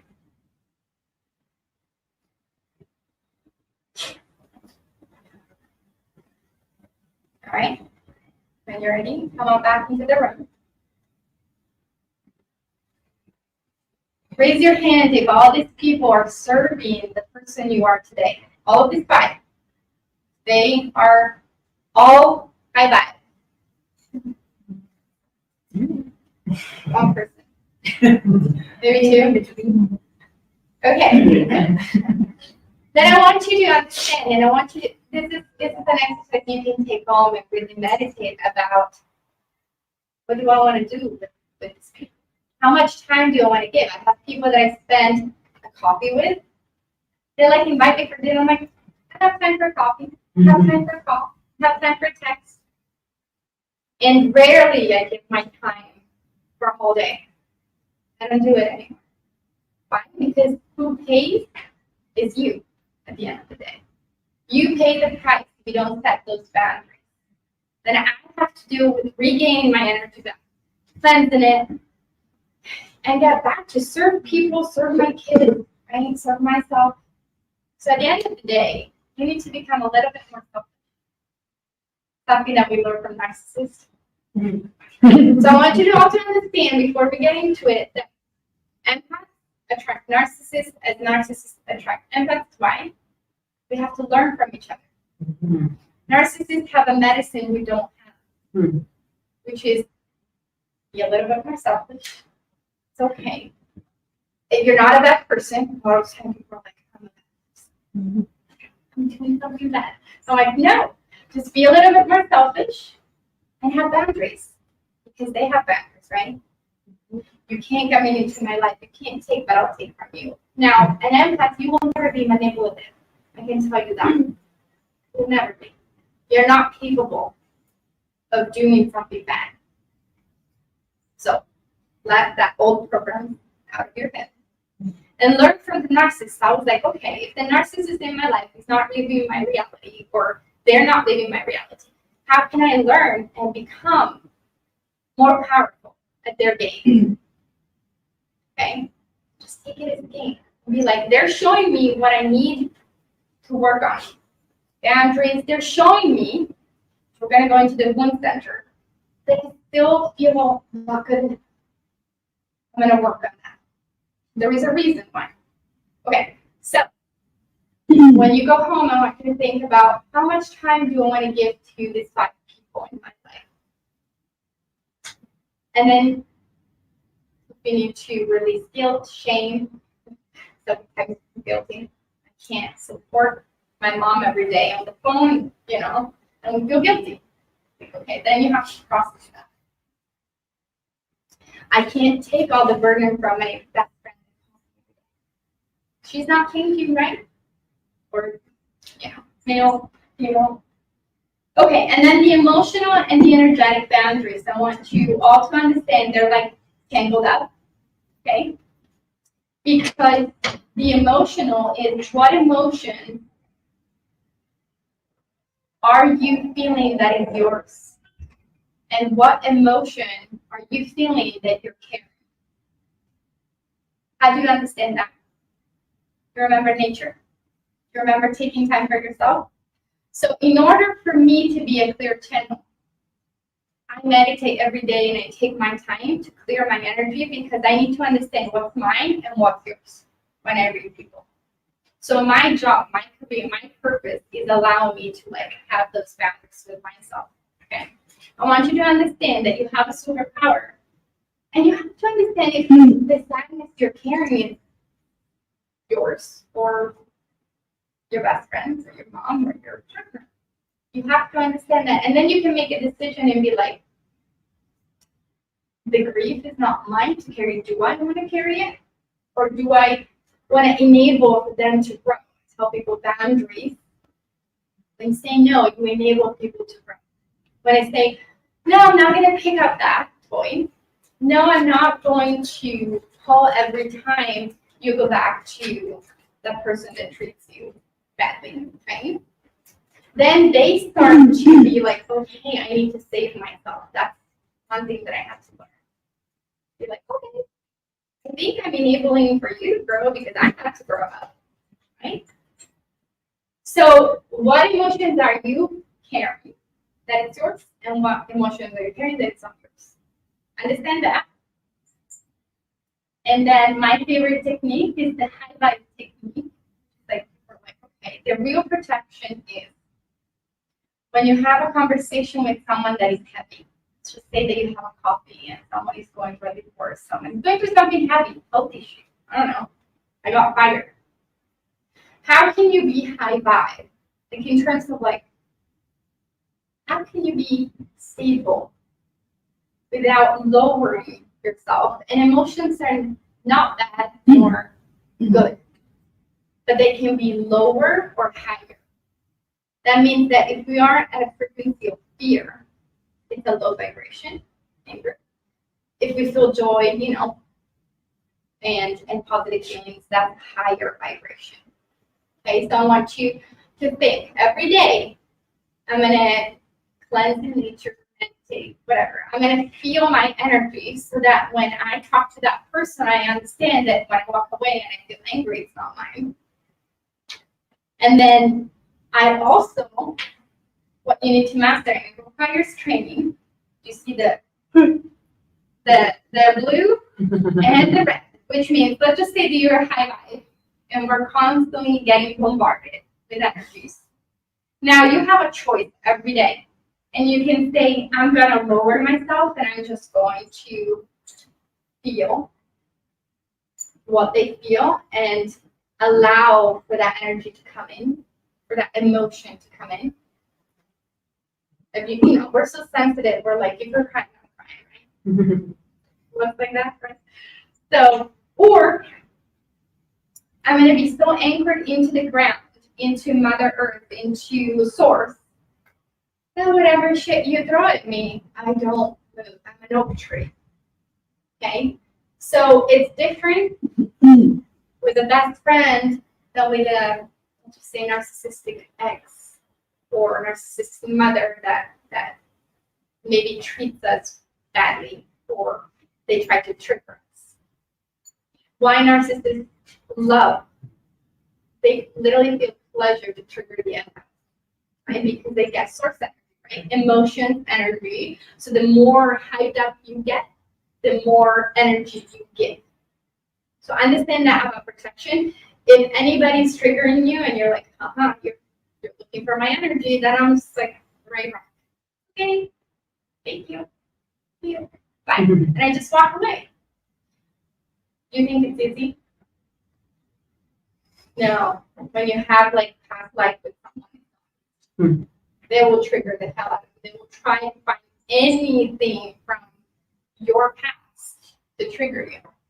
And then I want you to change that thought process in your head. And I want you to think like, what are these people showing me? I don't feel lovable. They don't make me feel lovable. You're gonna probably say that. They make me feel like I'm not a good person. I'm not a good mother. I'm not lovable. That's your one. If you let that come in, you lower your vibration, right? And I want you to, and we're gonna do all of it right now. Okay? I want you guys to practice a little bit. So, okay, let's do this exercise and then we go into the chart. So close your eyes. And you guys are all connected. So if you don't feel connected, just find that place of connecting heaven to earth, that vortex of energy, and then I want you to ask source energy to place the bubble of protection all around you. So imagine this bubble, whatever color you see, that's perfect. All right, make sure that it goes beneath your feet and you feel in a total release of energy. I want you to call it a memory where you feel so happy. It could be a childhood memory, could be when you're climbing a tree, could be when you're doing art, whatever, gardening. And see, some people love gardening, some people to laugh and have a good time at the beach.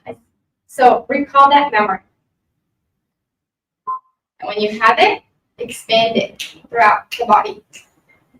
Make it implode into the body so that the frequency of feeling good expands throughout all of your system right now. Okay? When you have it, you're in your bubble. This bubble is like so blissful. I want you to imagine that person that triggers you, that whether it's a narcissist, someone, energy vampire, right in front of you. Oh, they have low vibration. They take from you. But I want you to stay in your bubble. It's a high vibe bubble. And breathe. Yes, I see people breathing, so you can move energy through breathing. With the breath. And then imagine that they are triggering you. They are trying to take your energy. Saying something to lower your vibration. It could be a small comment like, oh, your hair looks bad today. And I want you to feel you're not getting affected. To feel that mirror. To feel behind that bubble, nothing can permeate that bubble. Because you know what? You're so high vibe right now. That it doesn't matter. All these little human things. It does not matter at the end of the day. And they are just some kid that got hurt when they were little. You need to be the bigger person. You need to show them your light. You cannot fight the darkness unless you become light. Remember that. If you lower your vibration, you lower your standards. You get into their level. You can't fight unless you are pure love. Just stay there. And whatever they throw at you, you send it back like loving hearts, flowers. When people throw me swords, I transmute them into flowers. And when you're ready, come on back.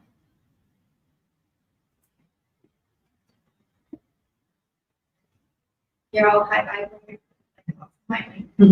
How did that feel? Now, if you practice this every day, when that moment comes, it's much easier to recall the same feeling. So whenever something happens, it's much easier to remember and be like, okay, Like, I mean, obviously, you must be grounded, but like, it's much easier to like move energy. What we did was to move energy and to not allow for the energy to come in. Did you feel that?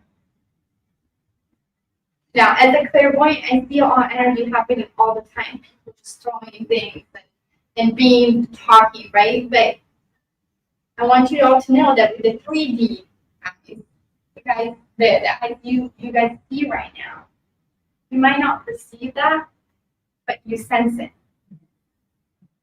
All of these things are happening at a 5D level. So I want you to trust that, and I want you to understand. Raise your vibration every single day. So when that phone call comes, it will affect you less. And then the most important thing that I tell people, if you want to break a pattern, is now, because it's the wound center technique. So I told you guys that we attract narcissists, we attract energy vampires for a reason. Obviously, they look for source. The wound center is their point of attraction. So if you ask yourself, why do I keep attracting this lesson? It's because of one of the wound center. You're sending that signal. People respond to energy all the time. So if you keep meeting people that are highly critical of you, because you're highly critical of yourself or you think you deserve it. If you keep finding people, maybe like I have clients that at the job are like, I never see value. Like they don't see me. They bully me.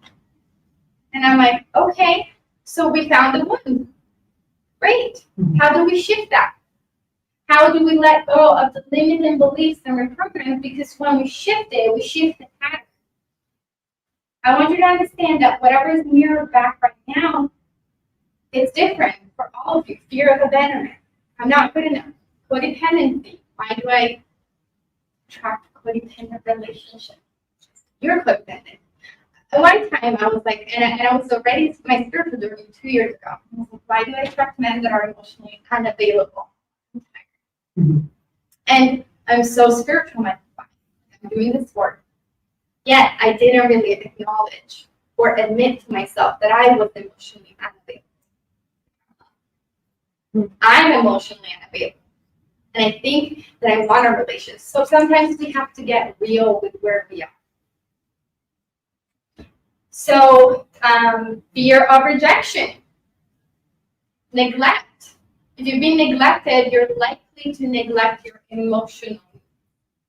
Okay? So understand, why do I attract this person? Oh, they're just showing me what's inside. That's quantum healing. Shifting within, so you shift the outer reality. So the point of attraction, which is stored in the body, and it's different for all of you. There's no right or wrong. Some people have it over here. Some people in the reproductive system, in the throat chakra. It doesn't really matter. What matters is that you shift it with a new code. I'm safe, I'm enough, I'm loved. You know, I'm not neglecting my feelings. And there are different layers though. Let's just say that you pick one.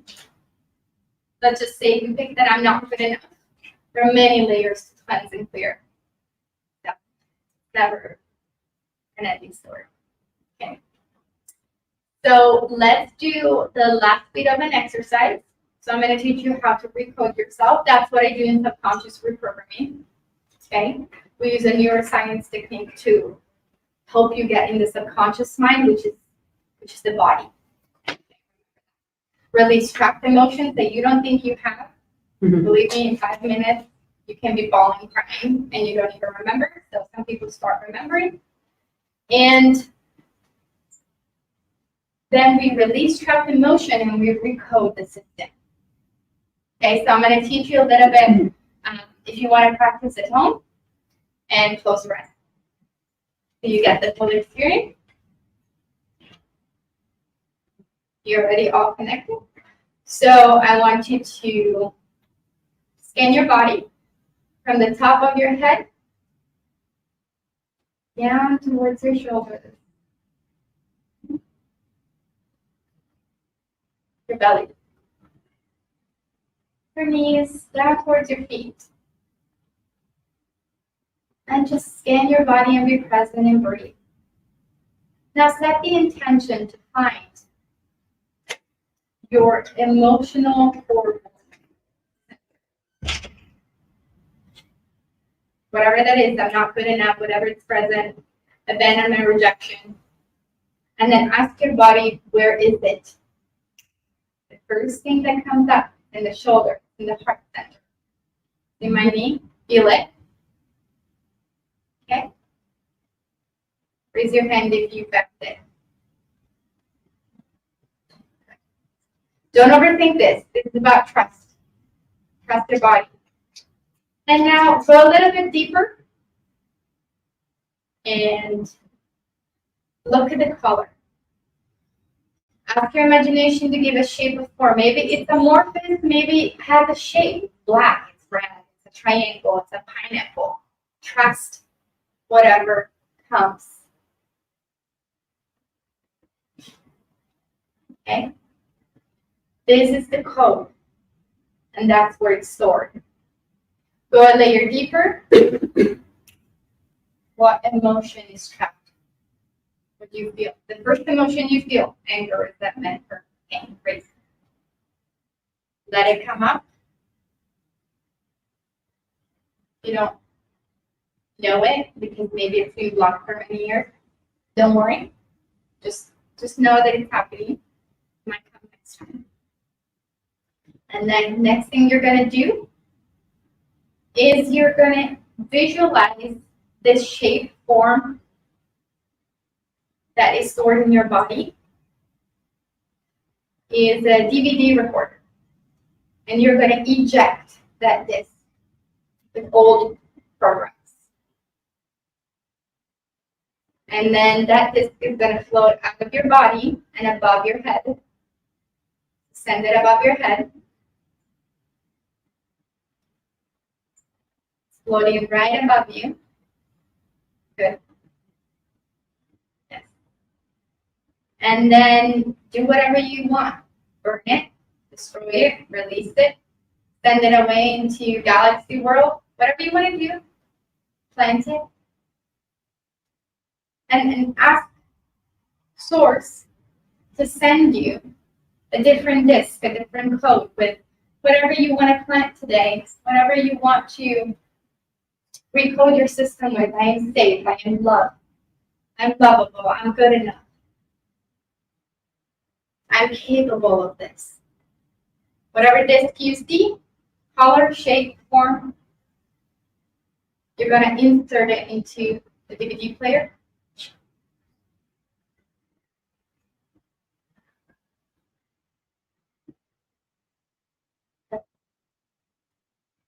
And I'm going to count to 3. And number 3, you're going to implode it from the inside out. 1.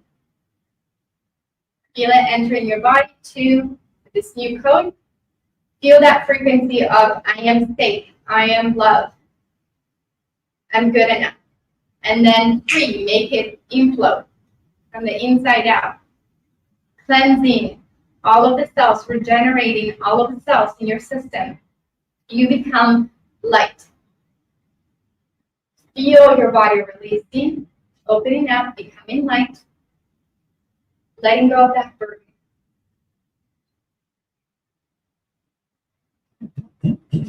And then make it bigger.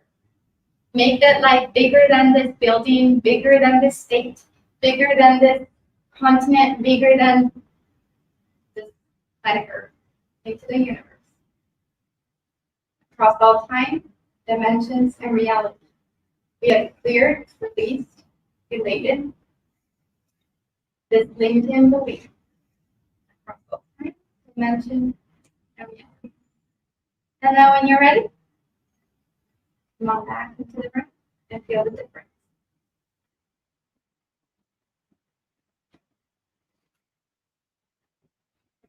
How are you all feeling? It's just a taste of what healing looks like.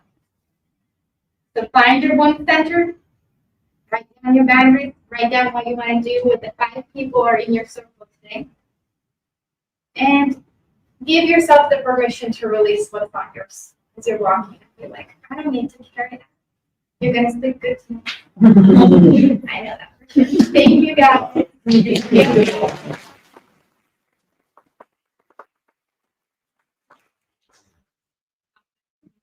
I'll be in the back. You know, you want to come there and I have a protection prayer for Emma you can download. Yeah, and if you want to text the book over there. We've got to make everybody.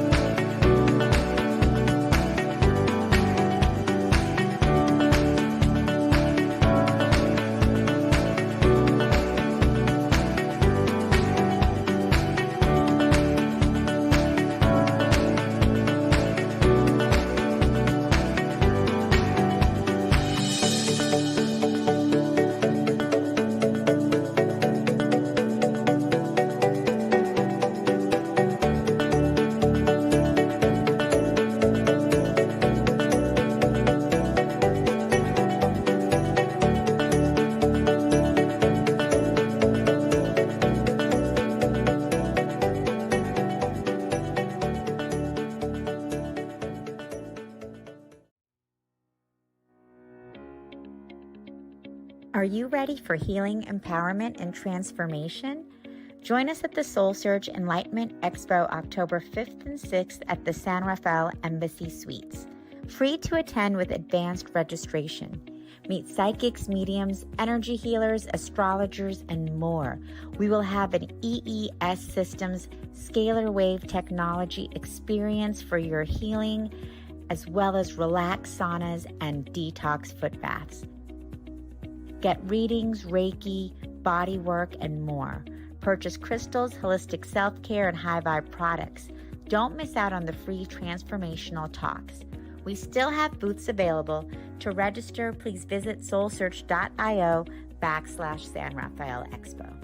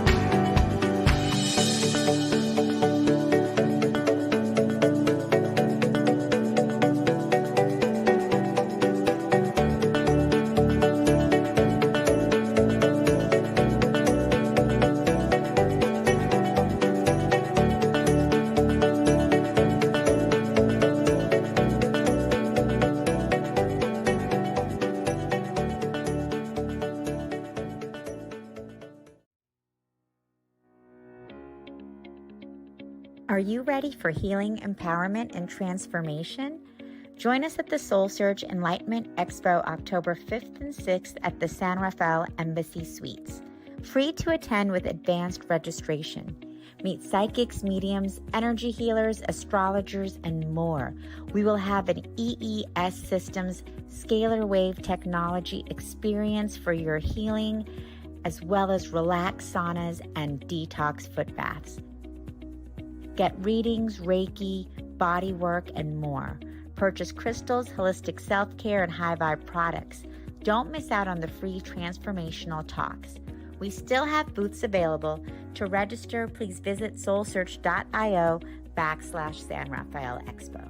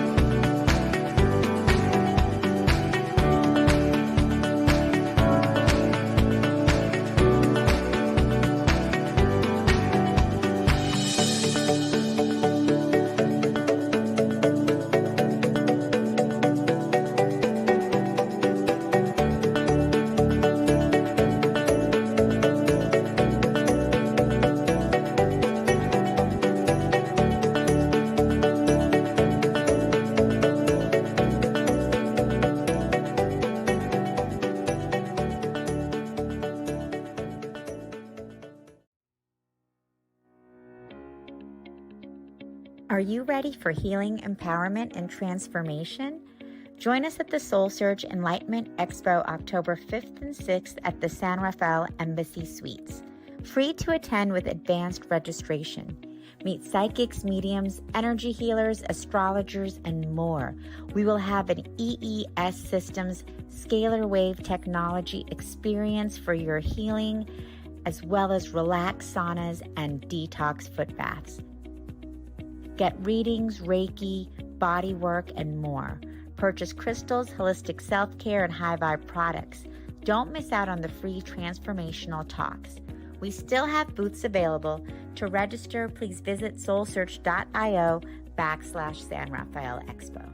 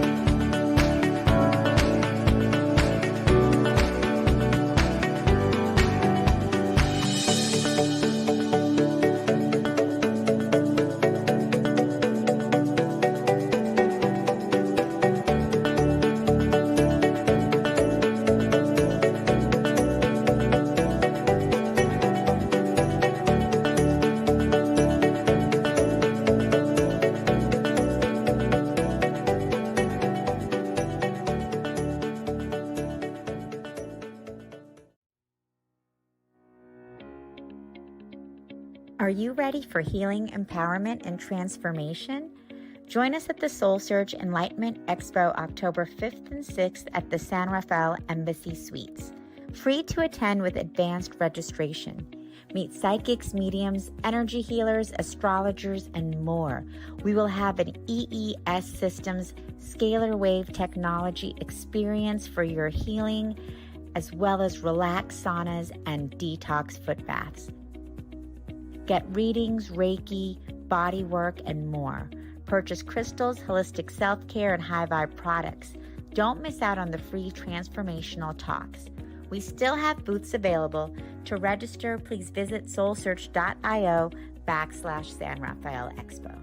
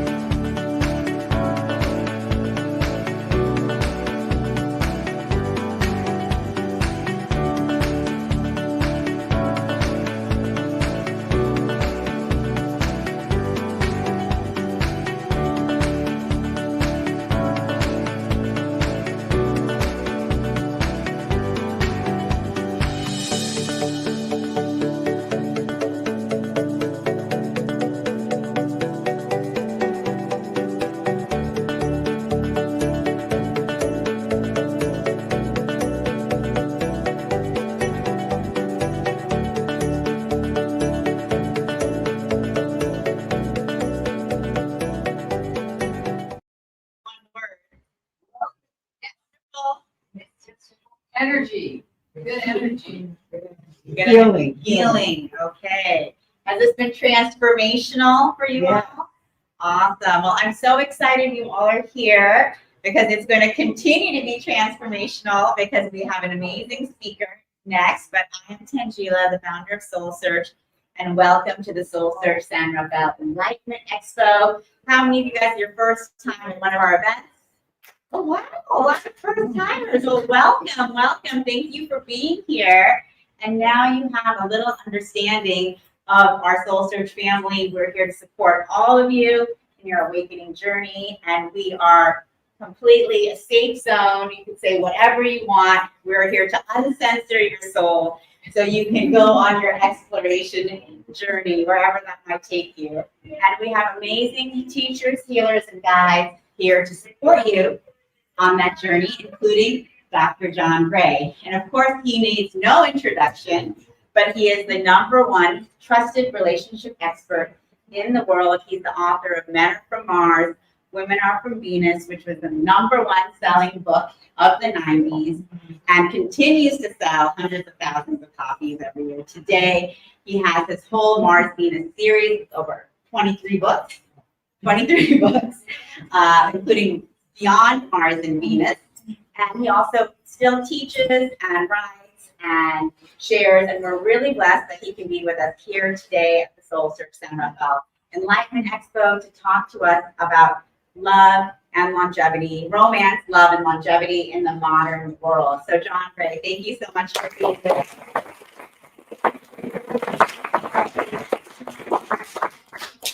Welcome, are we not taping? We are. Oh. Oh yes, and hello to our live stream audience. Thank you for tuning in. Okay. Terrible lighting for that. Okay, let me put the light on. Oh, now you asked. So I just finished the class. And you want a microphone for me? Yes. This is for them, not for us. Yes, exactly. So I just taught a class all day Friday, all day Saturday, and today, and I just come over here. So Billy's sitting down, but I'll get my flow going. So if you're happy to be there here, let me know again with all your clapping.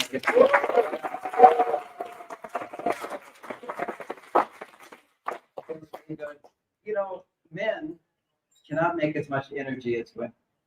You probably didn't know that. By the way, the theme of this is love, romance, longevity. I talk about love, I talk about romance, I talk about longevity. They all go together.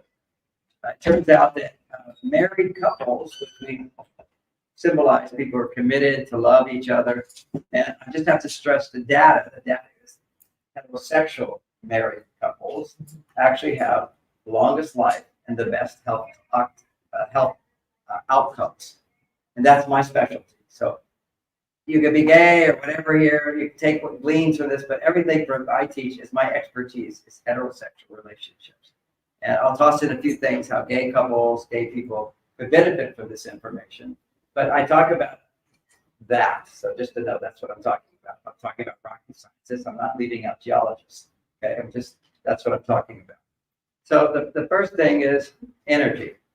We're designed biologically different in so many different ways. Probably about 100 ways I could talk. So today I just thought since I was tired, I started talking about energy. So men run under different fuel primarily than women.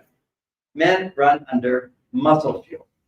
If you look at actually the genes in a man, if he has the Y chromosome, his body will make 25% more muscle genes than a woman, just to start out. And then you can build muscle from those genes. And some men will have less, some men will have more. My older brother, just 1 year and a half older than me, I watched a movie when I was a little boy, Hercules. It was my first personal development workshop, you know. And in that movie of Hercules, he got on a boat and sailed to the Mediterranean, this one guy, and he started exercising, and his muscles got so big that now all of the men on the boat, they had to go to the other side. Otherwise, the boat would go around in circles. This one guy. I looked at that, being a little guy. That's what I want. That can happen. You know, kids believe what they see on TV. Okay. This is back in the day of Jack LaLanne. My dad was really into Jack LaLanne too. He was into protein powder even back then. He had his little protein chips, and he was always doing, the various diets. This is back in 1950s. And Jack LaLanne came along, and there were Jack LaLanne exercise places. So the whole family of 7 children, we would all go to Jack LaLanne. The funny thing about this is the whole family, when I was 3 years old, we were doing yoga on yoga mats. I had very esoteric parents. And think about this. This is in Houston, Texas. We're Texans all doing yoga. And so my brother and I would go to the gym, and I'm doing the same exercises as him, expecting to become Hercules. It just didn't happen. It just didn't happen. And he became Hercules. And we did the same stuff. I go, why is that? So somebody could just tell me that we have different body types. See, if you understand body types in biology, and just look at men and women, there's different body types. But if the 3 basic body types are mesomorph, which means you've got way more muscle mass. The next one is endomorph, which means you've got way more than other body types, fat cells. You're born with more fat cells. And then you've got ectomorphs, and I'm an ectomorph. And ectomorphs have much less fat and much less muscle. So it's kind of the tall scientist kind. And then there's the short scientist type. I'm the short type. Jung talked about this in terms of mental types, intuitive types, emotional types, physical types. So a mesomorph type would be more physical, they have more muscle.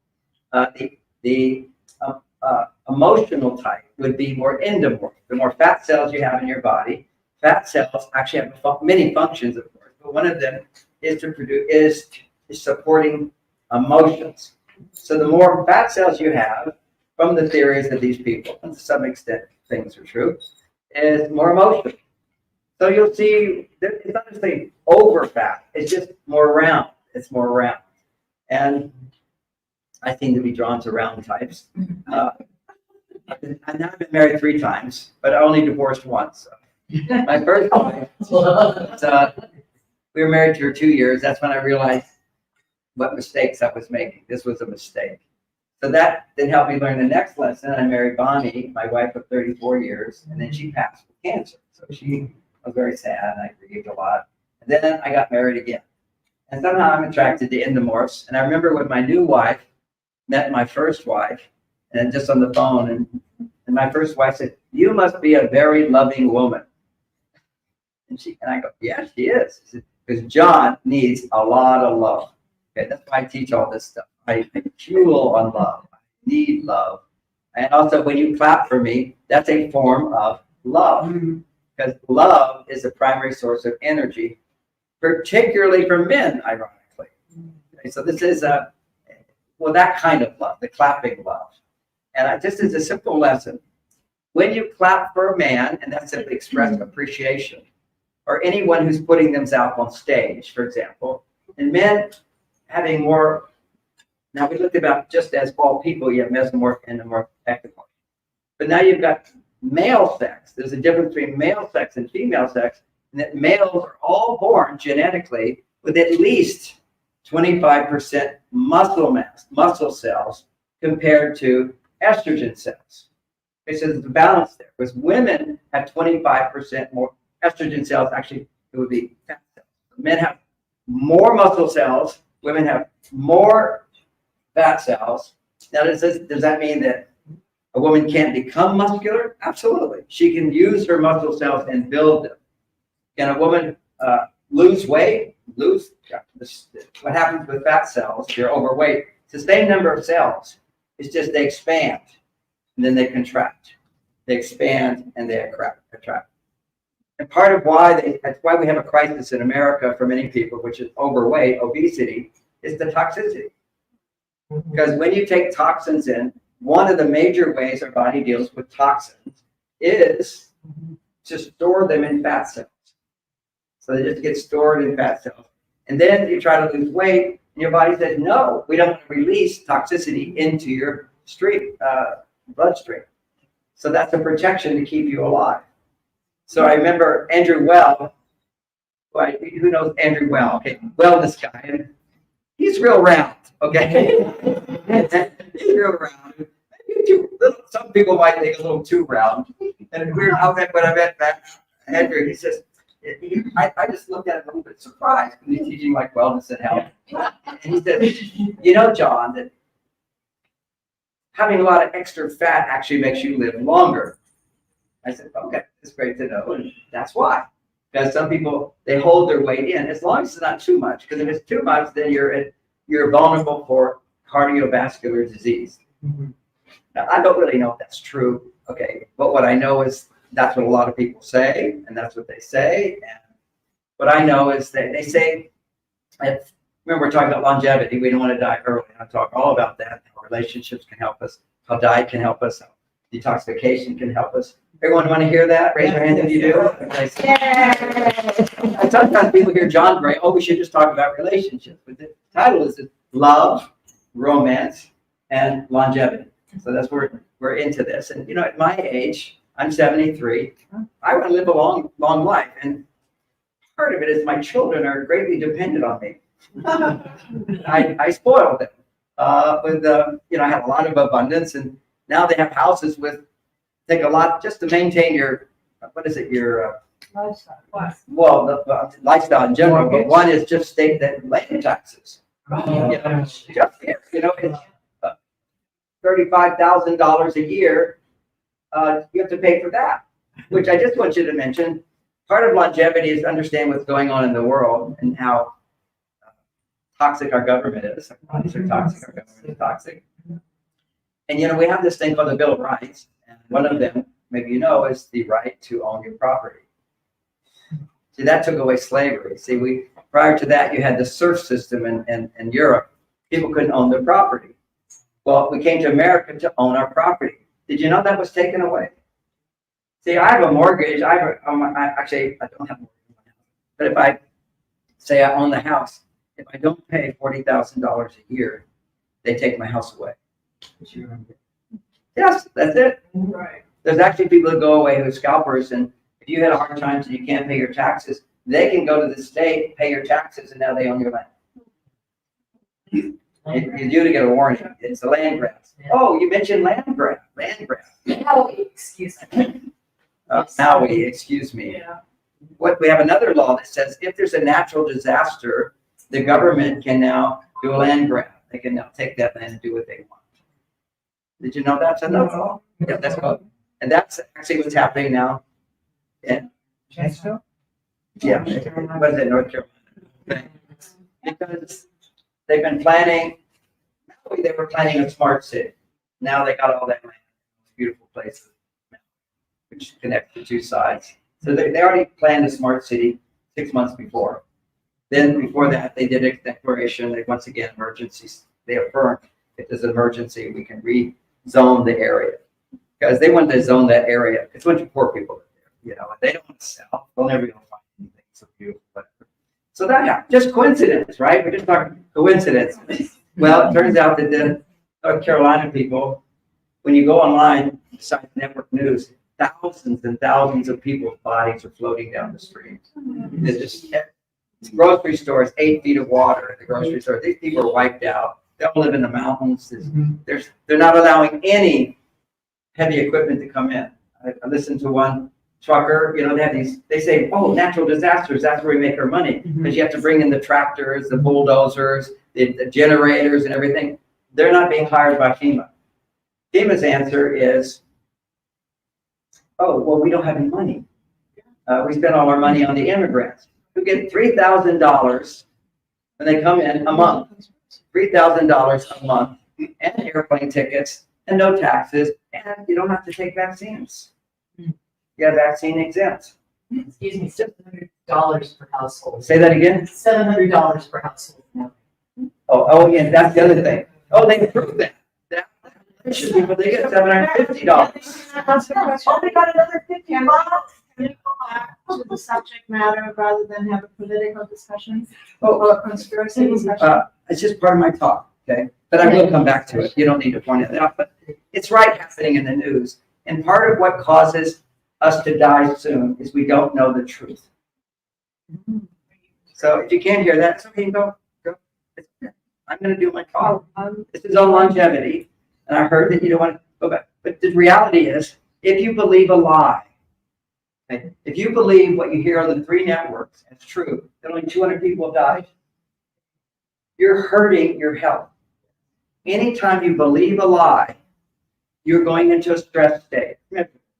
Believe a lie, you go into a stress state. If you hear the truth, your stress goes down. Which is why my books are very popular, because I say the simple truth. And I did start out maybe too soon for you, and I apologize for that. You didn't expect that. But that's part of my message, okay, just to let you know. Telling the truth about men and women. Because another big lie we're being told, what is it? Boys can be girls? Girls can be boys? No, they can't. No, they can't. This is a big lie. Now, I remember back when I started teaching Mars, Venus. It was like I was the little kid pointing out, the emperor has no clothes. The universities were all saying, men and women are the same. I did debates with the prime minister of Norway, the head of the Democratic Party, all these things. And these are like head leaders saying there's no significant difference between men and women, other than men have this little penis. And women wear red shoes. It's significant. This is what we're living in, a world of complete deception and lies. And then we're told to eat these foods, the food pyramid. Thank God JFK, the Kennedy guy, is going to go in and kick everybody out of that horrible government. NIH, they lied to us and lied to us and lied to us. All we're being told is lies. And when you believe lies, you become sick. The number one stressful thing. And why do we all have emotional problems all throughout history? Parents lie to your children. What are the lies we tell our children? If you make a mistake, you deserve to be punished. If you make a mistake, unless you suffer, I don't love you as much. What a crazy idea. I mean, doesn't it sound crazy? When I married my wife, Bonnie, she had 2 little children, and then they'd be running around and they wouldn't listen to anything, and Bonnie would then scream. I'm not going to scream, but I'm a little, and the kids got to go, uh-oh, mom's going crazy. And then she'd say, now go to your room. And then they would like, oh, Dad, go to my room, my dad. And then, it's going to be 30 minutes and you come out. 30 minutes. They come out, and when they come out, they're smiling.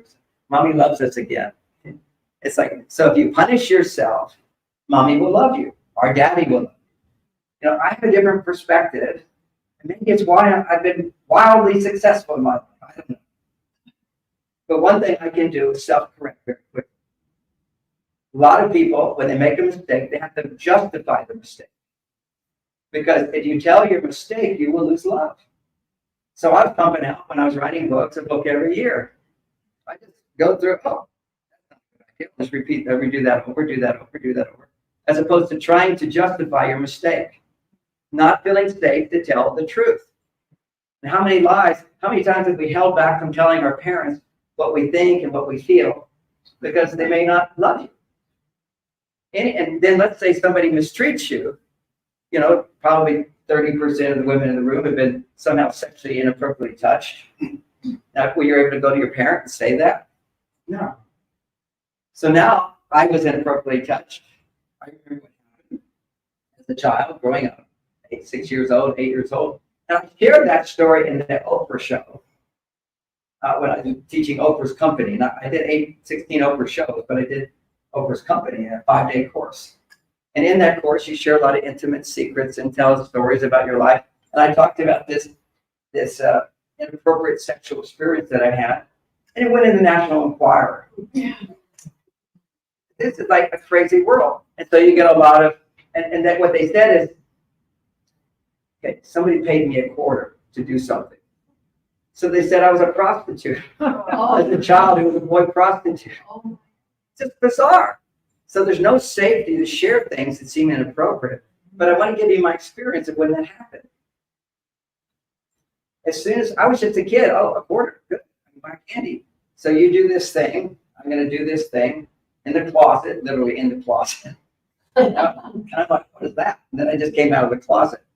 And there were 3 other neighborhood boys, and every one of them said, don't tell your mother. And I didn't know what was wrong or whatever happened, but don't tell your mother. And what was the experience I had?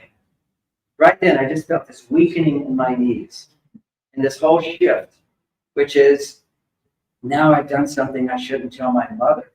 So I just broke part of the link between me and my mother. The next thing is, next time mom was happy to see me, part of me is feeling like, oh, you wouldn't be happy to see me if you knew what I did. See, this is what secrets do. Now what do we have? We have a CIA that has so many secret activities. They still won't release what happened in that President Kennedy was shot. Because they say it will be too disturbing area. Because the CIA did it. They organized it. Of course they did it. And they don't want people to know until everybody's dead. And now people are like, it's past. That's the old government, not the new government. They're doing this all the time. The most next one's coming out is they didn't kill bin Laden. That was all fake too. They went in and killed some guy, and they realized it wasn't bin Laden. So they threw him in the ocean, so you couldn't do any genetic testing to see if it was bin Laden. That's coming out now. That's going to be the big October surprise. All the representatives that got it, the videos of it, and Iran did this deal with America. And America, basically, they thought, oh, this would be really good. We'll pay them some money. Iran will do some deals. We might give them money. Well, and they did. And it's all recorded on audio. It's coming out. And then when Obama found out it was a lie, they kept telling the lie. And now Iran had him in the pocket. And then Obama gave them all that money because they said, we're going to tell the Americans that you lied. This is what they do. This is the whole, what's the name, the Diddy thing happening now. You've heard about the Diddy thing. It's okay if you want to go. I know it's unfair, but I'm giving a talk on the truth. I understand. Good. So the Diddy thing, who knows what's happening with Diddy? So Diddy is the Hollywood version of Epstein. Was it Epstein? Mm-hmm. So Epstein, he had all these millionaires, politicians, they all come to his island, and they have sex with children. They have videotapes of it. These people didn't want to do it. It's part of being in the club. I was invited into the club. When I was the biggest selling author in the world during the 90s. Twice they approached me and said, join the club and we will support everything you do. We have unlimited money. And they do. Unlimited money. I said no. They haven't bothered me. And that's right. They just never threatened my life or anything like that. But basically, about 6 months after that call, I was no longer allowed to go on. Oprah just stopped having me on her show. Today's Show stopped having me on the show. Morning America stopped having me. See it. I was an expert on every single show. That's how you sell books. You have to be on TV all the time so people can see you and hear you. And the number one biggest selling of that decade, and maybe over 150 million books around the world, 45 languages. And one day I was not allowed to be on shows. This is the year 2000. Right after USA Declared, I was supposed to, and one of the top influential books of the whole decade, and my sales were greater than anybody else. And then one day it happens. So where did this happen? Remember, what's her name? Anyway, I'm just saying, we're being lied to all the time. Our lives are filled with lies. What is real in your life? When you find out what is real, it's learning to get in touch with what you feel. What you feel is what's real. But then that's a confusion as well. So let's clarify that confusion. Because you can be in a marriage, and I feel you don't love me. I feel you don't like me. I feel I can't get what I want from this marriage. I should leave this marriage because that's what I feel. And we're all feely people, right? So as soon as you feel something, you believe it's true. If you feel something, it's not true. It's true that you feel it. So I can't argue with you. If you feel you don't feel that. You're wrong for feeling. And you can't tell me how I feel. I remember saw this in one of the political elections where one side was saying to the other side, that the crime has gone down. And then the other person was saying, it was actually a Republican. The Republican was saying, by the way, for those of you who think I'm just a Donald Trump guy, I didn't vote for Donald Trump. I wouldn't vote for Donald Trump. He doesn't have my values except that look at the policies of Donald Trump. Yeah, this is in Marin County saying this. I know you've all voted for. I voted for. Sorry. Okay, not you. But always, what I don't want to happen in this country is illegal people coming in who don't get green cards. My wife had to get a green card. She had to go through a whole process. I have to prove to get her here in a green card that I can support her so she's not a drain on the community. That she respects American values. That she has support. She has no criminal record. None of that. Venezuela now has no crime. They emptied out all of the criminals. These are rapists. These are murderers. They supplied them. They paid them to come to America. And they're still being paid in America. This is 300,000. Now there's 400,000 children. 400,000 missing children. Where are they? See, what they do in these cities, if you saw that wonderful movie, they gave you a glimpse of what's going on in this world.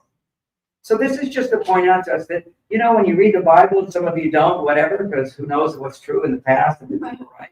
However, there's something called God and the devil. There's good and there's bad. We can't comprehend bad. You can't imagine that somebody wants to hurt your children. You can't imagine that. We would never do that. There's nobody in this room that would do that. We can't even imagine it. Well, it's all, so many things are happening, you have no idea. I have one woman that comes to me in counseling. She shows me all the scars on her body, where when she was a little girl, her father, who was in the club to get the adrenochrome. How many are familiar with adrenochrome? You all hear about it. You don't think it's real. No, that's just it. That's just conspiracy thinking, whatever. This little girl, she said what she would do, the father would say to her, now this is what I'm going to do. And it's going to hurt a lot. Talk about it a lot in order to create the fear. What they do is they create this terrible fear inside. Adrenaline goes to super high levels of the anticipation of pain and suffering. And then you do it, and you take her blood, and you drink it. You see, you can't even imagine that. And yet we go to the movies about vampires. And we also know with vampires, they can't do anything to you unless you invite them in. You have to comply. And they tempt you. They tempted me. And once you have adrenochrome, you can't live without it. Talk about cocaine. Cocaine is nothing compared to adrenochrome. Okay, now that's about the truth. All I've done is just said, it's an evil world. None of you are evil. You wouldn't be in my room if you were evil. What's real to you is what you feel. But when you feel your emotions, that's the most real. The emotions is what your soul talks to you. When your thinking is off, you will experience negative emotions. So if something makes you sad, my wife died, I'm really sad. So if you analyze why am I sad? People will say, John, why are you grieving for 2 years wanting to die?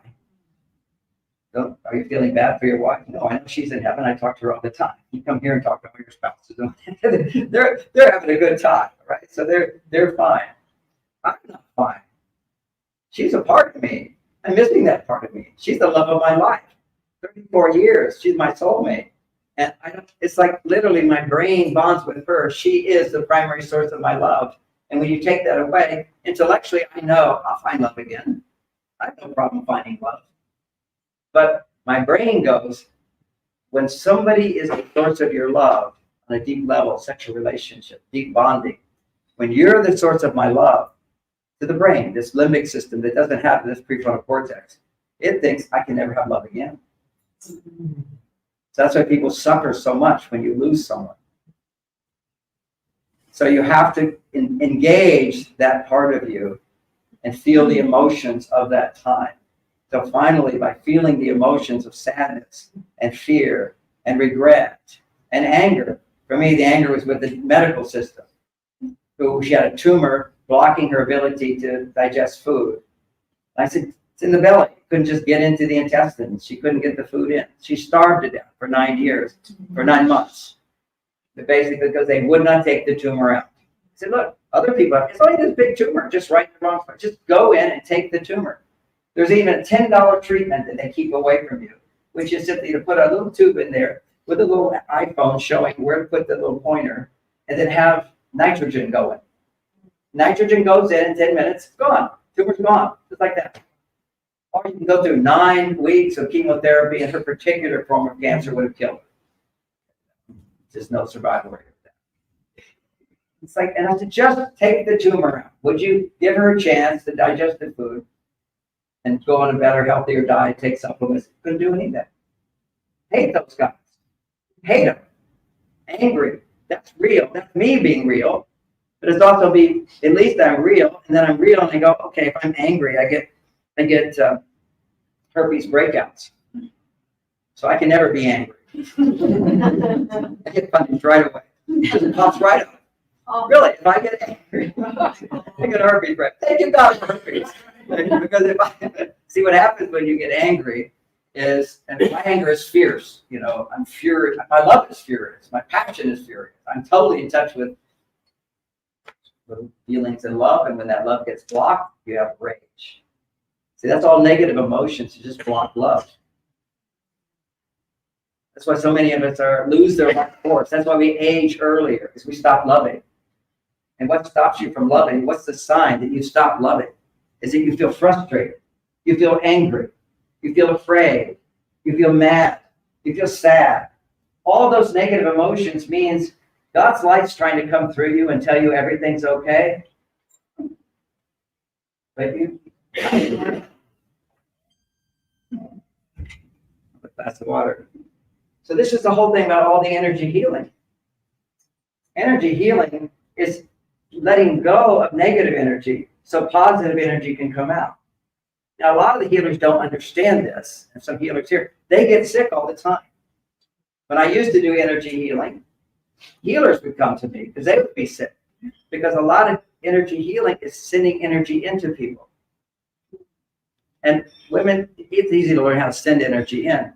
But if you're a healer, the reason you can easily send energy in is you're porous. You're in touch with your feelings. You're connecting with the divine very easily.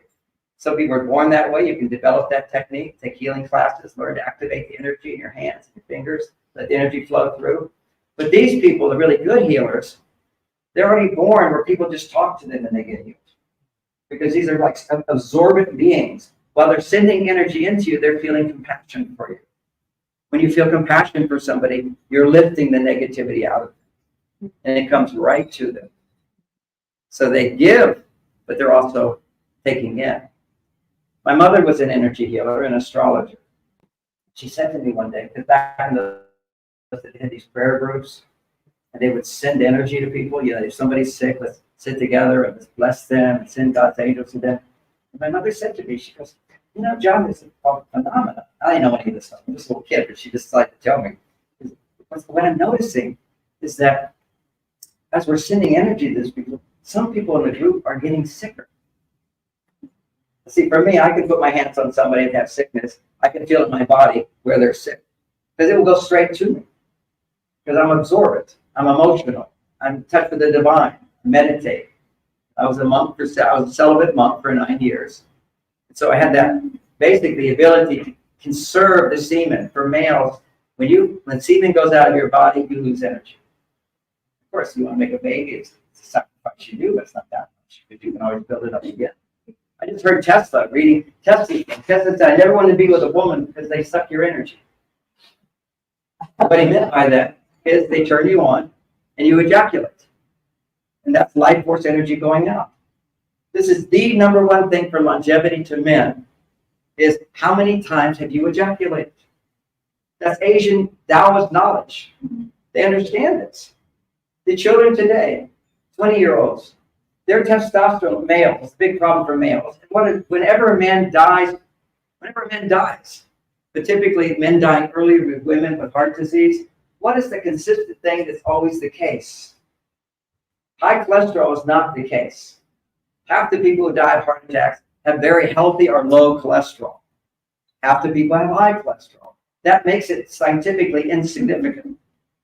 To understand that, you can't really, whatever that drug is, what is the drug that gives people? Lipitor. So 20 years ago, I had a health center, a wellness ranch, I had Parkinson's disease and healed it. So by learning from alternative healers and people and all that stuff. So big thing I was into at that time was don't take Lipitor. You can actually see there's a black box warning on Lipitor saying you can lose your memory. It's right there. And it took a long time to prove that. It's hard to prove anything. The biggest selling drug in the world is Lipitor. Biggest selling. The next one is also almost as bad. But this would look. So I was at a bar mitzvah, big party and people there. they put me at the spot next to the guy who invented Lipitor. I thought that was okay, so literally, I wasn't in control of myself as much in those days, But I gotta eat next to this guy. I said, okay, I want to clear the air so we can just be friends here. My friends put me here because they know that I hate Lipitor. I'm trying to tell everybody never take Lipitor. It's completely stupid. It's killing them, basically. It's giving them dementia and all that. So he laughed at that. He said, it's John, I invented Lipitor. I don't think everybody should be taking it. I invented it because there is a sickness and disease where some very rare disease where children will have, we're looking at like 250 to 300 is like your cholesterol levels generally. It's children who have cholesterol levels of 800 to 1,000. And those children, if they have that disease, they'll die before they're 8 years old. So if you live beyond 8 years old, you don't have that disease. There's nobody that needs to take Lipitor. And he told me that right there. This is for a particular disease. So what they did is they said, oh, we have a disease that we can measure people have high cholesterol. And every year they lowered it down. It used to be like 200. If you go to Europe before people start taking Lipitor, you can't find anybody alive over 70 that doesn't have cholesterol levels between 250 and 300. And then they're telling you need to have 125. Now watching it go down, I remember going to a medical conference, and I was giving a talk on health and wellness and so forth. And the medical community had all these booths where people could get their blood tested and whatever, and for cholesterol. And I asked them, what's the recommended cholesterol dose level? Well, 125. But we really think you'd be safer if you go to 100. Do you know what cholesterol is necessary for? Brain. You're going to have dementia. You don't get a lot of egg yolks in your brain. You need that cholesterol. And then only the next biggest one is going to be the saturated fat thing, but I'm not going to talk about that. All over the internet. I made saturated fat the bad guy. So that enough on that. But since I know the Lipitor guy, I could talk about it. It's a fun story. Yeah. Let me get some water here. 20 minutes. I want love and romance. Okay, thank you. We'll get it. Now I'm on that. I tell you what just happened. I spent 3 days with people telling the truth. And so some part of me just needed to share that with him. I couldn't share it with them. I shared all that with them. I just needed to do that. So now you got a piece of truth. I do every 3 months in Marin County, I do a 3-day relationship mastery class. In there, I would do some of the ideas I'm just now talking about. The next day is that I talk about how to do emotional healing. Because we all been wounded by our childhood, wounded by our culture. We're told lies. Just the biggest lie is that you get less love. You get more love if you're good, and you get less love if you're bad. This is just childhood. And if you do have young children, the best book I could recommend for your children, besides Mine Children of Heaven, this one's even better. It's called Hunt, Gather, Parent. And what they teach is I have a book on how to raise children without punishing. And by using good communication skills. I could explain that, but I'm not. What they do is make it even not so that they have good minds about self-esteem and cooperation with the parents. This one, if you do what they do, your children are always helping you with housework. I couldn't get my kids to do that. So you awaken the motivation inside of children to help out. And you do that by, it's a whole system. I don't want to go into. You want some romance, and you deserve that. So the whole idea of romance in a woman is you will feel romantic feelings. Biologically, the only time you can feel romantic feelings is when your healthy level of estrogen doubles. Now, as you get older, your healthy level is lower. It's not going to be like it was when you were a young woman, but you do have a healthy level. What would that level be? For you, will be unique, but it'll be your level of estrogen when you're not feeling unhappy. So if you're feeling happy because you spend time in the garden, are you having lunch with your friends? Are you in a stress-free work environment where you felt loved and supported? So you're at ease. There's no stress in your body. When there's no stress in your body, you're not producing adrenaline. You're not producing cortisol. You're producing basically 10 times more estrogen than a happy man. That's the difference between men and women. I don't need to have 10 times more estrogen in order to be romantic. I don't need any romance. I just need a little more than I would normally have. What I need to be romantic is, first of all, I need the baseline of 10 times more testosterone than a woman.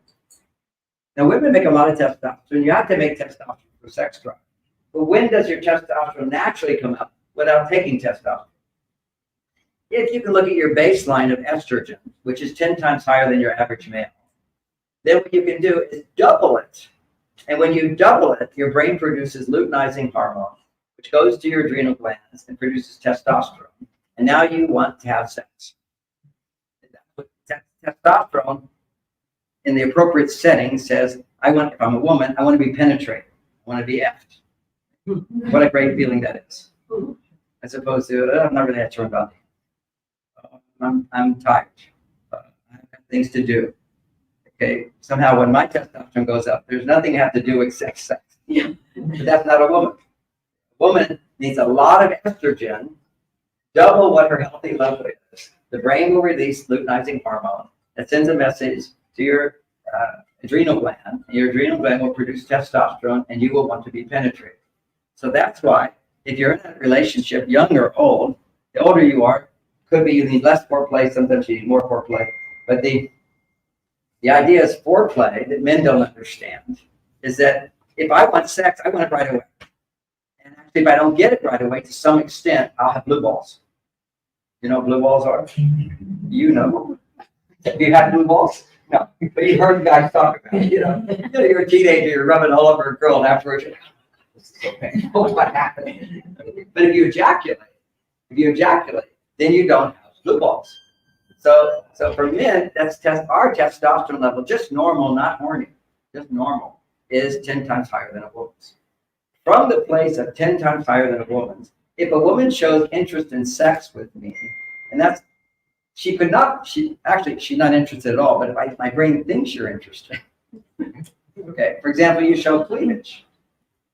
My brain thinks you're interested in having sex with me. That's the whole idea of men with their breast thing.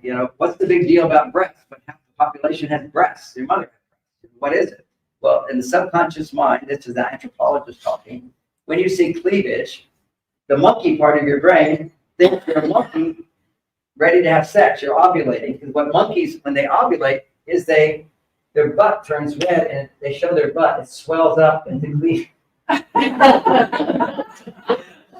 And then the males, they get activated to do their job. I mean, coaches have known this all the time. You put on little pink stuff right here. You know what the pink stuff happens? After my wife has had several orgasms, it's all red. It's the blood goes up and you flush. So you're like walking around with your pink stuff. My subconscious mind's going, my God, she just had 2 orgasms. She's ready for another.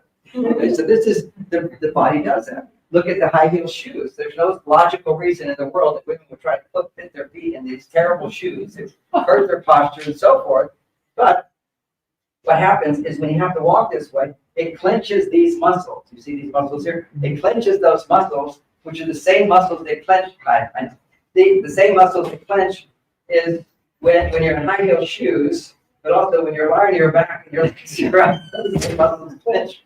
They're all subtle messages that say, I'm open for sex. And of course, what also happens when you're kissing in a sexual thing is your lips look more like lipstick.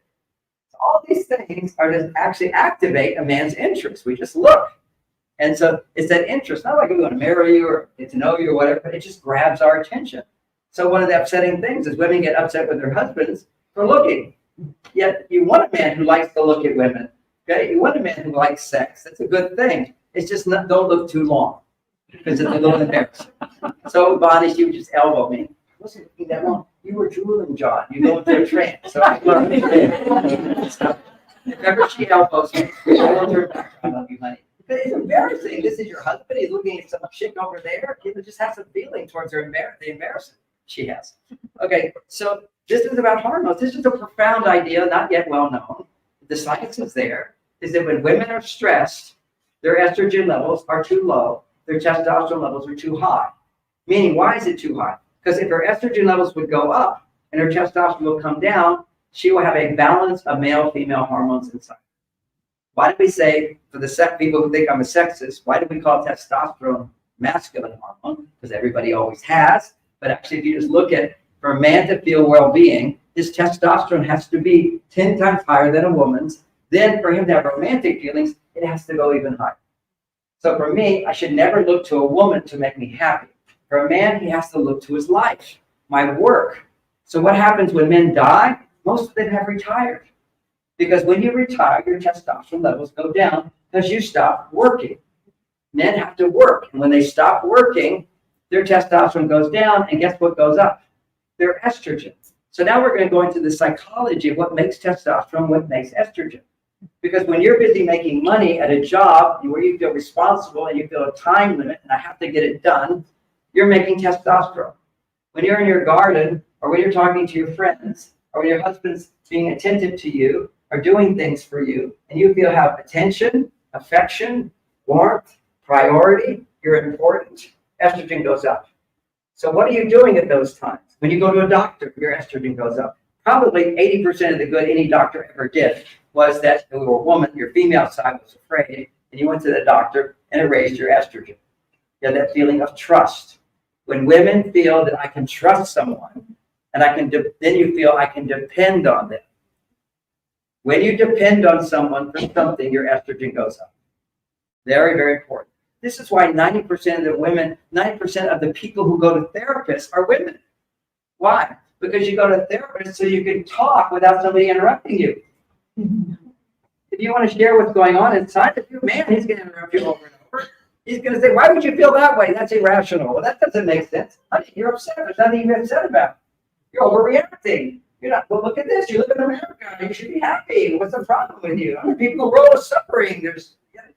Men want to logically talk you out of being unhappy because men get benefit from logically talking themselves out of being unhappy. That's how I stay happy all the time. I have such a logical brain. I can tell my wife, this is like a cardinal rule. Honey, if you ever see me upset with her, upset with anybody, just look at me and say, John, you know you're overreacting. You're being irrational. Now, you would never say that to a woman. But I'm a man. How do men deal with negative emotions? Well, now we have to talk about it, right? Psychology said, oh, poor little babies, little boys, they're all going to jail. They're all dysfunctional males. We have toxic masculinity. What is the feminist answer for toxic masculinity? These little boys didn't get to cry growing up. The stupidest thing I ever heard. You know what? I taught at San Quentin. What makes a man a criminal?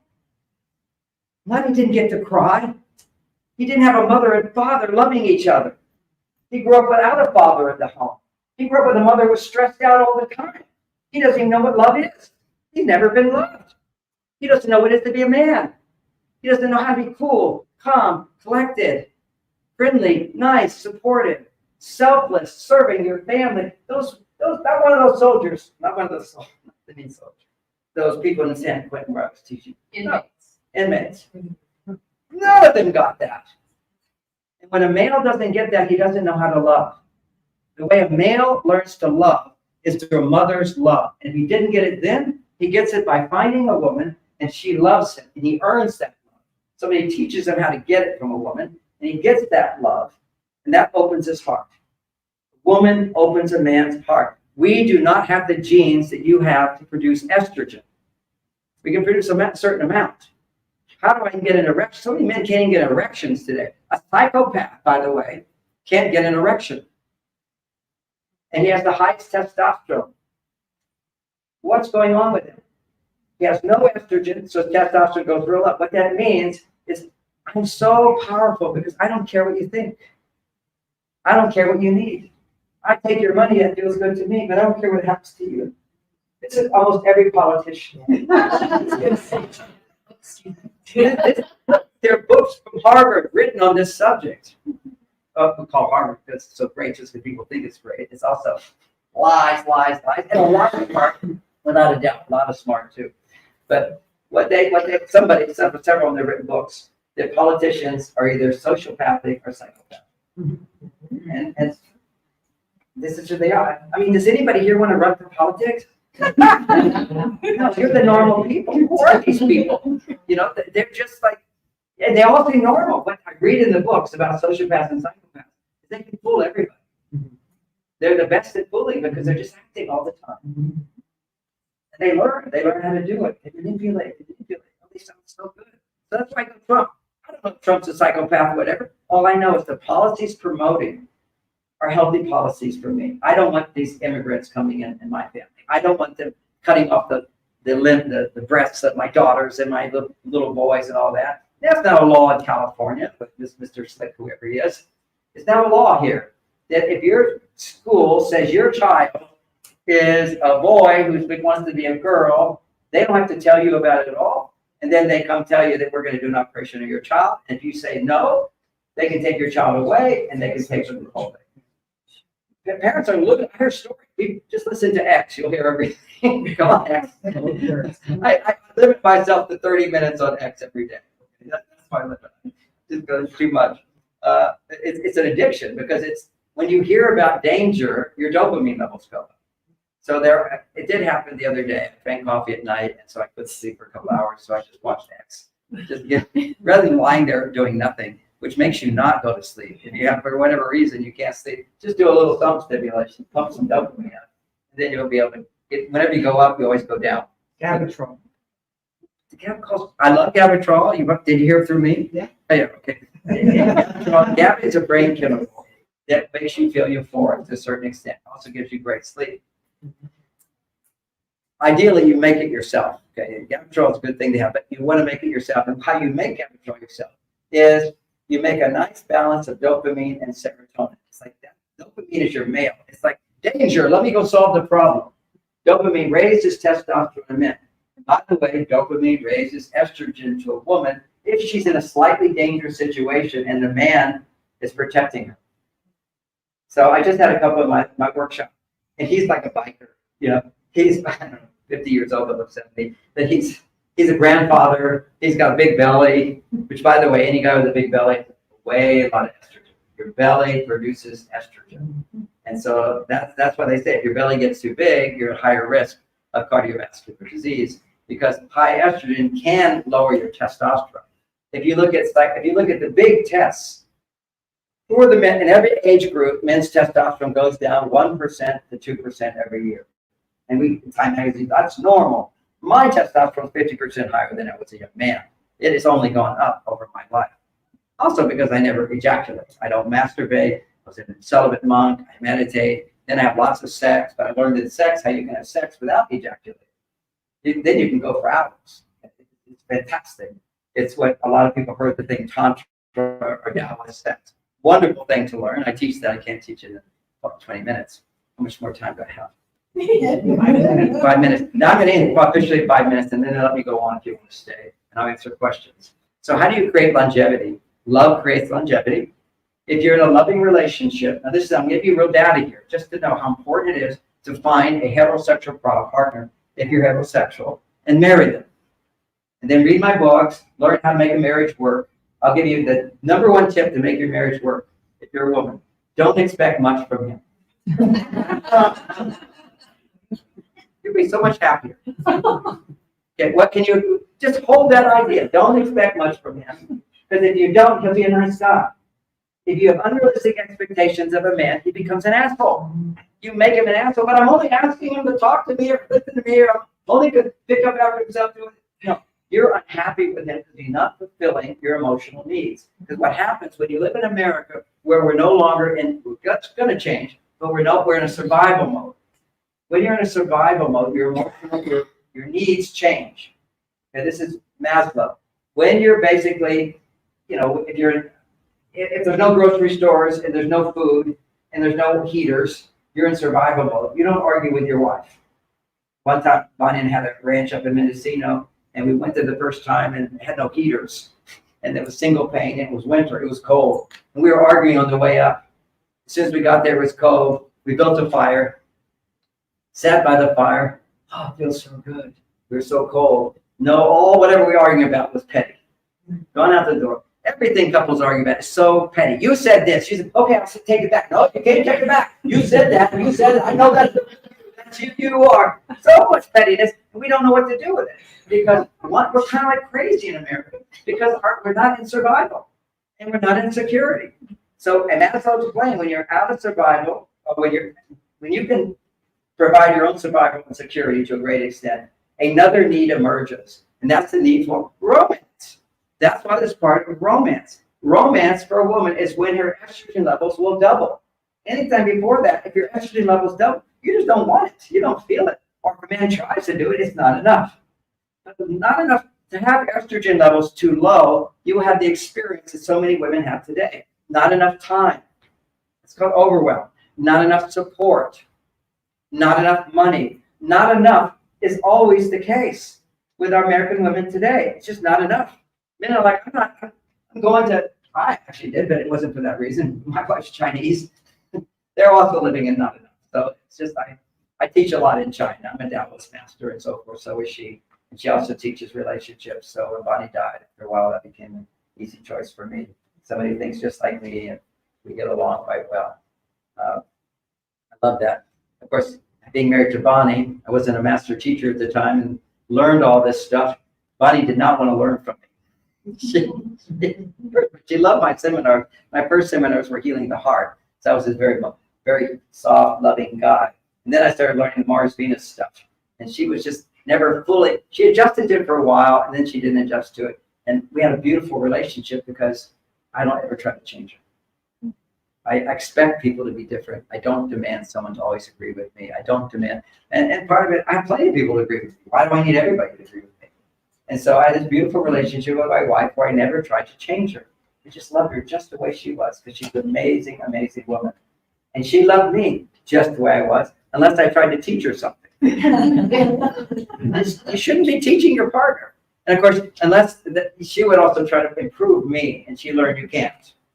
John does it himself. Just trust. He's always growing, and trust everybody's growing. But if somebody's doing it for us, we become weak. It's called codependent. It's when we depend on the government. Again, welfare programs. Suddenly, relationships wound down the tube. There used to be almost a man in every black home, and then when welfare came up, if you're poor, all you have to do is make babies with a man and no man living at home, and you get money from the government. How many children can you bring into this world without a husband? If you're in Hawaii, if you want free college, all you have to do is not have a man where you live. If you have a boyfriend who lives with you, you can't get free college. This is like, it was good to say, let's help the women. Let's bring the women into college. We've gone a little overboard with this. Now what we have is a college where twice as many of the people who graduate from college are women. And then they come out of college, they go, where are the men I'm romantically attracted to? Because maybe there's a few exceptions to this, but a woman wants a man who's taller. A woman wants a man who's more confident than her in certain things. Now, as you grow as a woman, you realize you're way more confident than men. So that's really tough. How can you be attracted to a man who's not more confident than you? Wise in some way. Even when it came to the wisdom of the past, who do you marry as a man? You always marry a younger woman. My body was older than me, so it wasn't like hard to do. But it was certainly a challenge. But the challenge of that marriage to make it great was it wasn't so easy, but I made it easy. Our relationships are easy. We're the problem. We demand too much. And when you put that on your partner, why would a man want to do more for you when you're not happy with him? And listen to a man, every man who wants a divorce, although I counsel way more women than want, occasionally a man wants a divorce. I say to him, give me the bottom line. No matter what I do, it doesn't make her happy. She's an unhappy woman. Then I know my own relationship, 3 years into my marriage with Bonnie, I said, look at this life we've created. It's amazing. None of our best-selling book, all this stuff. Actually, that was after 9 years. And so at that point, I had this great financially abundant life, right? And my wife wasn't happy. I said, honey, look, you've got your garden, you've got your friends, you've got your work, you have all these things. Everything you want, I provide. You're not happy. She says, John, I'm so grateful I have everything. I'm so, so happy. My only problem is you. So we changed that. I helped her learn how to process her emotions. You see what happens in life, no matter how good your life is, if you're a woman, you have 10 times more emotional response to life than your average male. Now, some men are too far on their female side, and that's a different thing. But you get a guy who can still chop wood. That's a guy who can still chop wood. Which, by the way, this was the theme of our last course, because it was the big biker guy. I said, what do you do when you get angry? Stop talking and go chop some wood. And I laugh because it's part of my message. Actually, Saturday Night Live did a skit on me, which is there's research that actually shows that if a team wins, his testosterone goes up. If he gets a big check, his testosterone goes up. That's success. Success causes testosterone to go up. So they measured how much it goes up if he wins, he's successful. Then they measured how much it goes up when he chops wood. Much higher. It's amazing. Just get out there, man. Use your muscles, chop wood, do something difficult. Then you go to the gym, you'll get a surge of testosterone. Not as much as chopping wood. So maybe you should have open gyms, with chopping wood gyms. Chop that wood. So, but what is it in a relationship that can my testosterone high? One is, I know it's super high for me because I also learned how to have sex without ejaculating. That's a big deal. Two, the most important, is I don't get angry. If I get angry, I just go chop wood. Now, for me, chopping wood is I just go meditate. And then if it's a lot of emotion, I'll go away and I'll write out all my emotions, which are always real. The only thing you can count on that's real and is aligned with your soul is emotions. If they're negative emotions, your soul's telling you you're thinking the wrong thing. It's telling you you're going the wrong direction. You should never make a decision based upon anger. Never make a decision based upon sadness or despair. And of course, the big one is don't make a decision based upon fear. Fear is false evidence appearing real. So I'm afraid to give a talk and I don't give it. And it's reasonable for me to give the talk, but I have all this anxiety. Many people go, I'm not going to do it.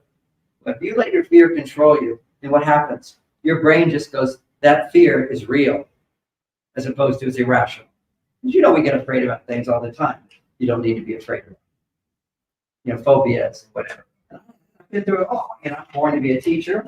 My first talk, I was teaching a talk on meditation that I learned from my teacher. I learned to talk, to do it in the mirror, stand in front of a group, give a talk, all ready to do it, got in front of it. Even before coming, had so much anxiety. For me, I had so much anxiety. My knees shook and I passed out. The room spin, I fell on the floor, looked like I was dead.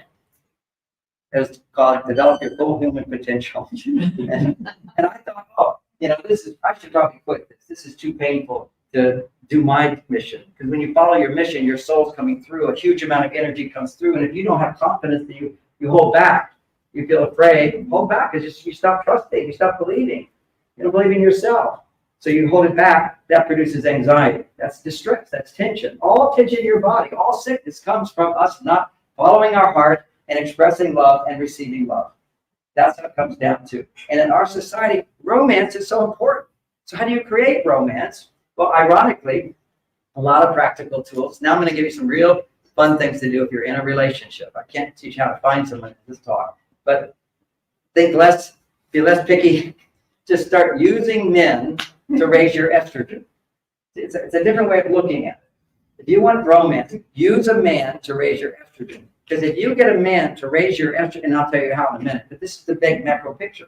Use a man, say, I'm walking around being alone. Being alone is just making testosterone. That's what testosterone is. Whenever you feel independent, that's testosterone. Whenever you feel dependent, that's estrogen. So if you're walking around single already, you're not making enough estrogen because you're alone. So you need companionship. You need to be with somebody. And you can be with a woman and you'll produce some estrogen. It's just when you're a man, you produce more. It's just it's the pheromones going at each other. It's the biological differences, positive and negative poles coming together. And masculinity creates estrogen in women. Estrogen in women, what causes a man to have an erection, first you have to be horny. Yes, that means his testosterone's up, but his estrogen's not. Horny for a man is, I need to go into a woman because I can't produce that much estrogen without her. What is the big key difference between men and women? The Y chromosome. The Y chromosome, what does it do? Nobody tells you what it does. The Y chromosome, after 3 weeks, because we have all the genes that little girls have. Babies are all the same up to 3 weeks. The Y chromosome comes in. It really explains why. Is it produces 23 genes that women don't have. And those 23 genes override many of our female genes. So the female genes that need estrogen to make a baby, one of those genes overrides that gene to make estrogen to make a baby and has you making testosterone to make a baby. One gene makes a vagina. You override that, then you get the opposite of vagina. It's a penis. We're mirrors of each other in many ways. Not in all ways. We're humans. So many things we're alike. But when it comes to managing your hormones that make babies, we're very complementary and different, opposites in a sense, but they fit together perfectly. It's a hole, and something goes in the hole, and it feels good. That's what romance is for a man. For a woman, there's much more than a hole. It's the whole body. It's the heart. It's the mind. I need to feel heard. Learning how to talk to a man. Please, we're overdue here on time, so if you want to go out, because I'm going to hurt my feelings. So you have, what happens for women is, so we look at how to use a man to produce your estrogen. Because here's how perfectly we are. If I do something to raise your estrogen, it will raise my testosterone. See, this is the thing. If you're two women together, I have to do something to raise your estrogen. It doesn't raise mine. You now have to do something to raise my estrogen. Man, it's so efficient. All you have to do is use a man to raise your estrogen, and automatically his testosterone will go up. You will produce a smell, a pheromone. When I raise your estrogen, it'll activate my testosterone and it will go up. It's amazing. Also, I have the power to help raise your estrogen just on my own, because if I do something that raises my testosterone, it will raise your estrogen if I got my testosterone.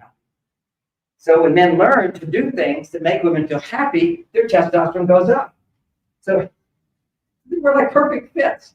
So here's what I call biohacks in order to do this. How to use a man. Talking. When you talk with him and a man listens with interest, your estrogen will go up. If you talk in a way that shares emotion, your estrogen will go up more. Whenever you have an emotion, your estrogen is going up. And by the way, if you have a negative emotion, your estrogen goes up. Doesn't matter. Emotion is estrogen. The problem with having negative emotions, your estrogen goes up. You feel better. You yell and scream, or you complain about somebody. Oh, it feels so good to do. It's just that it's addictive. Because see, when you raise estrogen by talking about negative things, you produce dopamine, which is whenever there's danger or negativity, dopamine goes up. And dopamine is addictive. Right? It feels good, but it can be addictive.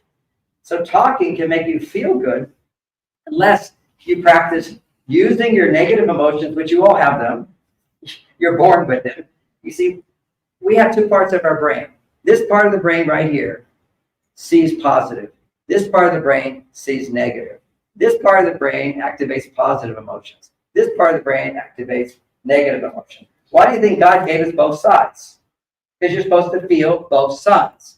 And whenever you're having stress, guess what all you have to do? When you're stressed, you're frustrated about something, you're concerned about something, you're worried about something, maybe you're angry about something, maybe you're regretting something, maybe you're sad about something, disappointed about something. And most people just say, I'm upset. That's zero emotional intelligence. Saying I'm upset, there's no estrogen at all. But feeling the emotion of upset will do that. Now, my books give a lot of processes on emotional intelligence on how you can actually learn. It takes practice to do this, guide to do this. But the point is, bottom line, you're on a date with a guy or you've got a partner, you go to them and you say this. Well, we'll talk about when you're in a relationship first, because that's where the romance really happens. So you've got a partner, you've lowered your expectations. How am I going to use him? Okay, that's the attitude. So what do I need a man for? What do I need a man for? I'm explaining what you need a man for. He's great at raising your estrogen if you know how to use it. And that will raise his testosterone. He'll be a happy camper too. So what do? You're in a relationship. You say, oh gosh, I'm so happy to see you. Already his testosterone goes up. The success is what raises a man's testosterone. I did something good. Oh, just come in. That's great. You're happy to see me. Next is, I couldn't wait to tell you what happened today. Okay? I get to talk to you. Talking produces estrogen. Sharing emotional talking produces way more estrogen. So you learn to say something like, you can say, oh, I was late today to work. There was so much traffic on the bridge. It was awful. And then when I got to work, the copier wasn't working and had all these messages. Thing, I'm late for this. And I did this presentation. I forgot my papers. I was so embarrassed. Okay. So that's your day. You're talking. But here's how to emotionally talk. Today I was so frustrated. There was traffic on the bridge. There was this car. There was an accident. I was so disappointed. I was late. Then I was totally embarrassed when I got there. Then the copy machine didn't work. I needed to have the paper for my talk. It was so frustrating. See, emotions are estrogen. Put emotions into your conversation. Learn how to feel what you say. Identify what you say. That's all called emotional intelligence. Then what happens as you're feeling everything? Take on it. Quick. Big. So when you're talking and you say to the man, you say, I just want to talk about what's going on today. Feels good to be able to share this with you. Please don't speak. That's it. It will make me really happy just to get it out. As soon as you say the word, it will make me really happy to get it out. I'll go, okay, it'll make you happy. Because I just did one exercise in my course where I had everybody get in a circle and just talk about things that are frustrating and disappointing in their life. And that's it. And nobody's allowed to respond to that person. Everybody cheated. I kept saying, hey, you're talking. Let them just speak. It's like you feel when somebody's talking about a problem, what do you want to do? Solve it. Don't worry about it. It's no big deal. Minimize it. That's your male side, whether a woman does it or a man does it, because you want to solve problems by being rational. Solve the problem. We don't realize the problem for women is their estrogen is too low. They need to raise their estrogen. Talking tends to be one of those powerful ways to do it. If you have somebody who doesn't interrupt you and listens to you, doesn't think you're crazy or weird, but just can understand you're from another planet. Okay, that's all I did from Mars and Venus. On Mars, you don't talk about your feelings. And if you want to look at why there's so many lack of interesting men, they're feminized men because they talk about their feelings. There's nothing more feminizing for a man. And when a man is feminized, what are the symptoms? Irritability, anger. Most people don't realize anger is high estrogen in men and low testosterone. And if I get angry, that means I'm on my female side. Do I want to be a girl? No, I want to be a man. I want to be desirable. I want to be the rock. So what do? I go chop wood. Now, chopping wood is any activity that would raise your testosterone. Because if all a man has to do to deal with depression, anxiety, fear, anger, feeling bad, feeling depressed, procrastinating, all this whiny stuff that men are doing today. And of course, what women are saying, and when I say this, there'll be women, but I want a man in touch with his feelings. You don't have a man in touch with your feelings, because once you have one, you feel like you have a baby, and then now you can't make romantic hormones. You can't make more hormones if you're nurturing a man, if you're helping a man. You should never help a man unless he really asks and there's no emotion associated. Oh, would you help me with this? He has to ask, do not offer advice, just like I don't offer advice to Bonnie. That made our marriage so happy. I just love her the way she is. You know, to me, one of my favorite go-to is, somebody else said this, the definition of a friend. Such a beautiful phrase, and I remind myself of it. A friend is someone who delights in your presence and has no agenda to change you. Just take that in. Somebody who delights in your presence, has no agenda to change you. And look, at that's who you are when you fall in love. You're just so happy to be with this person. You don't need to change them in any way. And as soon as you feel you have to change your partner, you're not loving. We pride ourselves in being loving. So many women, particularly, you buy all the romantic books, you buy all the relationship books, because you know you need love, because your estrogen gives you the ability to love. Men don't know it, but we need love more than women, because we cannot get erections without women. A man to have an erection has to have, his testosterone has to go up for a woman, and then his estrogen will go up. So when a man has these men who can't make estrogen, they can't get erections. Or if a man stops loving his wife, or feels that his wife is not happy with him, he can't get an erection. So after years and years of sort of suppressing yourself and realize, well, I can't have, thanks for coming today. And then thanks for coming. If you feel failure over and over, arguments would happen. Because in the beginning, you can have these big fights and you hate each other, you yell and scream, I hate you. Then afterwards you go, let's have sex. It's great. It's called make-up sex. It's fantastic. Why is it fantastic? Because you express emotion. If you express emotion, particularly the woman, she's expressing her emotion, her estrogen's off the chart. But then she comes back to, oh, I'm in danger with this person. Because anytime a man expresses anger, raises his voice in anger at you, says something mean in the tone of anger, your life's in danger. See, we're listening from different parts of our brain. There's an instinctive part of our brain that's programmed into our genes. Angry men, when men are angry, somebody dies. That's your biology. You can't go beyond that. An angry man shuts a woman down. That's why huge numbers of women, single women, will never vote for Trump.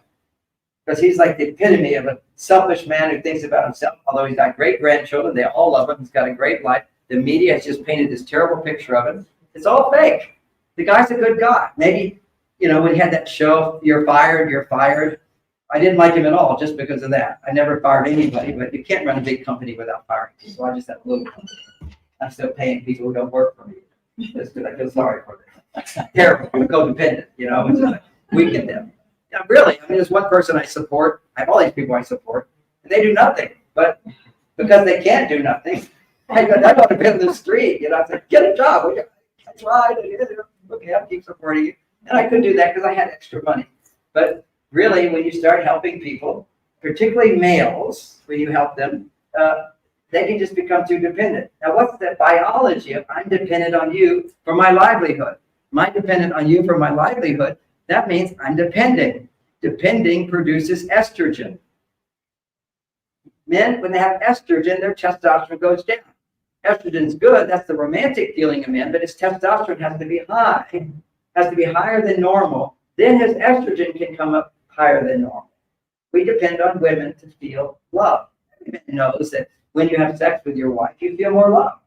So that's another thing for romance. Here's a nice little biohack for everybody, which is when you're having sex with your partner, if you want to keep part of the magic alive, there's a lot to this. And why would it be so complicated? Because nobody's doing it in this world. I won't go into the gloomy statistics, but this is a whole new thing. It used to be, they wouldn't call it romance, but couples had sex almost every night. In the old days, I'll tell you why. Because women's estrogen was off the chart. How do I know that? Because I don't believe anything in these books. Who writes the books, you know? But I do believe my own experience. I mean, things in the books might be true, but what's my experience? So I went down to primitive cultures. I did it in India, I did it in Africa, I did it in South America, just to live for a while and see what people are like. And so I was down in the Amazon when I had this discovery. I got on a private prop plane to land on a dirt runway to get it into a canoe for 3 hours with two guys who would take me to this place where there's no telephones, no Western ideas, but very few.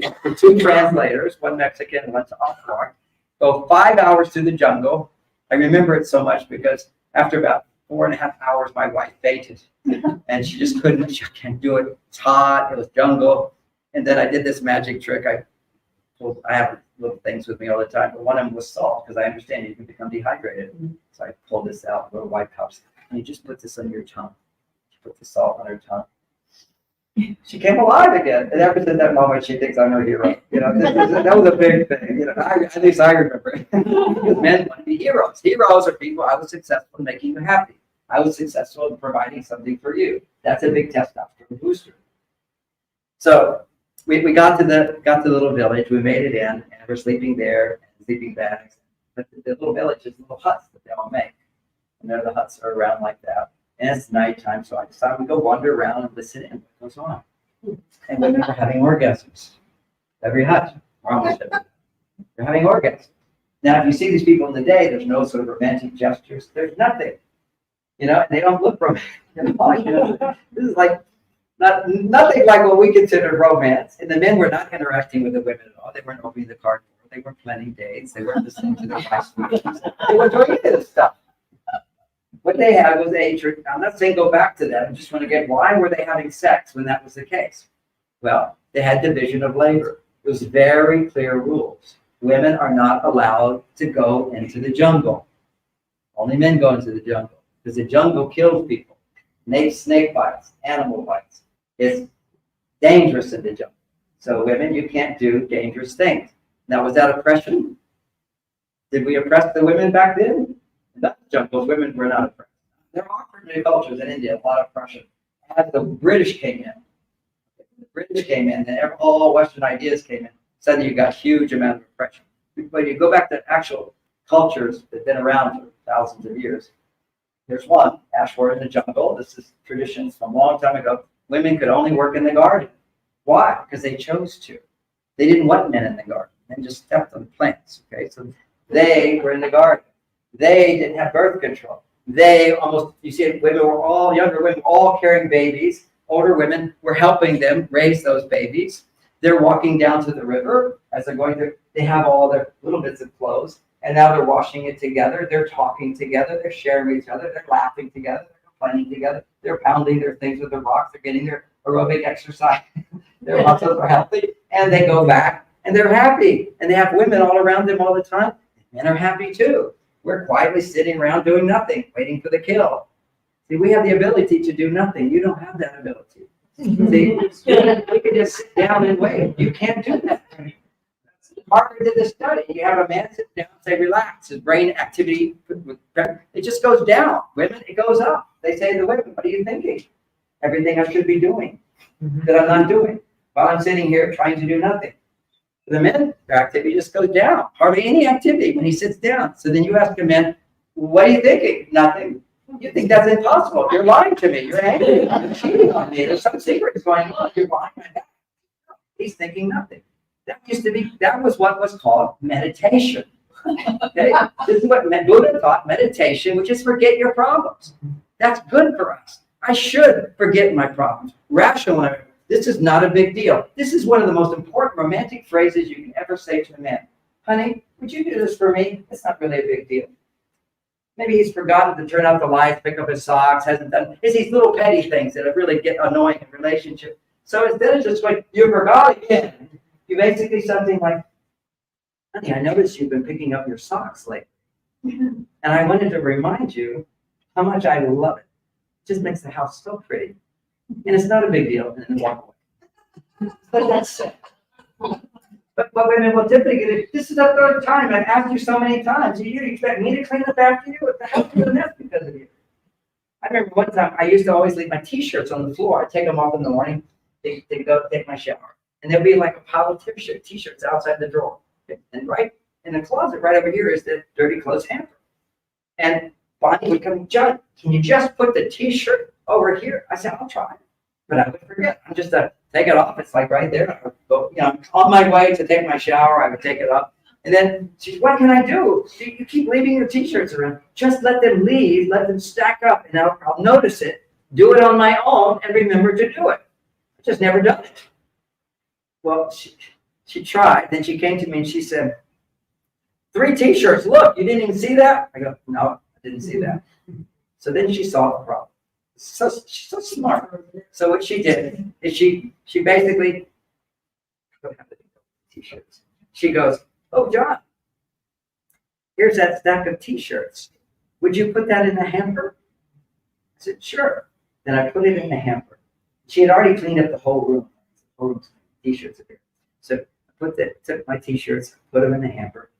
She did a very new about 15 times. Oh, honey. It's just like, honey, would you pick up your t-shirts, put them in the hamper? Did not say you've done this 15 times. Why do I have to tell you? You're so messy. None of that. Just, would you do this little act? And then she took a deep breath. She said, oh, that's so nice. Look how beautiful the bedroom is now. And my reaction was, yes, I did all of that. She's smart. I have tons of stories like that. Some of my graduates are there. He thought another story. Well, this woman figured me out. Got me to do more stuff because I'm not a house cleaner. I make millions of dollars. My energy is focused on big businesses, writing books, going to big events, airplanes, all that stuff. I'm motivated by that, not cleaning houses. But she has to live in that house. Her brain sees all that stuff. My brain doesn't. Just don't see it. Now, some men, maybe they see it. That's a personality quirk. But generally speaking, men's messiness is a complaint a lot of women have. And so to be romantic, now when I learn estrogen, when she's around, I'll pick up little things so she can see me do it. I don't just do it. I do it so she can see it. Okay? Anniversary came around. It was her 50th birthday. I said, honey, I want to do something really special. And talked to her about what she might like. She gave me some parameters. And then I spent the whole weekend in front of the computer, just hours and hours looking for the best deal. Eventually, we got half price. That was a big deal. I got some expensive place, but to assuage your guilt, I got it at half price. Okay, so, but we had our own villa, beach, and everything. So, how did you find this place? Well, people would say, because she showed pictures of our vacation, how did you find these places? And their estrogen would go up. She would, oh, John spent the whole weekend, 15 hours looking for that place, and he got a half price. Boom, her estrogen shoots up. So we always take pictures on our vacation so she can share with her friends. Well, this is us. We did this. And of course, if she had organized everything and she said, well, where'd you find that place? Oh, I looked for 16 hours. Did her estrogen go up? Her testosterone goes up. Look how powerful I am. Look how great I am. There's nothing wrong with that. And some women more than others have a stronger male side. There's nothing wrong with that. It's just if you're stressed, and now we know on average, all women are stressed. Okay, this is a test. This is a big test. And all men have low testosterone. It goes down every year, and you can't have a heart attack if you have healthy testosterone levels. Nobody's ever had a heart attack when they have healthy testosterone levels. What happens is when a man has low testosterone levels, his stress levels are creeping up all the time. So he's in a state of chronic stress. The adrenal gland, till the adrenal gland doesn't even pump out cortisol. He's so ready to die. He's walking like this. And why is that? Because when you spend, if you're a man, you eat too much ice cream, your testosterone is going to go down. What is ice cream? It's what our president eats. It's also what my addiction is too. Something about, I get over 70, I really like ice cream. Because it feels so good to eat ice cream. Yeah. Just curious, how many people like ice cream? See, you're not 70. All right. Love it. So that when you eat ice cream, it raises your estrogen levels. Ice cream, in fact, any food that's delicious and lots of sugar in it will raise your estrogen. But then there's side effects of eating the sugar, and then you have insulin resistance, and so you start having health challenges from eating too much sugar. But the reality is, anything that tastes good, feels good, or you consume and put in your body is going to raise your estrogen. And so if you're not getting something else in your body, you're going to want to have a lot of food in your body. You know about my innuendo there? See, penis in the vagina is heaven for him and heaven for her. If everything else is fulfilled inside. Otherwise, it's repulsive. Penis is repulsive, but when a woman's estrogen is really high, they build statues of penises in certain villages in China. They literally have big statues in Tibet, right into Tibet, in places white people aren't allowed, sneaking in there, watching it. They have their Shiva Lingam, that's the penis. They're little things, little penises, 500 of them. All of the women are putting oil on it. They're putting flowers on it. They're praying to it, that the god of fertility comes. But there's one place where that giant statue with a whole flange on it and everything, and when a woman wants to get pregnant, she goes and hangs out there. And then the men say, oh, and she wants to have sex with the man who's strong and big, or she looks at a man who's intelligent. They don't have the education in that village, at least 20 years ago, there, is they just think that the sperm of those men, you get those qualities in your baby. So I want some of those qualities, I'll take his sperm, I'll take his sperm. And then when you have the baby, those men are not the father. It's your brother or your father who's the uncle becomes the father of the child. So they don't have this whole thing that we have. It's almost every sex practice that we think is crazy. Somewhere somebody's doing it and they're having a good time doing it. But as a more advanced civilization of higher consciousness, and we are a more advanced civilization of higher consciousness, we've handled our lower needs, we're into higher consciousness. To get to higher consciousness and still be grounded, we have to look at what Maslow said. It was very smart. Once survival and security is fulfilled, then our emotional needs become fulfilled. For women, their emotional need is to go express their masculine side. As you've been repressed on just your female side, so now you've got survival and security. You want to feel your power. But in feeling your power, you need to also balance that with your female side. And that's sex and marriage and romance is balancing your male-female energies. That's your balancing of the energy. For women, they want it. Go to their male side. That's great. Look at the power you have. Not every woman has that temperament. But basically, at this level of where your survival and security is taken care of, you want to feel your power, your masculine power, but you also want to have your female power. What is masculine power? The ability to get things done, create results, make a difference, make things happen. What is female power? The power not to do everything. Get other people to do things for you.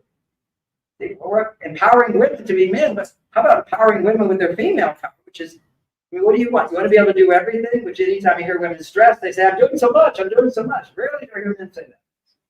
I say, in a non-stressed, look what I've done. I write this book, I did this, and I do this. Look what I can do. See, we have a mechanism you don't have, which is we can forget our problems. I can work hard. I can come home and relax. I can forget my problems. I can tell myself, you can't do anything about it, so why think about it? Now that's changing now. Men are becoming female, without a doubt. And because they can keep working at home. Historically, the way we're designed is not to be able to do much after the sun sets. So the sun sets, we're designed to do nothing, just sit and do nothing, look into the fire. Now we have a TV set, which does make us a bit addicted. But basically, we're designed to, and that is the meditation, just looking into the fire, looking at the stars, having sex, you would do your male thing. So the idea, this is a note from Mars, men work, which is solving problems, builds their self-esteem, builds testosterone, but it also uses up testosterone at the same time, depending on how stressful the day was. So how do you rebuild testosterone? You come home and forget all your problems, or you do activities that help you forget those problems. And what would those activities be? Anything that a woman considers to be a waste of time is cave time for a man. Because see, you don't need that cave time in that way for most women. If you really are on your male side, you'll need some cave time, but then you need to balance it with your female side. And what is the female side? What do women need after a day of work where they're producing lots of testosterone? More so than any woman, those women in that village, well, they're making estrogen all day. They're depending on each other, and they're depending on their man. Because they depend on their man for their survival and security, because animals come and eat you up, they depend on those men. So basically, women are buying estrogen in response to men. Today, so many women walking around who can make money. What do I need a man for? And also, I'm more confident than them. And then as you get older, you're really more confident. So, you figure it out. You go to your male side, you develop this. Because women have a superpower that men don't have, which is you have 9 times more connective tissue in your brain. You can be using all parts of your brain at the same time. As a man, I use one part, I'm listening to you. Now I have to go over here and think, what did you say? And if you have an emotion, what does that emotion mean? I have to cross the great divide from one hemisphere to the other. And we have construction routes there. You have super highway. You can feel, and you can think, and you can talk, and you can plan, and you can remember all at the same time. We have to go one step at a time. So this is one thing that if you have that sense of understanding, something that's really annoying about men, you have more compassion for them, be more accepting of, and appreciate in some ways because it gives us great benefits. Because we can disconnect our emotions. We can turn off our emotions like that without suppressing them. See, if you turn off your emotions because they're negative, you're suppressing them. I can turn off my emotions just by chopping wood. So I don't suppress them. I don't have to express them. What's the point? Why do you have to express emotion to let it go? Because when you have negative emotion, what are you needing? It's getting what you need and the emotions go away. If you're sad, you're unhappy, you need love. So when you express your inside and somebody listens to you and says, oh, I care. I'm here for you. Help me understand that better. That's what love is. Compassion, empathy, non-judgmental understanding. So I'm by listening and not trying to fix you and take your feelings away, minimize your feelings, or tell you you're overreacting, even though you are. All negative feelings are overreaction. Because if you're in tune with what the life flows, there's nothing ever to be upset about. That's a big problem over there. But if I'm angry and afraid and whatever, for that brief a moment, I'm overreacting. I can think about that problem and look, what can I do? Probably why I talked about all the evil in the world. I said, what can I do? At least I can tell somebody how corrupt this world is. And I come back with my message. So I know you didn't like that. I apologize for that. But this is my show and I get to do it. Thank you for reminding me to talk about romance, but it's Just half an hour late. so I have to, you got some. Okay, so again, it's because you get your love just then more is going to come out, which is when men in terms of romance. What is romance? Is you're doing things that a woman could do for herself. Just think about that. This is my analysis. Now, what is the standard romantic thing? You go take a woman on a date, you open the car door for her. So the first time I did this for Bonnie, I opened the car door. She said, John, I can open the car door. Like I'm what do they call it? I don't know the word they call us. If you treat a woman nicely, they have a name for you. Gallant. No, that's a good name. There's another one, which is chivalrous. Chivalrous, yeah, you're being chivalrous, like that's a bad thing. Men are so confused. But anyway, I opened the car door. She said, I can do that. I said, honey, certainly you can do that. You just do so much for me, for our children, so many people. Tonight, let me do everything for you. Feel that? That's a little estrogen going on. You're just, this is what opening the car door is. And then she really got into it. So I opened the car door. She goes in the car. We arrive, and I get out of the car, and I walk away. She's still sitting in the car. She liked that so much that open the door. So I open the car. Now I don't do this all the time. This is daily life. But what romance is you take special time in order to make the woman queen for a day, at least once a week. You are her servant. You are happy to be there for her. You are my queen. You are my whatever betrothed. You know, what is the whole thing about men kneeling before the woman? That's when his heart is open. I am there for you. Now, what opens that up for a man is that's when his testosterone is soaring. I'll give you an example. It was the first thing I started to say and didn't finish. Is that when anybody's on stage and you're performing, you're selfless. You're doing something for everybody else. That's your male side. I'm doing this, making a difference, earning money, doing this. I'm performing. That's work. Doing my work, I'm performing. And what do people do when a whole team of men or women, you're performing, then you come out to the audience and everybody claps for you. Appreciation. Try appreciating me now. Let me know if you appreciate the clap.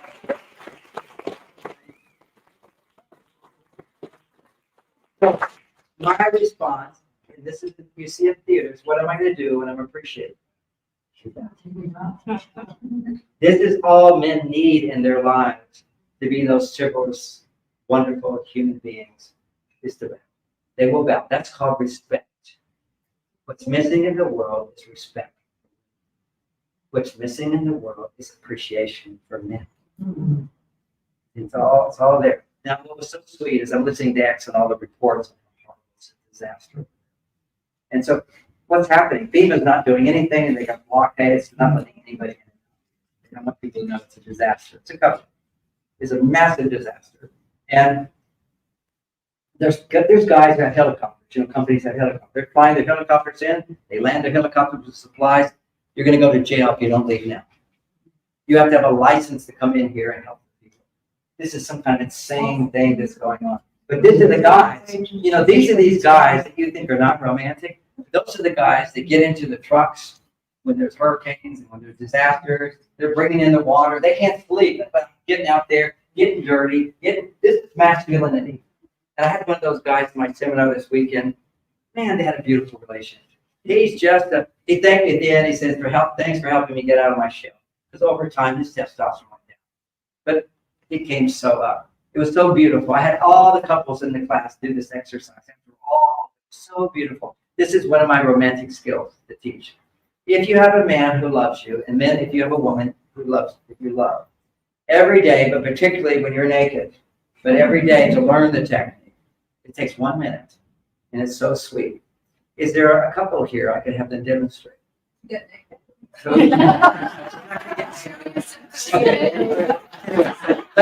me demonstrate. All right, but this is what it looks like. And these are so beautiful. The exercise is just this. The woman says to their husband, "Do you love me?" He says yes. Now, in normal situations, if a woman said to her husband, "Do you love me?" Of course I love you. That would be in the comment. Why would you think I don't? It could be an argument. Okay, it's just like we don't have a context. But see, what this is called a reassurance exercise. Everybody needs reassurance. Now, for me, my reassurance comes from the money I make. It comes from the clapping that you just gave. It comes from the opportunities where people want to hire me and say, "Oh, we trust you. We appreciate you. We're going to pay you to come here." That's the reassurance for me. I make a difference. I'm successful. What is the relationship? If a woman's making a lot of money, that's not going to make her feel loved. It's not it's going to take you out of a practical thing. But what makes a woman's estrogen go up is when she is getting the reassurance she needs that she's number one. I remember the day that Jennifer Mars, but I'll never forget when it went to the New York Times list. It was on for 5 years, but number one, I was so happy. It just emblazoned. Oh, I did it. It was a goal I had for 10 years. I did it. I was successful. So important. What's number one for a woman in a relationship? Monogamy. Mm-hmm. You're the only one. Nobody knows the power of monogamy. For a woman, it's just that is a precursor to estrogen going higher. For romance to go higher is to feel, I can open up this person and they're not going to be tempted to go away. That's so powerful. I have a whole thing against all this polyamorous and men who think monogamy is not their nature, and I got all these sperm cells to take care of all the women in the world, and what's the big deal? That's why men think, because nobody's educated.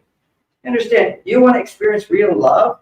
A woman has to experience real estrogen, which is total unconditional love for him. Amazing. She can put up with the guy just chops wood and leaves his shoes on the floor. You see, that's not a problem. If you've got a lot of estrogen, you don't look for problems. The brain looks for problems when your estrogen is low. And now if you look at problems, your estrogen goes up and you can complain about it. So what's going to raise your estrogen first? And it's some wise person said monogamy.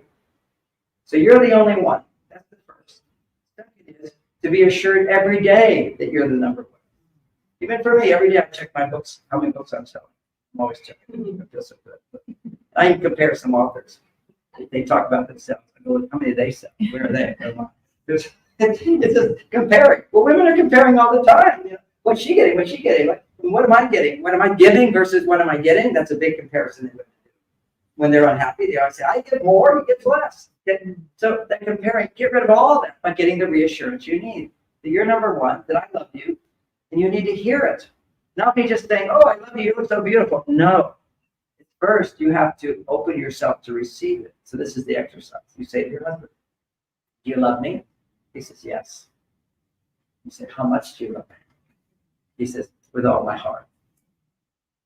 You think I'm beautiful? You're so beautiful. And every man will say it. It's amazing if you just do the exercise. I see it over and over and over. It's so sweet. That's when the heart really starts to open up. Do you love me? Yes. How much do you love me? You so much. I mean, one guy was being playful. He said, I love you $6.50. He says being playful.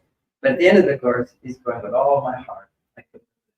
So beautiful. So you go through a list of like 6 or 7 questions. You can vary them, but the standard is to get used to it. Do you love me? Yes. How much do you love me? With all my heart. Do you think I'm beautiful? You're so beautiful. Are you happy to be married to me? I'm so happy. Do you regret being with me? Never. Always happy to be married to you. Even though maybe sometimes he's doubting it. Doesn't matter. Right there. He is now connecting with your vulnerability. Because what if he was to, say, well, I don't really love you all the time, which is kind of a logical thing to say, but this is a romantic moment. If you were to say that, it would hurt her feelings. It would shut her down right away.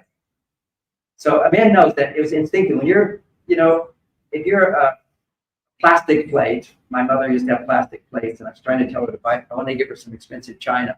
She said, I had 7 boys. You can't have expensive china. The plates fall around. But then when Bonnie and I got married, people gave us these really, or she went out, got it, but these really beautiful plates that could break really easily. And I still remember Bonnie saying, and I'm emptying the dishwasher, she says, no, John, you can't do it that way. These are delicate. So you can take one plate. You take it like this. You put it here. Okay? But see, that's in her mind. We have really delicate plates. But she's not around. But this is myth, we don't have understanding sensitivities. But when a woman he loves is being sensitive, and he's taught, you have to teach him. This is something that I need. I need you just to say your most positive self. We always have a negative self. This is when you just say, because as he speaks and you ask the question, he will have more, his testosterone and the estrogen will come up. He'll connect with you more. And then when you do this when he has an erection, then his estrogen's already much higher. Any man with erection, his estrogen's higher. Now you might have the yes, but many men get erections and they're like mad and when they do terrible things. That's because they have so much repressed emotion. And so men do have repressed emotion.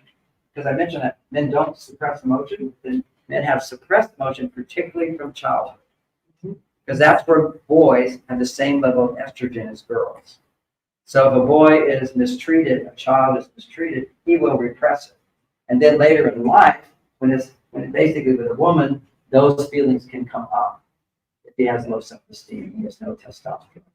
Because sex, the opportunity for sex will always raise a man's testosterone temporarily. And that's why so many males are addicted to porn. Because porn will give you a temporary surge of testosterone, just like women who complain a lot all the time. Their mind just can't stop. It's like boys thinking about sex all the time, then jerking off. And then the testosterone goes up and crashes down. And just give you the biology of this. It's another thing about romance. When you start out with lots of sex, because your dopamine is high, when the newness of a relationship is there, testosterone goes up, men just can't have enough of you. Women are open to receive, they're trusting, there's no history, but also dopamine in the beginning.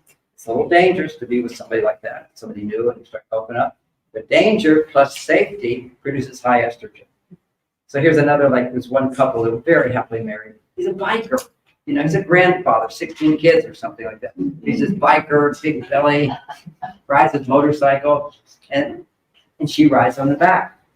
See, so when she's on the back of the motorcycle, her estrogen's soaring. Why? Because she's in danger, but she trusts him to protect her. He drives in a way. He said, oh, I always drive for her. I drive differently when I'm alone. Such a smart guy. When I'm driving my wife, I drive for her. That's foreplay. And sometimes I drive too fast. And so rather than say slow down, she holds the handle. Immediately I slow down, put my hand on her thigh, and I said, that's for you. I did this for 30 years with Bob. Such a sweet foreplay. Put my hand on her thigh, I said, that's for you, sweet. And she says, I know, and I appreciate it. So those are some good, one other biohack. If you're in a relationship, remember, when a man does something for a woman, he's happy to do it. It will raise a woman's estrogen. So how do you get a man to do something for you that will really raise your estrogen? Well, this is even a more extreme example, and then I'll finish, and then you need to go. So this is where you have this little signal. There's other signals I have, but this is one. 5 fingers up. That means I'm being the woman.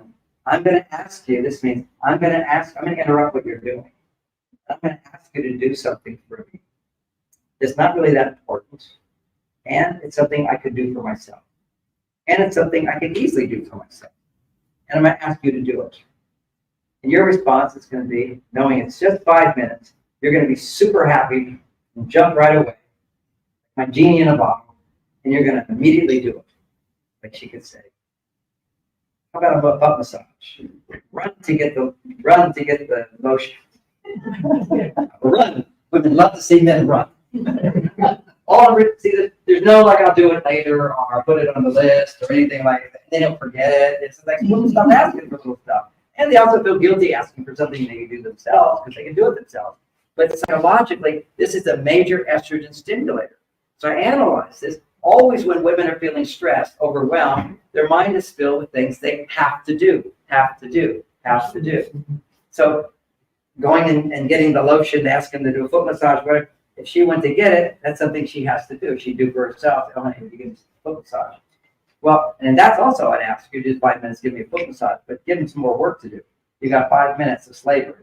Okay, so we love it because we know there's a limit and we know it's going to give you an estrogen surge, which men know that this is going to help keep your estrogen up. And so it's lots of little things, but even more powerful is every day, 5 minutes. I go, what is it? She said, oh, would you make me a cup of tea? Make the cup of tea. Oh, would you clean the sink? Sure, happy to do it. Normally, it's like, we'll wait for the lady tomorrow to do it. Find things for me to do that you could do or might want to do, but you don't have to do. Because when a man can do something for a woman that she doesn't have to do, that's what women want from men. You want us to do the things that you have to do, and now you don't have to do it. It doesn't have to be big things to produce the estrogen, because that's the unique thing about women. I give you 24 roses, you're going to get a surge of estrogen. I give you 1 rose, you have almost the same surge of estrogen. It's when it comes to estrogen, big or small, it's an act of love. So it's amazing how powerful this little exercise is. 5 minutes, give men a time limit, a short time limit. He can, oh, I can go do that right away. But if you just, here's another one she does, just to give you hints of this, is that I'm in bed already, and she likes warm water before bed.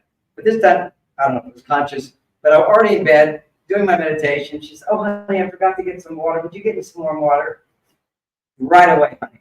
I'm right. She thinks it's so funny because nothing takes me out of meditation. But if she says, would you do this? It's a 5-minute thing. I'm done, ready to go. Because I know this is what makes her feel special. This allows a woman to hold a man as your hero instead of like, hey, I'm smarter than him.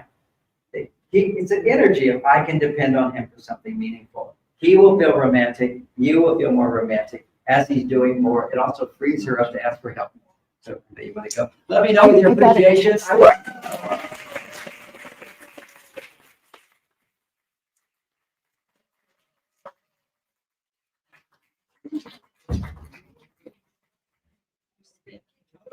I'm going to continue on. Anybody want to leave? Go ahead and leave. I'm going to continue on. Questions?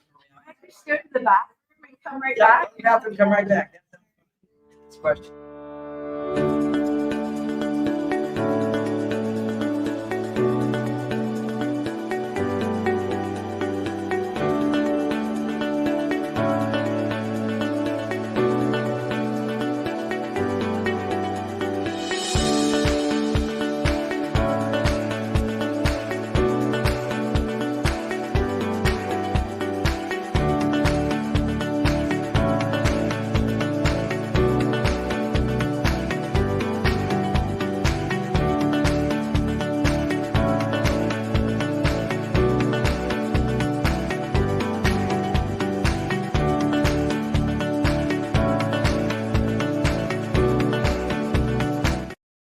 of course, they're not talking about sex lives there. But in Asia, they all know.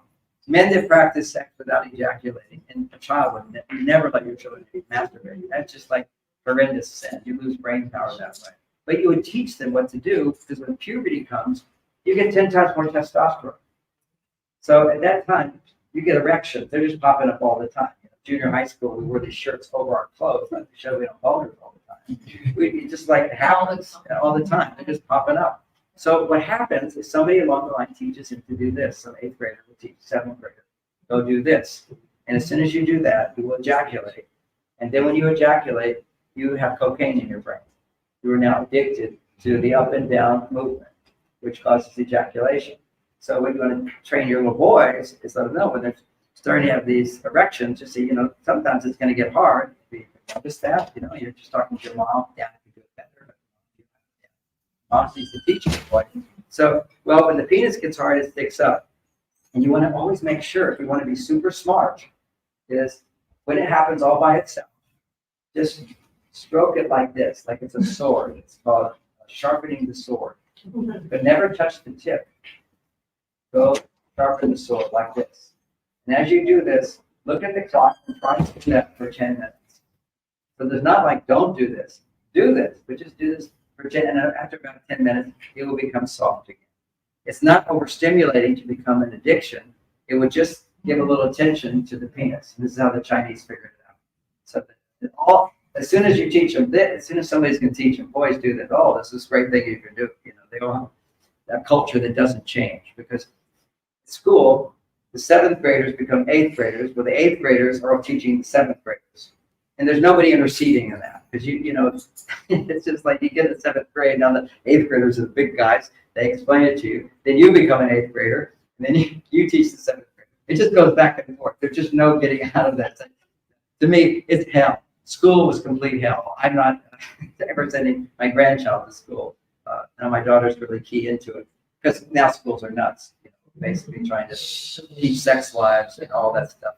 And actually, this question was specifically for a 71-year-old male whose testosterone is way too low. Right, and he has to take the little blue pill, as they call it. Okay, so here's the whole thing. I like to talk on data. So my book, Marching is a Bedroom, can't say some of the things I'm saying about this, but now I have data.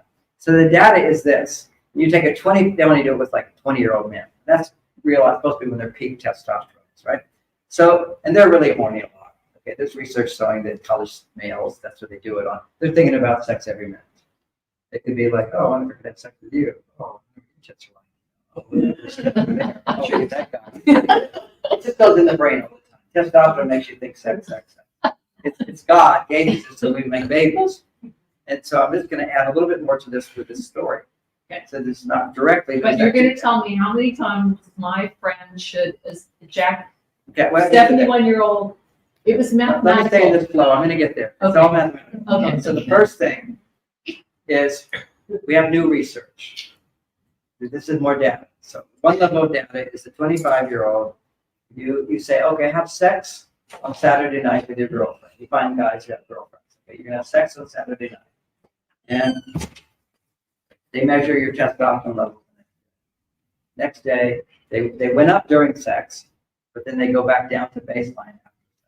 Sex, testosterone goes down. When you're actually in the active sex, your testosterone goes down. And then it goes down to baseline. Then usually if you have a girlfriend, you're having at least another time. So Tuesday, you're going to be having sex again. That's sort of a recovery period. It takes time for his testosterone to start coming up a little bit. So he starts feeling horny, he's motivated to have sex. Some could be every day if they're really addicted. But about 2 days, 3 days later, you have sex. And usually couples in the first 10 years are having sex twice a week. In the beginning, they're having a lot more. The dopamine's up, familiarity sets in, and now there's, other hormones are there. You don't get this high testosterone. That's what dopamine does. So now, in this study, they looked at men who had sex on Saturday and on Tuesday, and sometimes it would just be masturbating on Tuesday. So we're looking at just ejaculation on Saturday, ejaculation on Tuesday, and then they measure your testosterone levels every day of the week. And they're pretty much at baseline. And on Saturday, they're a little bit higher because you've gone another 4 days without sex. That's a little bit higher. The men who did not ejaculate, they went for 6 days without ejaculating, On the 7th day, their testosterone levels are 50% higher. They've got a big boner, and they're more motivated to interact with her. They're getting the same benefit by abstaining from sex for 6 days of being in a new relationship where you get where you have dopamine. Dopamine will also cause your testosterone to double, go up 50% or more. That newness goes away, sex drive lessens. But we have this idea that we should be having sex, and it will feel good. But if you don't abstain for a while when it comes to sex, man's testosterone levels don't experience 50% higher. Now, when his testosterone goes 50% higher, your estrogen goes up. See, women say he's not like he used to be. And you're not like he's not like he used to be, and you're not like he used to be. But part of it is his testosterone, just because too much sex is not giving you the connection you need. So that's the first thing. So too much sex is not a good thing. If you're on a vacation, okay, it's going to drop down a little bit. He's going to ignore you for a few days. And women go, I thought we reached a new peak in our relationship. We're so romantic, so connected. He's completely ignoring you because his testosterone went way down. It's just too much sex, too much closeness. He needs space now, and it will come back. So that's biological. That's a very amazing thing. Biology, if you abstain from sex, you have 50% higher testosterone on 6 days. Now, I didn't know this, but for me, Bonnie and I always had sex once a week. And it was just, I'm in tune after a few years of marriage. I was just in tune with my body. I never goal-oriented sex. If it happens, it happens. I'm not planning to happen. I'm not addicted to it. So anyway, so you've got, and I don't masturbate. That just, I was a monk for 9 years, never, wish somebody had taught me how to, I'd be meditating with this big erection. Don't touch it. Don't touch it. I'm not the body. I'm not the body. But boy, what I knew is, it sounds like bragging, but I'll just say the truth. All these gurus talk about their experience, so they don't have the experience.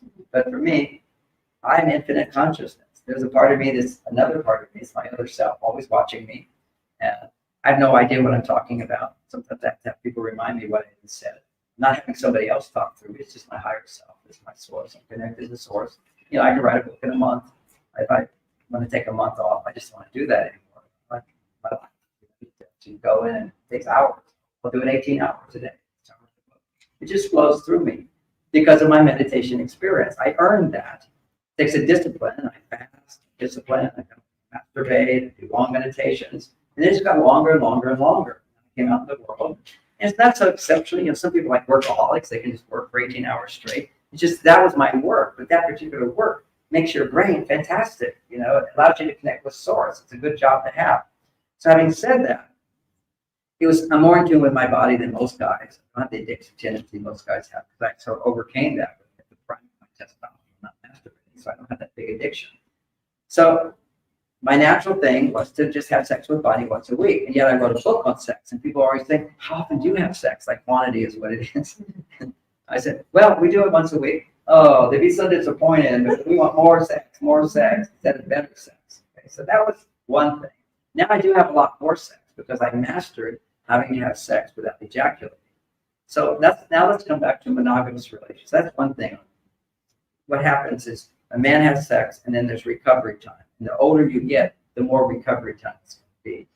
So what he needs to do is, the worst thing you can do is Viagra. It has all kinds of side effects. I was testing out testosterone supplements for help people with their sex drive. Man, one of the best is Tonkat Ali. I can't take it, or I have erections all the time.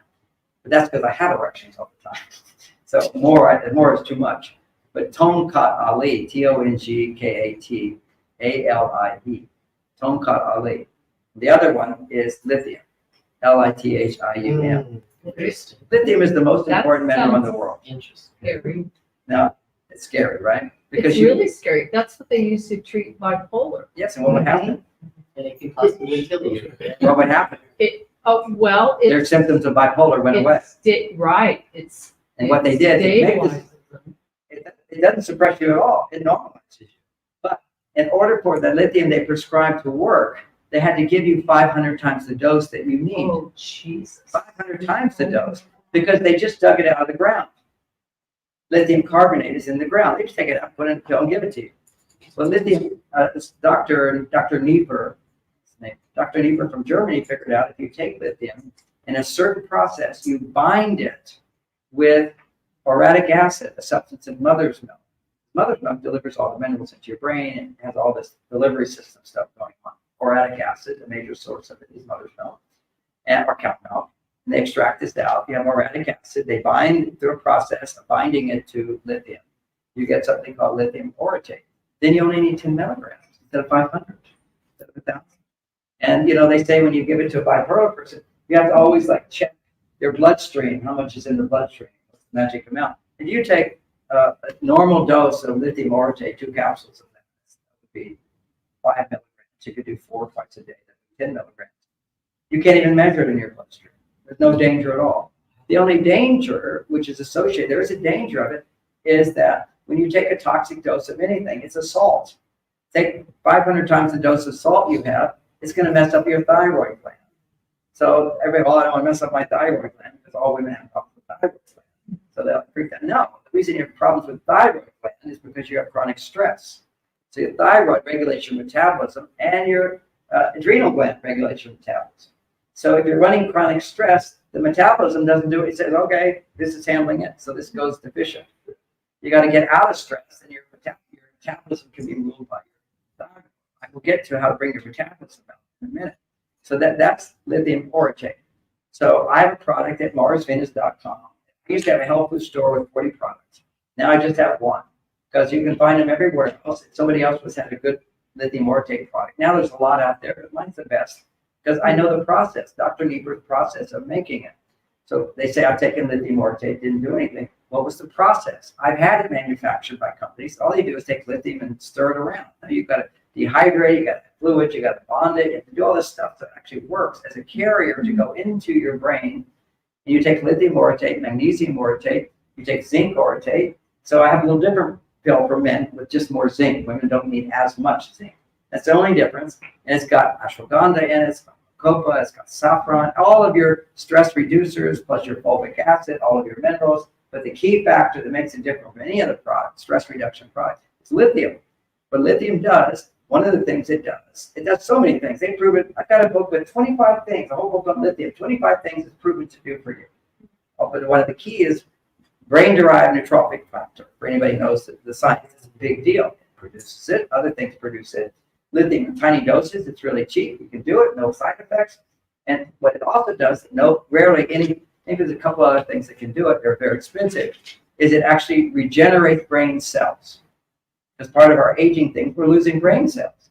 It's proven. You put lithium in a petri dish with brain cells, and they will duplicate, multiply. Suddenly, it stimulates brain cell growth. And they've seen this in animals as well. So they take out the brain, they see bigger brains. I have a bigger brain than my brothers.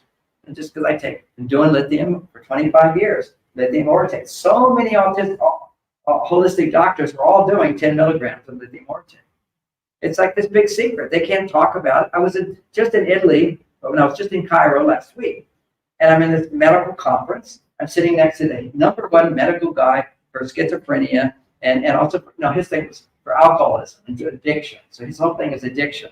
And after I'm sitting there, for addiction, the #1 thing that will help addiction is regulation of dopamine and serotonin, because all addiction is too much dopamine, then it crashes down, goes up, unregulated dopamine.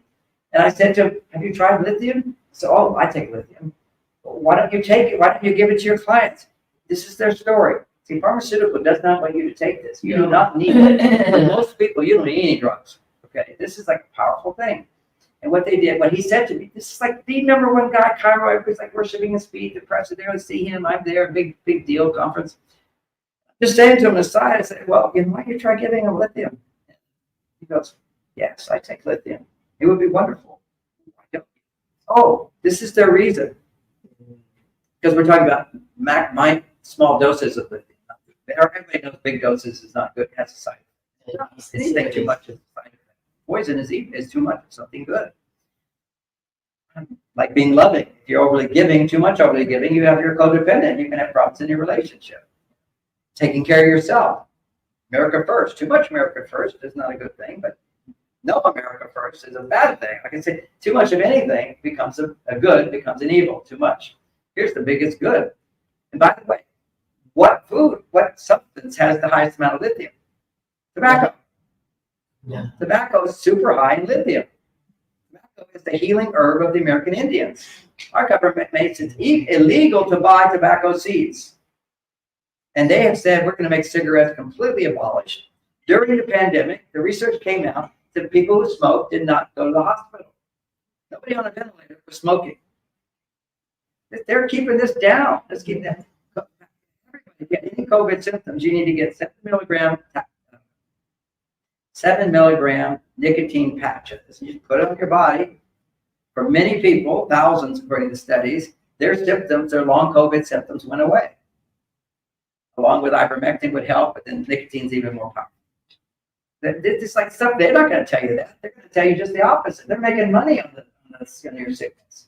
So lithium, so cheap. The best one, lithium I know, is at my website. I've been teaching this 25 years. I've added other things to it to work.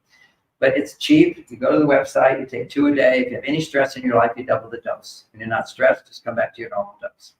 If you would ever have too much, what he said, why don't we give it to people? He said, it works so well that people will take the whole bottle. They'll think if I do more, then I'll be even happier. Because it doesn't do everything. If you're in a closet, no love and relations, you're not going to do anything, But basically, it is the missing ingredient in our society. Why is it the missing ingredient? Because whenever you're excited and happy, you lose your lithium because it's going to regulate your brain back into balance. Whenever you're sad and whenever you're stressed, you're just throwing out lithium. And all you have to do is eat sugar, and you lose lithium. Just look at kids, give them sugar right at a party. They're all crazy doing that. What that is, their lithium just went right out into the bladder. Your body just takes it out. Because sugar is bumping you up into an excited state. Your lithium is immediately bringing it back down to balance. We're seeking balance. Yes? 10 milligrams of lithium are to help women as well? The most important thing. That's why it's the only supplement I recommend on my website. I used to have 40 supplements. I said, this is the most powerful. This is what I get the most feedback on. People with children, of course, I can't say legally to give this to children because they don't want your children to have it. It's a micro dose of something which would normally be in beets. So, in Jewish tradition, borscht belt.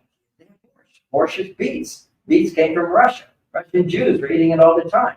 Why? Because it's cold. There's not much sunlight. There's a lot of depression. It takes away depression. It's amazing.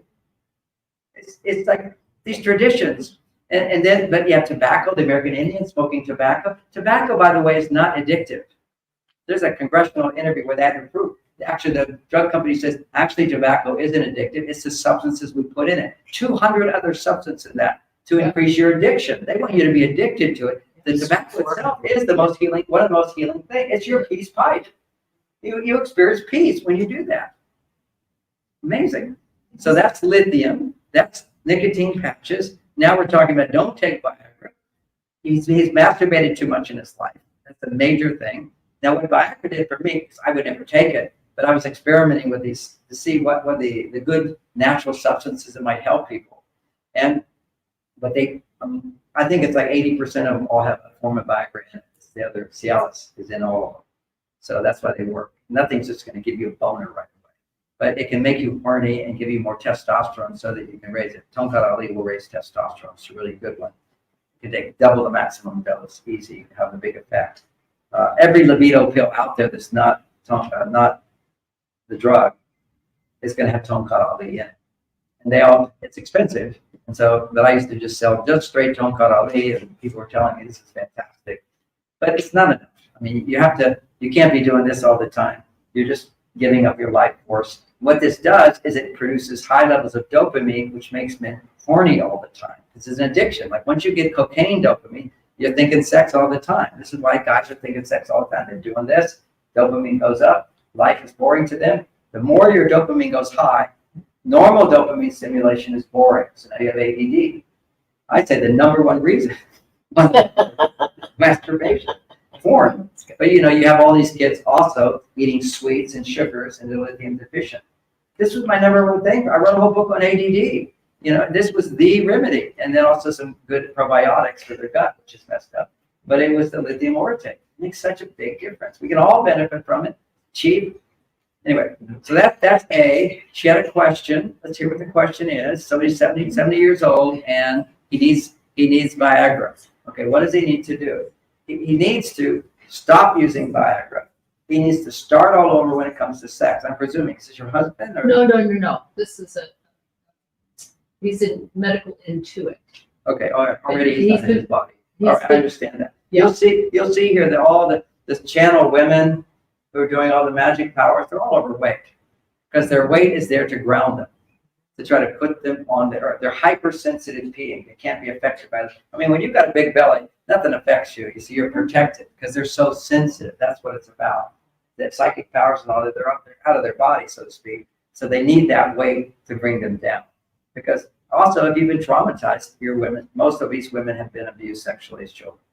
Unless they're, even some of the ones that are spiritual, they had all this abuse. Because what happens is you put weight on, you don't feel safe.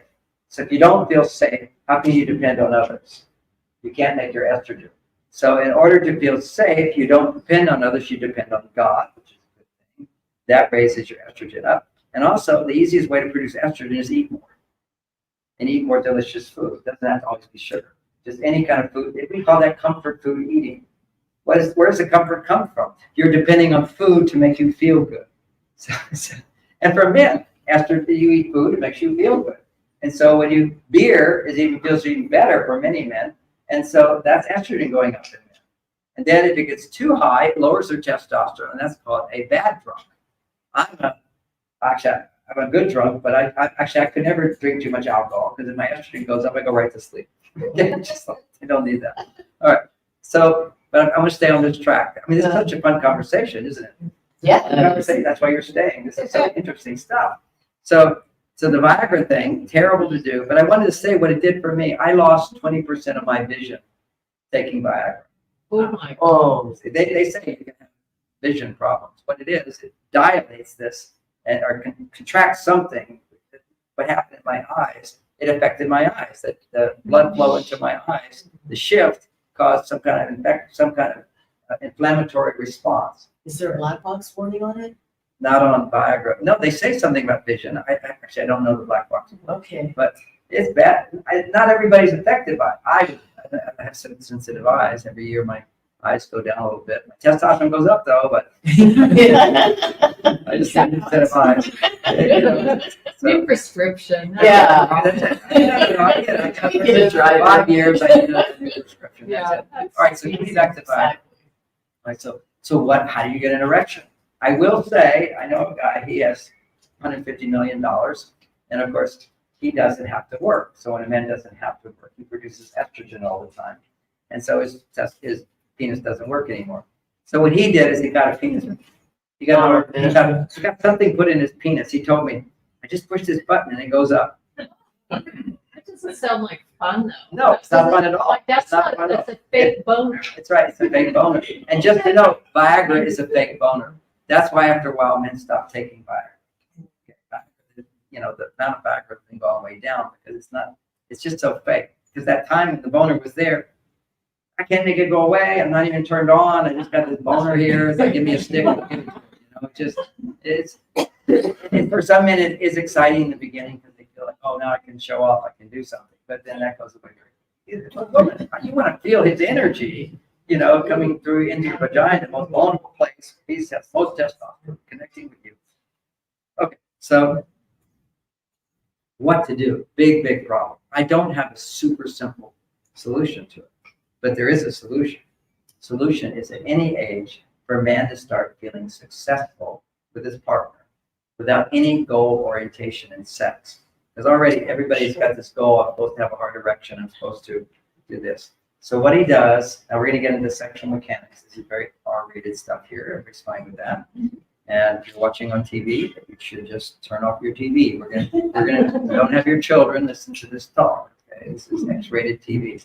We're going to talk about body parts. So now women have several body parts that are erogenous zones that stimulate certain hormones. Kissing should always precede sex. The first thing, always kiss, and then eventually it should be getting close, cuddling. Non-goal oriented sex is what raises oxytocin in women. Non-goal oriented, no big exciting stuff. You do this first of all. You start with this exercise. I think I mentioned it. Do you love me? Do you like me? Am I beautiful? I mentioned that to you, right? So that's a powerful thing. that is going to help raise her estrogen.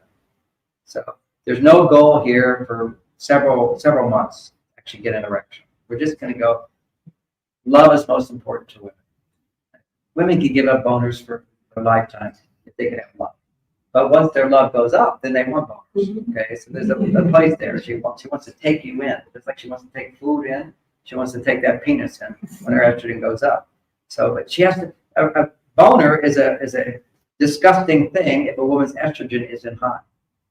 It's simply, you know, if my wife walked into the room and said, "John, I know you're mad at me. Let's just have sex." She's naked. My anger goes away. Now imagine I walked into the room with a boner and said, "Honey, stop being angry at me. Let's just have sex." Does that work at all? Yes, sir. That's what I say to these people. Say, "Man, women aren't that different. Give me a break." You know, so that's just disgusting to her because he's wanting to be close at a time where she can't even feel those hormones. She can't even feel them. And just so you know, if you have sex with a man on the first date, that's how he feels about you after he ejaculates. Say again, please, in context. When a man has sex with a woman and there's no relationship, he's horny, he has sex with you. Literally, basically, he's paying for it. He will finish when he ejaculates. Afterwards, he's repulsed by you. And part of emotional repulsion is he needs to actually get away. And now maybe some men aren't in touch with their feelings. Now, there's an exception to that. Like, I was a horny teenager all the time, and I had a little apartment. The garage had a garage apartment. The house was over here, and a young man, I won't say how old I am, a young man, teenager, and a young woman comes knocking on my window. A friend of my younger sister's needed a place to sleep that night. So my sister said, "Can you let her stay with you?" I said, "Sure, but I have a little bed." So we're sleeping a little bit, and then she put on the little see-through little thing and little panties on, and I'm like, "God, thank you, you answered my prayers." Delivery. So I was definitely, after I had sex with her, I was not disgusted, but what happened, I mean, I felt like God gave me the greatest gift in the world. Okay, it's like a man, a lion. It was fantastic. But then afterwards, this is what happened. I was so grateful to her, but I started feeling claustrophobic. Couldn't breathe. I had to sort of move over to the edge of the bed. It wasn't that big. So now I'm at the edge. She said, "Everything all right?" "Yeah, everything's all right." Can't breathe. I certainly love her, grateful to her. She was at my sister's funeral when my sister died, and she was there. I said, "You know, you were my first." She said, and I said to her, "Was I your first?" She goes, "No, but you were the best." Sweet. Very, very sweet. But anyway, so I'm lying on the side of the bed, and see what had happened is my testosterone just shot. My estrogen went way up. Estrogen was like, "God, thank you. I love you. I love you." And I don't even know her. I never even met, talked to her. Just got in the bed. We're just lying there, and a finger touches, and another finger touches going through your body, and then I get a little closer. She gets a little closer. "Okay, I'll go for it." So, I mean, some of my friends would say, "How did you know to do it?" It just seemed to be automatic. Although I had a few talks from it. Somebody told me something about the vagina. So anyway, so there. Well, don't not say it. Excuse me, as far as somebody told you something about the vagina. Oh yeah, so there was a grown man. I don't know anything about sex. I do know this thing up here. Okay, the guys would teach me this. I would do that. I didn't know that sex was putting the penis in the vagina. So this guy, he just told me. He said, "Now when you get a girl, what he told me is when you see her moving her foot like this, you can't see it, but if you think about your especially that moving the foot, okay, that means she wants that. I know. Okay. Oh, that's funny. Okay, it was very funny. Then he said that all night now. Then he said, then you touch her between the legs where the vagina is. It's a vagina. Well, she has a place to put the penis. Oh, really? And then he said, but before you put the penis in the vagina, there's this thing right above, clitoris. He said, there's the clitoris. So you want? Oh, he told us that. He said, it's right above. He said you got to rub that for a while. You got to rub that. You were the best. And he was telling me. What year is this? He said, did they invent this or? That's wild. So he's telling me about the and he says you can also lick it. That, so I just do that with this, that kind of went out of my mind. I'm trying to figure out this whole anatomy thing. That's all the education I had. But I was 20, and the guys had taught me to do this. And what was so crazy is that I did this for about maybe 20 times, nothing came out, which is like superpower to be able to be excited without ejaculating. But it was like that was the goal. You know, what color is your ejaculate? What color is it for you? What color is for you? You know, it's just kind of like they're testing me. Do I really ejaculate? So, you know, you want to be like the big guys, right? So here I'm trying to ejaculate, you know, and it's terrible, you know, then it creates an addiction to it. Then you ejaculate later. It just becomes your body says, I have to do that, get to that high level. So crazy. So he's been doing that his whole life. He's addicted. And once you get addicted to dopamine, see this whole idea, high stimulation causes for dopamine to feel good, you make dopamine, it goes into receptor sites. And then it goes to the next and the next and the next. And if you do a lot of dopamine, the body says, I don't need so many receptor sites. And actually, like little flowers, they close down. So that's why you have a high, you will have a low, because your receptor sites close down. If you go out in the bright sunlight, what happens to your pupils? They will close. You go into normal light, and you can't see anything. And they'll gradually open up. So an addiction is where your pupils, your receptor sites close up, and you feel bored. And your brain goes, I want to feel alive again. So I need that high stimulation, which now keeps your receptor sites closed more and more. Now that's how I understood how I got Parkinson's 25 years ago, is that the 9 years of being a celebrity and a superstar, writing a book every year, I mean, I was just full gung-ho. I had a Broadway show at the biggest theater, the most successful show in history in terms of making money because I had no set. They hated me because I basically went out there with a microphone. That was nothing, no set, nothing. And I just did me. And, you know, because Broadway shows are very expensive and troops and dancing and whatever. Then you have music. Just everybody come in, like, hey, everybody, I'm here. Take my talk. Standing ovations every night. It was just too much for me. It was too much work. But this was really big. Everybody read Men Are From Mars, big selling books. It was amazing. So all that stimulation desensitized my receptor sites. And so now whenever I would focus, my head would involuntarily move. That's what Parkinson's is. See, dopamine controls your muscles. So if you're thinking, that uses up your dopamine. If you're focused, you use up dopamine. You don't have enough to control your body. So then I figured, how do I heal my Parkinson's? Is how to restore normal dopamine function. So I learned how to do that. Wrote a whole book on that. Staying focused in a hyper world. How to heal ADHD, brain problems, and so forth. I can talk a little bit about that tonight. But I'm still working on a big issue for men. Is they've got this, they can't have erections. So what they have to do is stop trying to have erections. That's the first thing. Don't try to have erections. She needs to let him know, hey, this is not a big deal. Love is the most important thing. And so what we're going to do is we're going to practice every night. We're going to cuddle. And you're going to kiss me, and you're going to hold me, and we're going to do this exercise. Do you love me? The thing that I taught, which helps to raise a woman's estrogen. And then you're going to practice kissing me. And on some nights, I'm going to move your hand to my breast. And you're just going to massage my breast.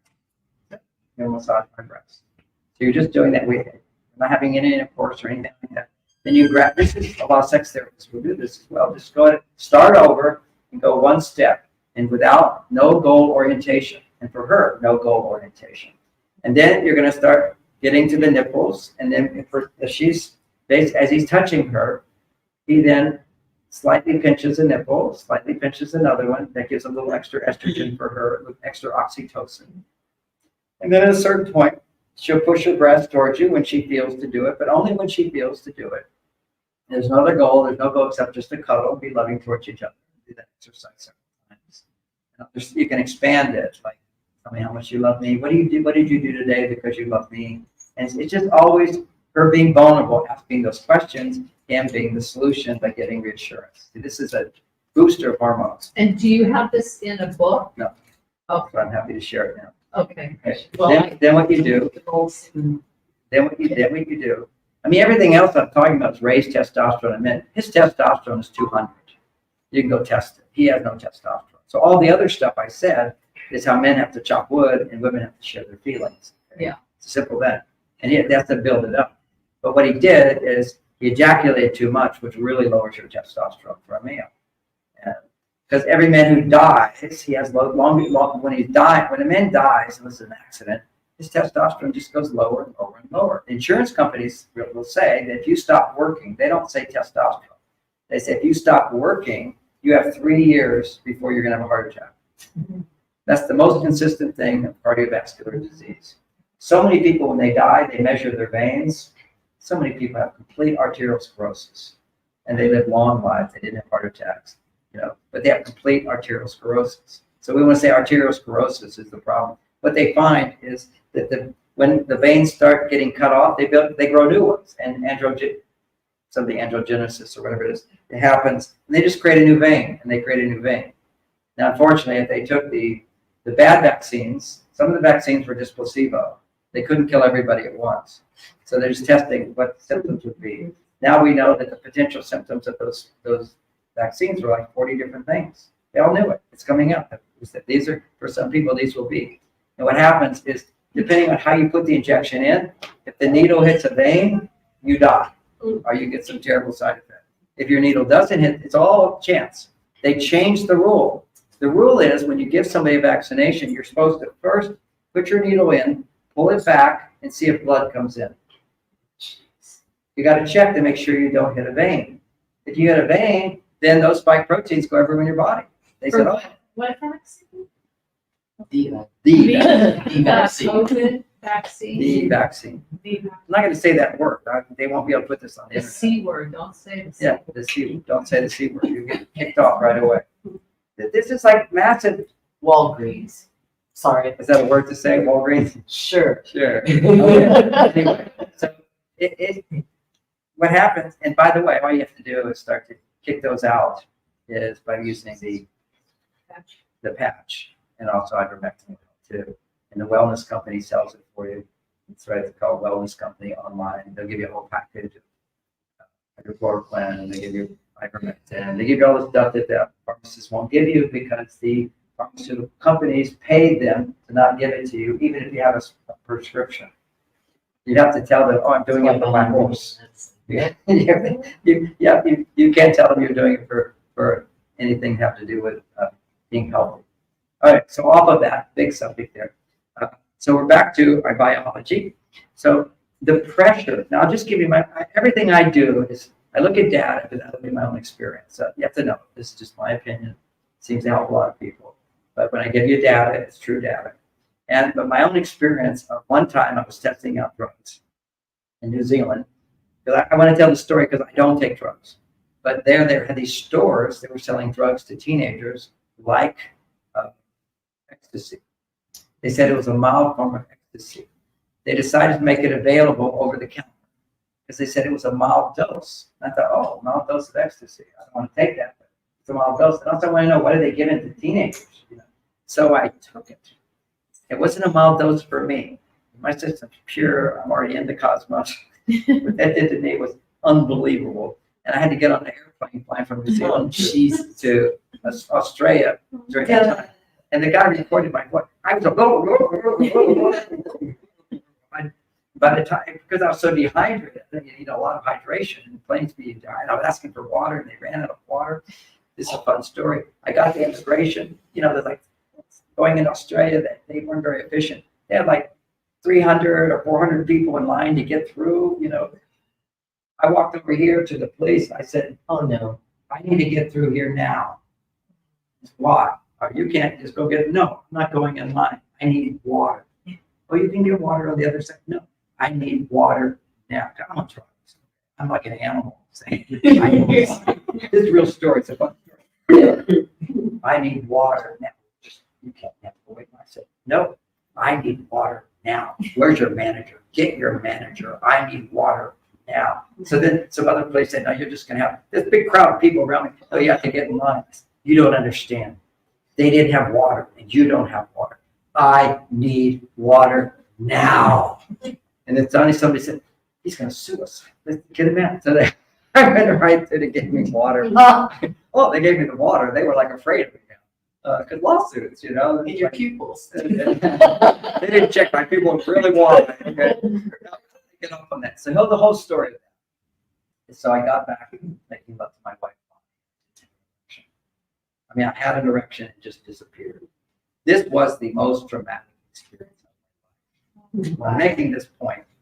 When a man used to have boners all the time, and it goes away, this is like really traumatic. So you have to like deal with the traumatic, which is ignore it. It's not a big deal. Don't reassure him it's okay. It's not like I'm reassuring you it's still going to be good. No, just say, hey, we're going to do a process here, which is to bring you off of the Viagra and come back to feeling really, really horny because I'm not going to have sex with you until I'm ready. Okay, so you just try not to put too much attention on it, but you know, we're going to do something here. So we'll take some Tonkat Ali, so that would be helping to raise the testosterone. You're doing the 5-minute thing where he's doing little things for you. All the other stuff is going to help. But now what the big issue is overcome the trauma of it doesn't come up. Yeah. You see, this is power. Yeah, This is he's real unhappy about it. very unhappy. I mean, because testosterone is all about control. It's control, not like I can control everybody. It's I can control myself. I can do the right thing to make results. So you got these control freaks in the government. They don't get erections. That's their erections, controlling everything. When I say control, I'm in control of myself. I can produce results. I can chop wood. I can write a book. I can fix a carburetor. You know, that's me being in control. So he doesn't have work. He needs to get a job. No, he's got way too much work. Okay, so that could also be exhausting. But he needs cave time. So he, just for time here, because I need to head up, the couple needs to take your class. Oh, they can take the class learning about So they'll go oxytocin, yeah. online on this site that you gave me, and they'll learn what they need to do and live happily ever after. Well, they have to do a work at it, but a lot of people do. I'll just say that a lot of people do. I mean, millions. But what she needs to take is the class called Understanding Men.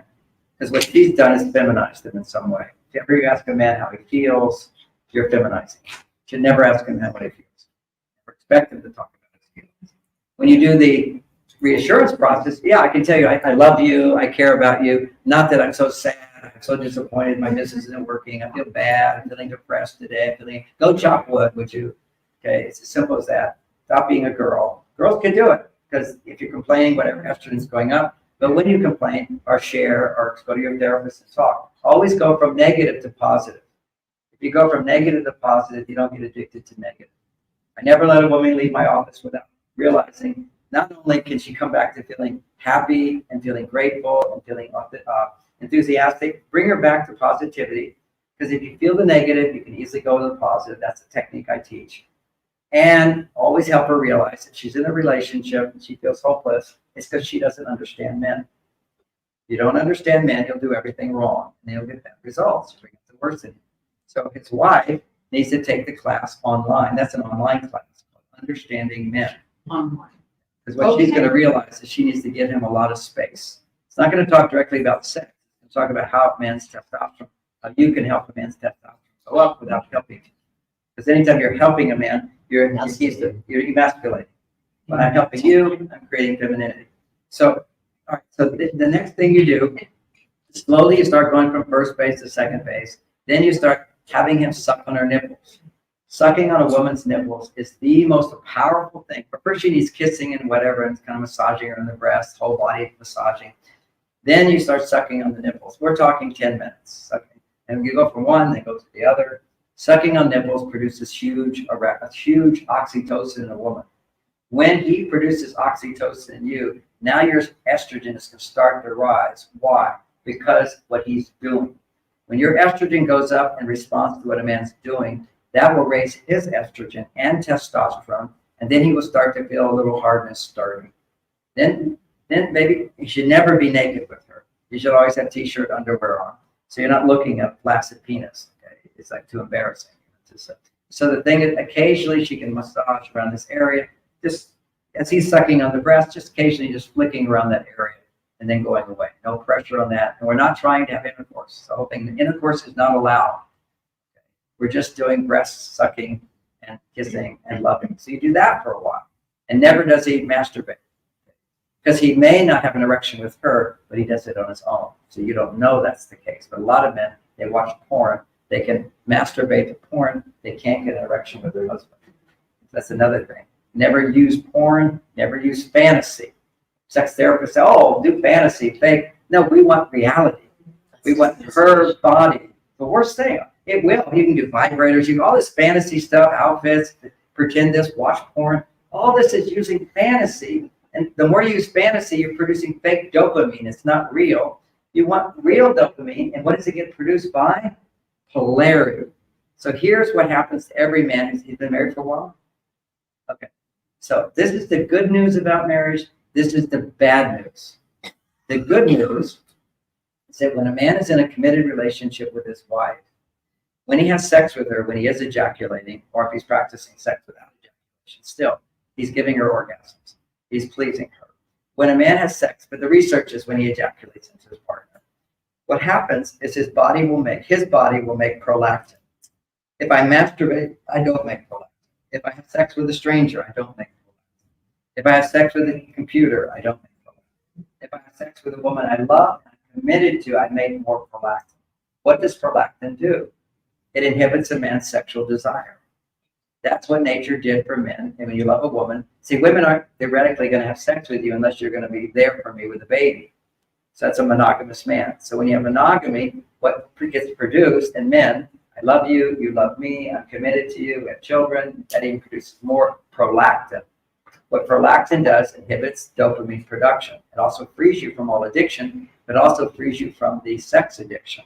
So suddenly, that's why men, if they're in a good relationship, they will still, in many cases, stop having erections because of prolactin. So how do you have, so what happens, thank you for hanging on here. Oh, yeah, if anybody wants to be on yes, you go.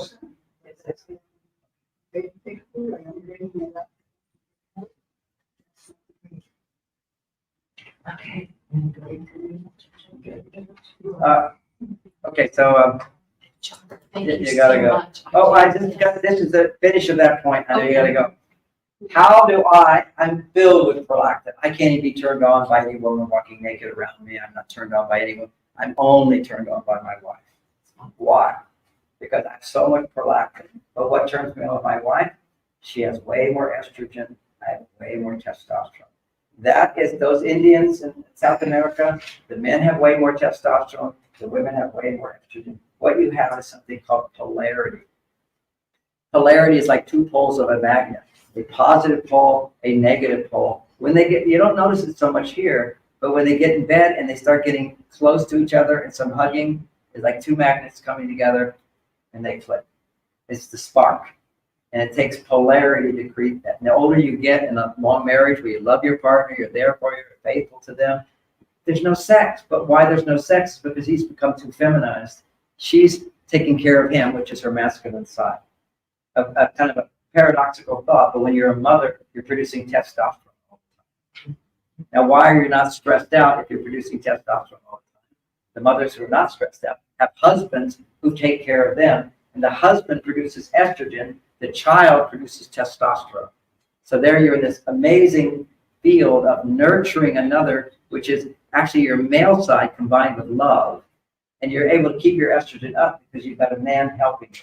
It takes a man and a woman to make a baby. It takes a man and a woman to raise a baby. When a man's not in the home, there's going to be extra problems. Not saying they're not insurmountable, but this is the problem today. 70% of children grow up in homes without a father. And any home without a father has a mother who's overly stressed because the presence of someone to support you is a dramatic support. And people who are married, heterosexual relate. Thanks for coming. Legally married, John? Doesn't matter. If you have a marriage, commitment, you're committed, you're true to this. Okay. Yeah. They live longer and they're healthier. And all the other lifestyles, and I can go down the list, it'd be inappropriate for me to say it, but they're the sickest. That's the whole thing. Ironically, okay. So I answered that question. I want to answer another question. This is how I cured my Parkinson's. Okay, so this is like how I cured my Parkinson's. It's not like you're going to cure Parkinson's with it. It's you're going to just have really great brain function.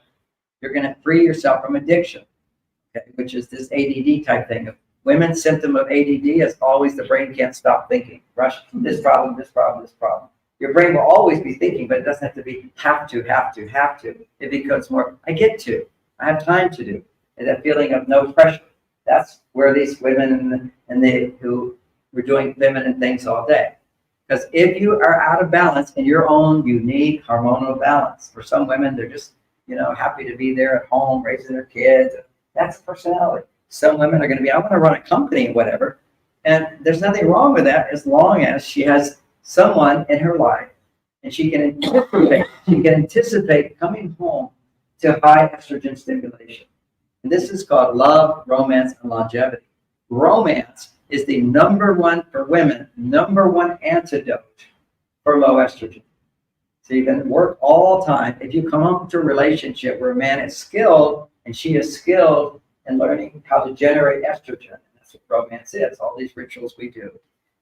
Why you have better sex at a hotel is because the woman goes in there. She doesn't have to clean the room. She doesn't worry about cleaning the sheets. She doesn't have to wash this. You can order room service. She doesn't have to wash the dishes. She doesn't have to do anything. It's all done for you.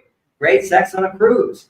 Just like cruise, everything's done for you. Great for women, and men just fall asleep because they don't have to do anything. So you have to keep a balance there. But this is romantic skills. We talked a bit about those. Those are in my dating book. There's a lot of romantic skills in that book. From Mars, Venus on a Date. Of course, all basics of everything is women being able to communicate and feel safe. What women want is safety. And it's safety, once you have money, the safety to express yourself. That's that higher emotional need. Now, when we in the Maslow scale, we're living in a world where our basic needs are met. Now you have these needs for women's male side wants to say, I want to be male too. And men go, I want to be female too. I don't want to work so hard. It's just if you go too far to your female, you don't want to work at all. And for women who go too far to their male side, they don't have a relationship at all. And why do I need a man? I can do it all myself. Yes. And you'll be stressed out. You won't sleep at night. And you're going to live a shorter life in some cases. So longevity, male, female, romance, love. Now, healing the brain of addiction. Addiction's all kinds of things. You can be addicted to negative thinking. You can be addicted to procrastination. That's more of a male addiction. It is lazy. Women see their husbands become lazy. Now, explain why men are more vulnerable to lazy than women. Well, first of all, lazy is no motivation. That's low testosterone. Why men are so motivated in the beginning? Because their dopamine levels are high. Because it's all new and different. He's doing what he has to do to get sex with you, to make you happy. And then he figures, I've done it. Why do I have to do it again? It's just, we have a gene that says, this women don't have this gene. Remember I said, actually there's a gene that we have, which is do things for everybody. Give. Some others give all the time. I never finished that point about energy. Women have the ability to make 20 times more energy than men. 20 times more energy than men. Why? Because you're designed to never stop. You're designed to take care of a child all the time. You have to always be on with children. Men don't have to. Okay? We're built on muscle energy. Muscle energy is much more inefficient than fat energy. You have 25 extra fat cells in your body at least. If you're relaxed, if you're estrogen up, your stress is down because you're estrogen up, that's the balance. Then what happens is your body burns fat for energy. Fat for energy is 20 times more energy than the energy that gets produced from muscle cells.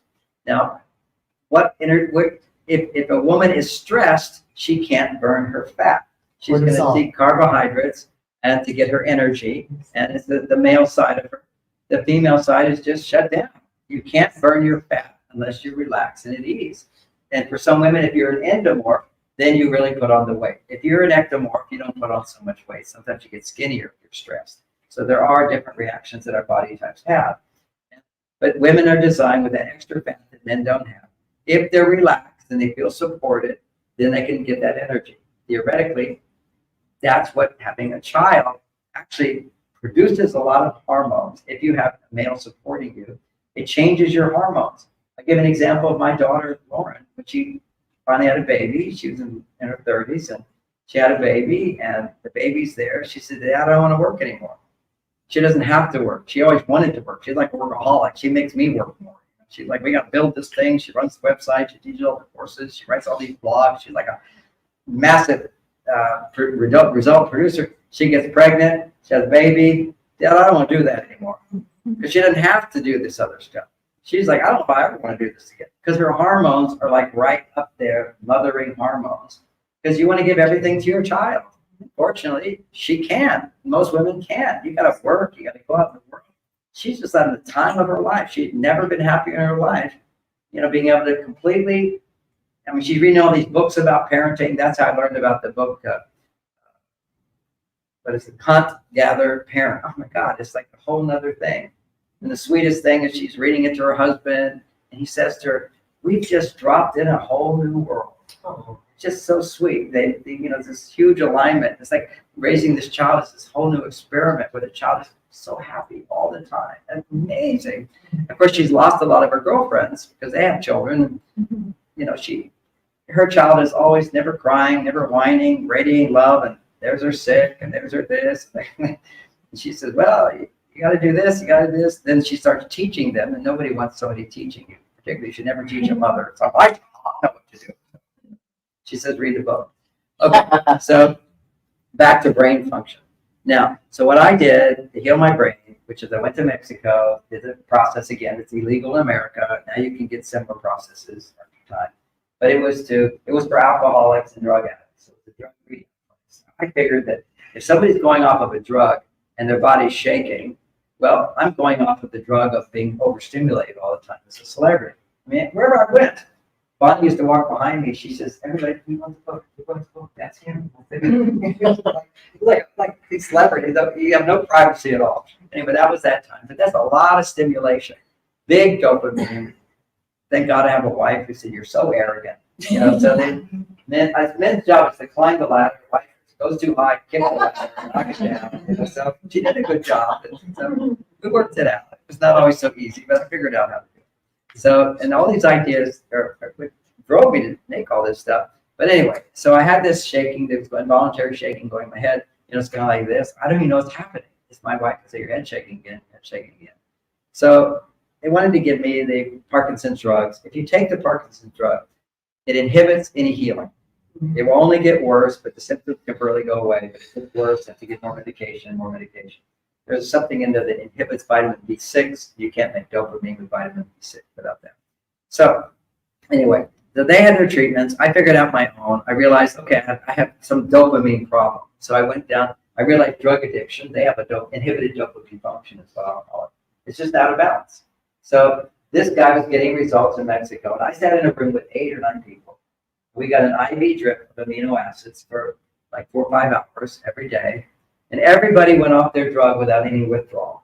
Evidently, when somebody gets off of heroin or cocaine, it's terrible. I mean, they have sweats, agony, and whatever, because they have no dopamine function. So while they're going off of their drug, they're getting the amino acids that are the precursors to making serotonin, GABA, and dopamine, and other things as well. So if you're getting, so basically what happens is high stimulation, you're running on amping up, you're not digesting your food properly. When you don't digest your proteins properly, you can't get the amino acids. You can't get the amino acids to make an abundance of brain chemicals. And so now you seek a drug, or you seek the attention, or you seek the negative thinking that will make more dopamine. So you need more stimulation to do it, rather than just be relaxed, have an efficient machine that will produce the amino acid from the proteins that you eat. So I went there, I saw the results. My symptoms all went away while I was there, just as all these other people went off of their drugs. For me, the Parkinson's came back in 3 months. I went to them and said, what about the drug addicts? They usually come back after 3 months too. It's a $10,000 treatment. It's an expensive treatment, you know, for people. So I'm doing my 10,000 treatment. I went back for another 10,000. I got to figure out how to do this without, you know, it was illegal to put amino acids in your bloodstream. Now that you can do it, there's some drug rehab centers that learn to do that, whatever. And I think he had some magic with what he did. But so I said, I'm going to find a natural way to do this where it's not made in a factory and put into my veins. I'm just do it. So I looked at the easiest to digest proteins, and that was whey protein, and also milk protein. Milk protein has casein in it, but casein is hard to digest, but it's very important for males, particularly, is get the casein, but can you digest it? You have to see what happens with protein is your digestion has to take the protein, break it down, metabolize it, and the result is something called amino acids. Then the body takes those amino acids and builds them up in a million different ways that handle every function in your body. Every function in your body requires amino acids. The infinite intelligence of the body takes those amino acids. We have to have some intelligence to give the body those amino acids. And if we can't digest our food, you're eating proteins, you're not going to get amino acids. So generally speaking, if you are not stressed and you eat a steak, you'll get the highest amount of amino acids. Steak, animal flesh will give you the highest amount if your body can digest it. You'll get 30% of the amino acids. They can measure this as a test, measure how much of the amino acids did you get. So the steak will do that. Now, if you do any type of protein shake, for example, you're going to get possibly 20% of the amino acids. If you're vegan, you're only going to get 10% of the amino acids. Just to know that. Going crazy. We have no civilization really except for done vegan. If they did vegan like the Indians, they would also have milk. And now they start pasteurizing milk, then you can't benefit from it because it's dead. It wants to last longer on the shelf, so you heat it up longer. So I created a shake. I found out how can I get some organic grass-fed milk, which is all natural state, which hasn't been heat processed. It's a very quick flash, low level, just in case there's some tuberculosis in it. So that's now called undenatured. Then it was very rare, but I found a place farm that would do it. And I made my own shake, which had undenatured whey proteins. That's the first thing. Then I also had enzymes. Now there's the Nobel Prize where he discovered protease. There's 5 different sources of protease enzymes. And some formula had already figured this out. They put those protease enzymes in this protein shake with undenatured whey protein. I had to do a special combination for me. So that was that special because of Mars Venus shakes. I don't have many more. This other company makes something similar. So I recommend that other company to people. So here is the shake. It's got these proteins. It's also got some good minerals in it to activate enzymes. And you take that mix and you put it in warm water. You measure about 100 degrees. 100 degrees warm water. Yes, thank you. 100 degrees warm water. It will activate the enzymes. Body temperature activates the enzymes.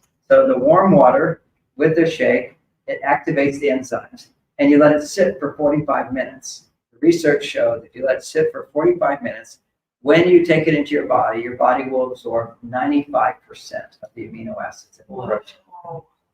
And that is all of our brain issues is we're not getting enough amino acids into our brain because we're stressed. And here you're getting 95%. So what I do is every morning I have that shake. I make it the night before, put it in the refrigerator. Or if I have time in the morning, I do it first thing in the morning rather than breakfast. I take my amino acid shake. Then 1 hour before bed, I take another amino acid shake, or sometimes 2 hours before bed. I have a problem with eating snacks at night, which is not good for you and puts on belly fat. And part of my motivation, in telling people, if you want to reduce belly fat, you just have to do that formula. And the research shows that if you add a few other things to that, you can lose 15 to 25 pounds in a month, which is really powerful. But I'm just describing the very simple thing for your brain. You buy 4 canisters of the Isogenics Isolene shake. Isogenics Isolene shake. And every day, twice a day, you put 2 scoops in warm water, let it sit for 45 minutes. It bubbles up. You drink it, and you just don't worry about stuff. The energy you had, you start more energy. You have less cravings for the junk food because we crave the immediate energy of carbohydrates only because our brain isn't generating enough dopamine and serotonin. So here you're getting the precursors. In mother's milk, you have the precursors all for GABA, for dopamine, and for serotonin. It's just, are you able to digest it? And the more stressed you are in your life, it's because your brain function isn't working in balance. So instead of then you don't digest, then it gets worse, and you don't digest, it gets worse. So you turn it around. And so you get free digestion. And, this isn't the end of all things, but this is for the brain stuff that I saw to be most powerful. A lot of other things I could talk about, whatever. It gets more expensive, it gets more detailed, but all I do is pretty much all I do. I do the lithium supplement that I created, and I do my shakes. And I have a whole health food store at my house because I've sold every vitamin in existence, but I don't need to take any of it. I just know for people who don't do that, don't have great sex, they're going to need more.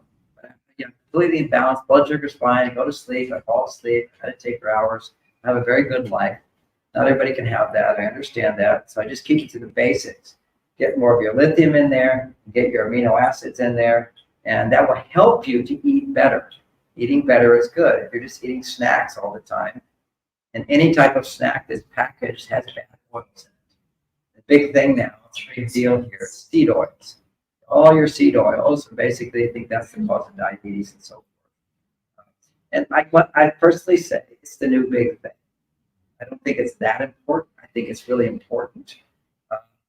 And so any packaged food does have seed oils. Part of me is rationalizing because this particular isogenics does have half a gram, which is nothing, of seed oils. So I prefer they take it out because it would go with the new trend. Nothing can have seed oils in it. That means, like, what are the seed oils? Who knows? You know what they are? Sunflower. Sunflower. That's what's in it, but it's just a half a gram. What's the other one? Linoleic acid. It's a linoleic acid thing. So it's the balance of omega-3 and omega-6. We're just all omega-6. It's just that we need omega-6. You just don't need so much. So the idea that the research has shown, if you just go all off of no omega-6, then just have the omega-3, and 2 years later, you should be fixed up. I haven't seen anybody fixed up from that. But I do know there's reality to it. That's why olive oil, which does have the good stuff in it, even though it has the bad stuff, it has something that counteracts the good stuff. It's supposed to, and all your Mediterranean diet, which is so healthy, they're all about olive oil. But it's canola oil. Okay, that's the one. It's poison. It is a poison. They've made it, you know, and even you can get organic canola oil. Forget it. Canola oil. This is like bad news, American invention. It's just toxic. See, they go rancid very quickly. As soon as they're exposed to air, it's rancid. And now you're getting rancid in you. And just since you hung around, I'll tell you another funny story. But back at one point, they're giving me an honorary PhD from some college. And so I was like being decorated. And yet the whole table was Harvard graduates and these people. And I'm there. It wasn't Harvard committee, but it was their faculty of another university. And so they said, well, what are your projects you're working on now? This was many years ago. Well, I'm teaching people not to eat hydrogenated fat.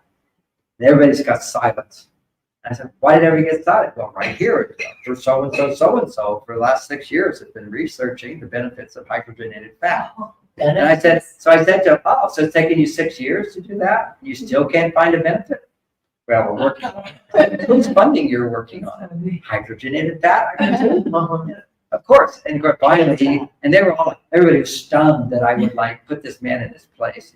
Well, what is your research? I said, it's common sense. It oxidizes. It's as simple as that. And you're trying, and the other reason I'm saying is it's taking you 6 years to find any benefits, and there's none, and you can't prove it. I said, boy, they didn't like me. I have a habit of not being invited back.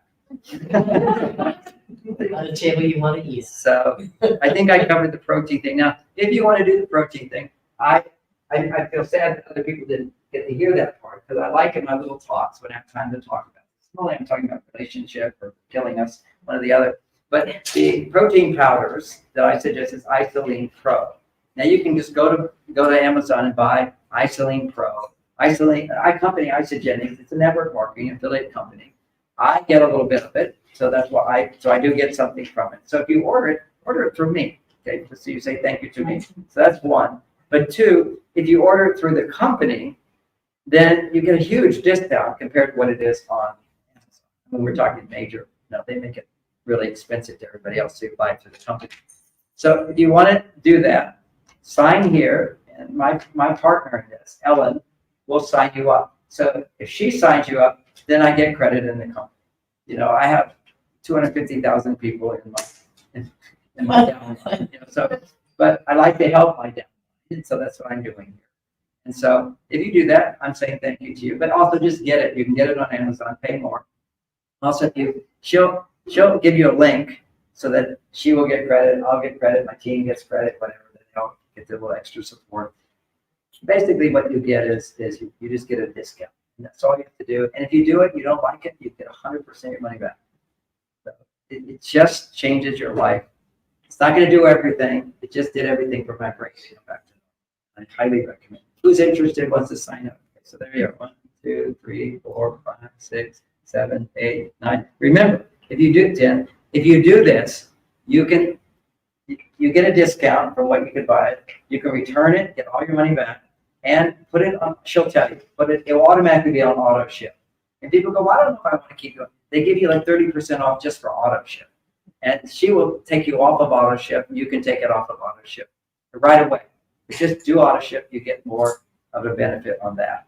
Because I recommended one of my clients, and I don't know if I want it. I'm not going to go auto ship. She said, just take it off auto ship the next day. I'll do it for you. You'll get 30% off. She goes, nope, I don't have to do it. Okay. She was that person. So this is here for you. We'll pass this around, and people, let's put your name and phone number on there. I think phone number is the best. And she'll call you. Good. John, may I ask if it's recommended? They used to say a gram, and then somebody went, "Oh man, I meant a kilogram." Pound per person of protein. Have you heard that? Individual person's need is 1 kilogram per pound. Do you have anything to say about that? That's what I said. I'm like, okay. No, basically, what you're what you're doing, 2 scoops of this protein. It's their high protein one, and that's the one they put the enzymes in. 2 scoops is going to be 35 grams. Now, if you're a woman's body, 35 grams. Ideally, it would be 4 times a day. If you wanted to lose weight, you could just not eat for a couple of days each week and do it 4 times a day. That's their program. They have what's called a reset program that helps people. You know, they give you special herbs to clear your gut, whatever. It's just more expensive. I know that you'll get benefit just from doing the shakes. Ellen will try to sell you on everything. And you're really interested. But I'm just telling you, do the shakes. Your brain will work better. You'll be happier. Do the lithium. You'll have less stress. Keep it as simple as possible. But the one thing, and she'll even discourage you, like, well, if you're really busy, you don't have to incubate it. John makes a big deal out of it. No, I'm telling you, that's the whole magic of this. It's just their company. They've gotten great results without incubating. It's a good product, but it's a much better product. The only downfall that people have if they're really into it, well, it's got to have a gram of seed oil. It's not a big deal. That's my thing. It's not a big deal. And they're going to change it. I am telling them, just get it off there. It just becomes a psychological thing for people. And the other thing, it's got a teaspoon of sugar in it. Some people, I can't eat a teaspoon of sugar. Do you know how much sugar is in an apple? Exactly. You know, like, people get so picky about this. But then your 5 or 6 grams of sugar, once you incubate it, there's no sugar. So it really just tastes like a glass of milk is what it tastes like. Yes. Say that again. And the warm water. It's magic. Every child should have this for breakfast. What is that? How did you come upon the warm? A scientist came up. Okay. And one of these, he's like this. It makes sense. So all it is just the protein powder and the warm water and the 45 minutes. That's it. Protein. The enzymes are in the protein. Okay. 2 scoops in warm water. It's so cool. It will sit for bubble up, bubble up. Now, if you want, you can put it in there like the one for dinner. Before bed. Just after you're eating dinner, put it in there. Let it sit for 2 hours. Let it sit for 3 hours. The whole thing just becomes foam. I just say 45 minutes because that was the research they did on it, which is that who knows. But all I know is the experience I have. So I put it in. I have a blender. I put the warm water, 2 scoops in. Next thing I do is it just stirs it up. Now let it sit for 45 minutes, no top on it. Then after 45 minutes, then I take a bunch of ice and I put a bunch of ice in it, which is, it makes it taste better. There's something magical about cold, makes things taste better. The problem is if you eat things with cold, it stops digestion. But you don't need to digest. It's already digested. So, but it does make it taste better. But it doesn't taste bad. It's just no sugar. You know, when people eat things with no sugar, it's just like a glass of milk, but much thicker. But add some more ice and then put it in your blender that blends it up, makes it into a little bit of a smoothie. It's delicious. And you might say the first 2 or 3 times you think, well, I'm not getting any buzz from this. And then after about 2 days, your brain goes, but I still like it. See, there's no high dopamine stimulation. It's just amino acids for all the brain chemicals. Then you're also taking your lithium, which is at Amazon. You can get that. It's a weird name called elemental orotate. It's hard to remember. But so you go to marsvenus.com. At the top of the home page has the button for elemental orotates. Push this button. It goes to Amazon. And you can read all about it. You can see what it is. And if you ask your doctor, they say, oh, we don't recommend lithium. They don't know anything about lithium orotate. When you say lithium, they're thinking lithium carbonate, which is like somebody said that's dangerous. It's just too much of a good thing. It's not a good thing. I tried to get it into Whole Foods. The answer, but I know the owner. He's my men's support group. the guy started Whole Foods. He couldn't get it in because when he goes to the board, they say, no, it's dangerous to give. What is the reason it's dangerous? Because if it works so well with just 2 capsules, they'll eat the whole bottle. And the whole bottle at one time will do nothing, by the way, just give you a tough stomach ache. But if you did it over a long time, it would be too much lithium in your body, and basically your metabolism would be a little messed up, just if you're eating too much salt. But these are very micro doses, basically. You know how much 5 milligrams is? Now what you'll have is like 150 milligrams along with it of orotic acid. But mine, you'll see elemental orotate. It's just 2 capsules. It's 5 milligrams. If you want to actually, if you're stressed, you should do it twice a day, 2 capsules twice a day. If you're not that stressed, just for brain function, so forth, digestion, all that good stuff. And it's proven to work. I mean, the whole book's written on lithium. So I wish I could name, I have a website as well that talks about, shows the research on lithium orotate, how effective it is. I still don't remember the name of it. Yes. Is something that one you have to take every day for, like a adaptogen, or is it more like just as needed? Well, it is, see, part of it, it's an adaptogen. I have 7 adaptogens in that. Yeah. Along with the lithium. And it's something you should take every day because you're not getting it in our diet. And would you need a break from it? Because like ashwagandha, they say break from it. I don't know if that's. You don't need a break from this. No. And if you forget to do it one day, you won't notice anything. The thing is, after you're doing it for a while, you don't even notice it's doing anything because you just feel good. And then you stop doing it. And then you say, well, I stopped. Didn't seem to work. I said, was it working when you were taking it? Well, yeah, it was. Then it stopped working. Well, you stopped taking it. But you can go for a while without it. I tested all this stuff. I've gone for a while because I just feel good all the time, and if I'm not feeling good, then I do one of the processes I teach in my books. I just write out my feelings, or I go chocolate. Either one. This is such magic information to regulate stress in your life. And you never get a tolerance for it's ineffective. Without amino acids. So you're not going to get a rush. See, people want, if you drink a smoothie with sugar in it, you're going to get a rush. You don't need a rush with it. But after a few days, your brain goes, I like doing it. I just like doing it. And the other thing for me is, I did intermittent fasting for 10 years. I eat 1 meal a day for 10 years. And it helped me to lose weight and then helped me not to need to eat meals. And then what I found in the last 5 years, being in my 70s, getting close right now in my 70s, is I started getting fat. Okay, and I started having low energy. I guess I said, this is just 70s, you have low energy. Well, what happened is when you cut down the calories you eat, your body adjusts over time and your metabolism slows down. So you see this dramatically with women who are ballet dancers. In order to be ballet, they're totally conscious of their body, right? They starve themselves. And it's very common when they hit 40, they just balloon out because their metabolism is so low because the body adjusted to low calories. My body adjusted to low calories. And in 30 days, my metabolism was back. Okay. And as a result, what I'm doing is I'm keeping very flat. Although it is, when I go really flat, like you see my abs, my six pack and all that, when that's the case, then I eat ice cream. Okay, there's kind of like, I give my health over ice cream, but if I've got my health, I can go for a little while. So for me, it's with the low metabolism, then if I stayed up late watching TV, I'll watch X at night, basically. After my wife's going to bed or something. So I'm not having sex, I'll watch X. I just love knowing all the secrets of the universe. And it's also a dopamine stimulator, but I'll also, because I'm being passive, I want to snack. It's really hard for me to not snack after 11 o'clock if I'm watching the news. Okay, so my body wants to snack.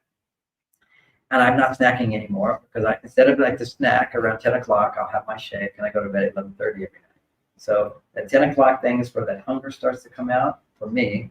And now I just have my shake and I'm done. And it doesn't affect anything. It doesn't interfere with my sleep. It doesn't problem because you don't have to digest food before bed. It's already digested. So, but also you got the amino acids that your brain's looking for, giving you some energy, giving you some support. You would have the constipation from animal, from. Yeah, you don't have constipation at all. Right. You're eating digested food. I don't want to get into details of it, but it looks really great when it comes out. It's nice. Just sliding out. But for people that do have constipation, you should know that's actually one of the precursors of knowing that you're more vulnerable to dementia or Parkinson's is chronic constipation. That's just to know that. So if you're having constipation, one is that you're not getting the nutrition in your brain. Again, that's for your brain. but magnesium. And most women, they say, I don't know this from my own experience, but they say they're deficient in magnesium. And magnesium is an important mineral.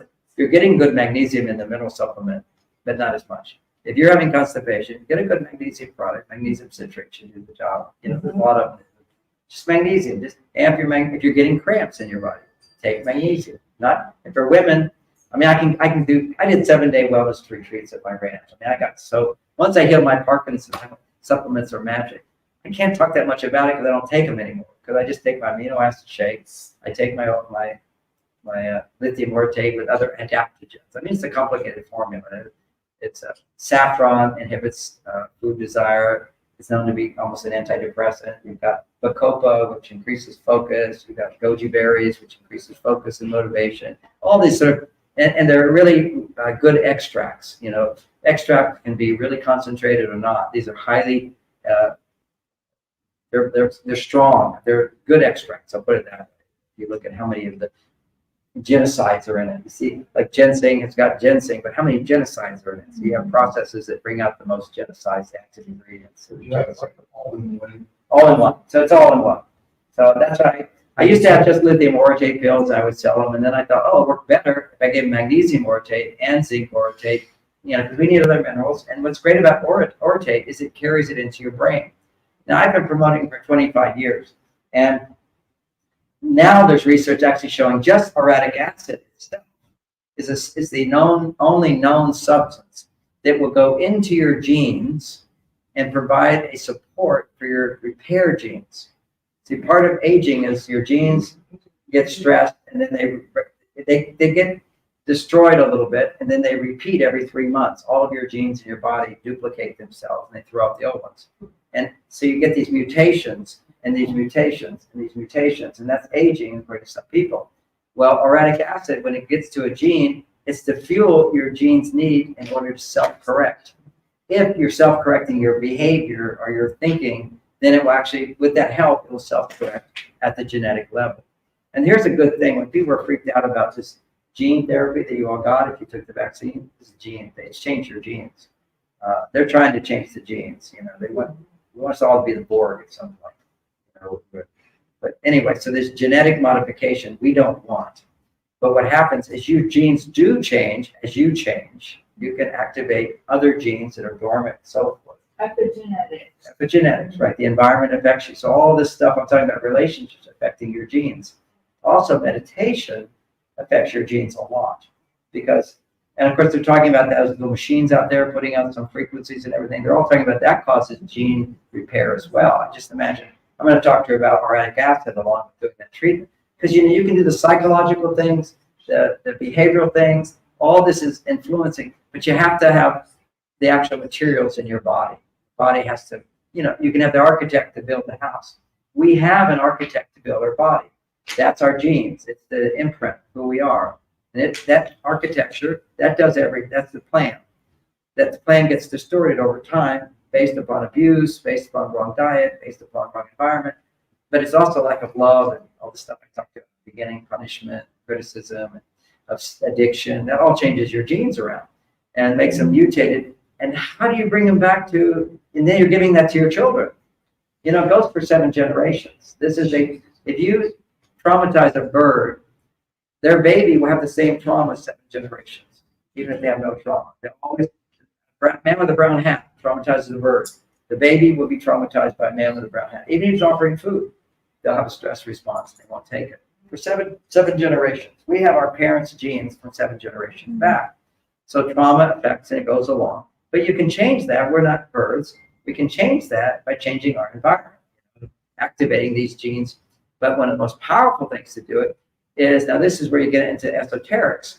We have different bodies. We have this physical body. We have the etheric body. We have the astral body. We have the mental body. It goes further and further, all these bodies.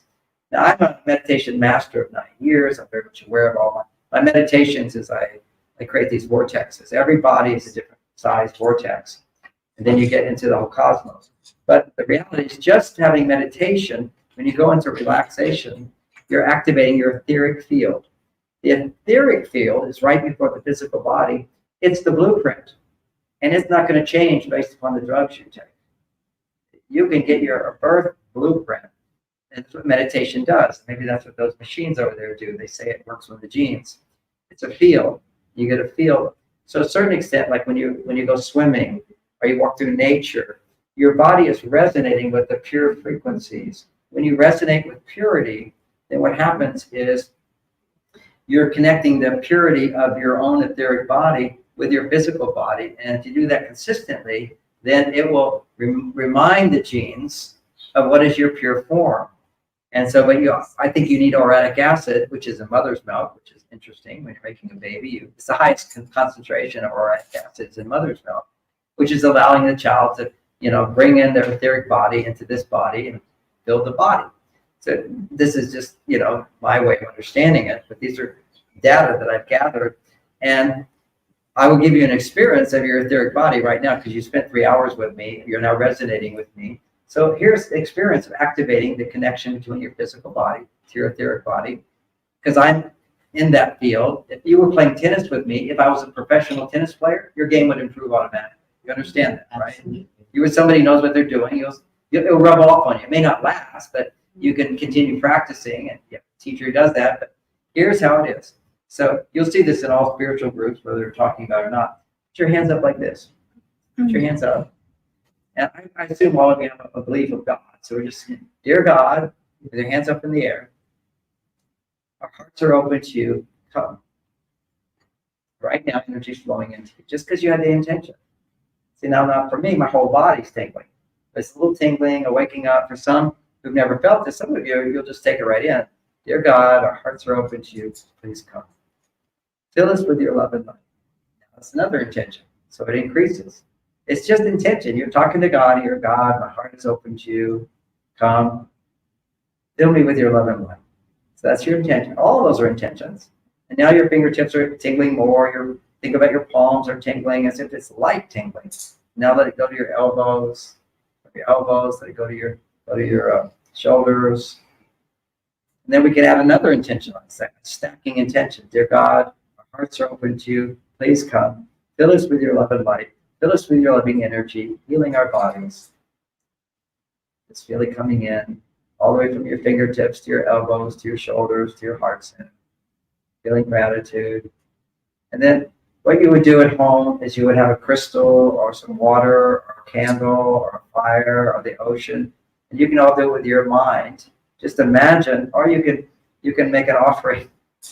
Well, we'll just do water. Imagine the ocean in front of you and say, dear God, use the ocean to fill me with your love and light. So that's the earth frequency, the pure frequency.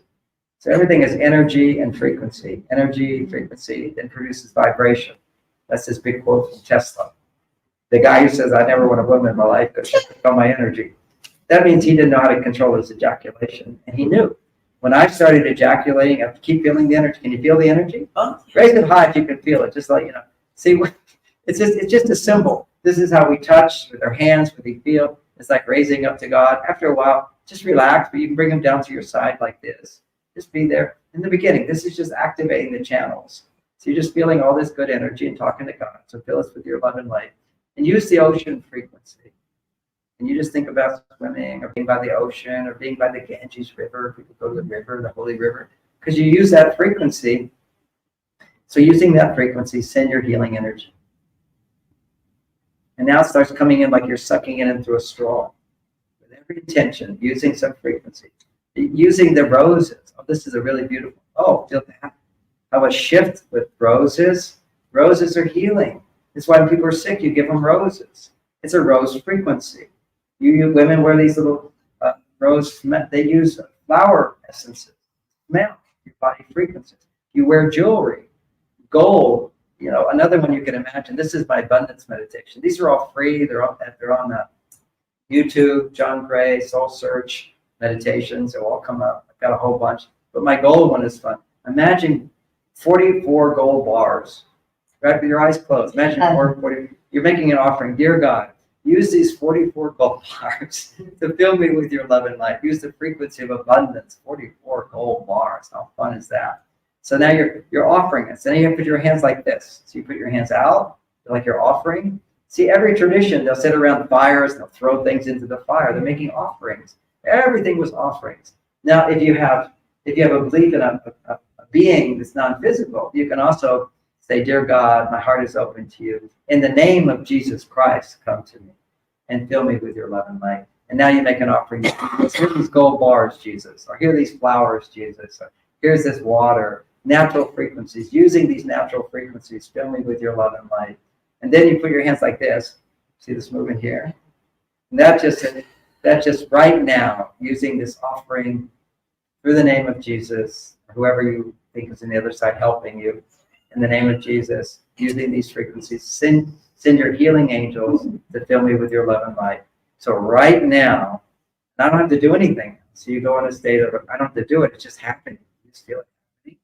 And then when you start to feel it happening, then your hands go back out like this. It's open palms. And you just go, thank you. Right now, healing angels, in the name of Jesus. Thank you, God. Using this offering, I'm receiving your love. Now you're in a state of deep meditation, just receiving the energy. Isn't that nice? That's your etheric energy. You're connecting your physical body to your etheric energy. So when you take and we say thank you and put our hands together. So I tell you something cute I just learned. I like learning things. But this is things, they call it heavening, like heaven. So at the end of meditation, to rub your face like this, and like this, just cuddling yourself like this, and like this. And then put your arms like this, kind of like hugging yourself, like this, and like this. Like 3 or 4 times, just coming into your body with love and touch. And then do this, this. Just feel peace. It's a nice little thing, and just I'm loving myself. And thank you, God. How many of you can feel that surge of energy? We just put our attention on it. Just call it in. It's amazing. What you're doing, what you're feeling there, that chi energy, that's the energy, life force, pranic energy. That's also through connecting the physical body is connecting with the etheric body, which is able to intentionally pull that in and start bringing in the genetic intelligence to heal and repair your DNA. So I'm not feeling like so sad for humanity because they just did a big squirt of genetic mutation to dump us all down. And by the way, fluoride does that as well. It just came out. Of course, we've all known that. Who knows? And we do it right here in Marin. You know, I feel like I want to run for city council just so I can have a voice to get rid of this fluoride. Many cities are stopping it now because there's this government study. It came out in the news. It's called dumbing children down. Dumps adults down too. It calcifies your pineal gland. Your pineal gland is the connection to the divine. This is right in there. That's what we just did. That you could feel the energy. You've got a good pineal gland. You've got an active one. A lot of people can't feel the energy because it's calcified. The children can always feel the energy. You know, I can just send energy to my little grandchild. She's, ooh, it's happening. She doesn't know what's happening. I just sense some energy of it. They're just absorbing energy all the time if they're not stressed out. And of course, you give them sugar and you give them all these things. You get overstimulation with the electronics. Children should not even see TV sets. Or the worst thing you do for a child is give them those little screens. All you're doing is making them dopamine addicted. They're addicted to it. What they need is normal life, just a normal life for children. And this is all in this book, Hunt, Gather, Parents. So beautiful. Is children have more fun thinking they're helping you. And what do? Try to help them all the time. See, what they want to do is feel that they're helping you. What is our purpose in this world? Is to help others. We are always happiest if we can help others. That is our purpose. Okay, what's my purpose? You're just depressed because you're not helping anybody. Anytime somebody says, what's my purpose in life? Just go out and help somebody. You'll know what your purpose is. But what is the purpose? Help somebody. We're all here. We're all pieces of the whole. We're all needed in some way. So find somebody that needs your help and help them. Your depression goes away.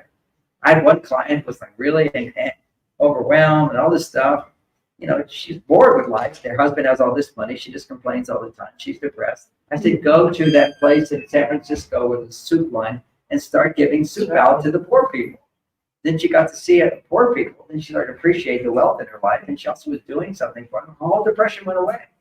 She's also taking the minerals, but it helps out too. But it's got to be action, and it's got to be also getting the right nutrition. And it's got to be connecting with God. It's just 80% of the people who survive marriage all believe in God. There's only a small percent of the people that don't believe in God. Only a small percent can maintain a marriage. Why is that? Well, one level why it is because People who believe in God, I mean, for women particularly, they're not alone. And you don't expect a man to do everything.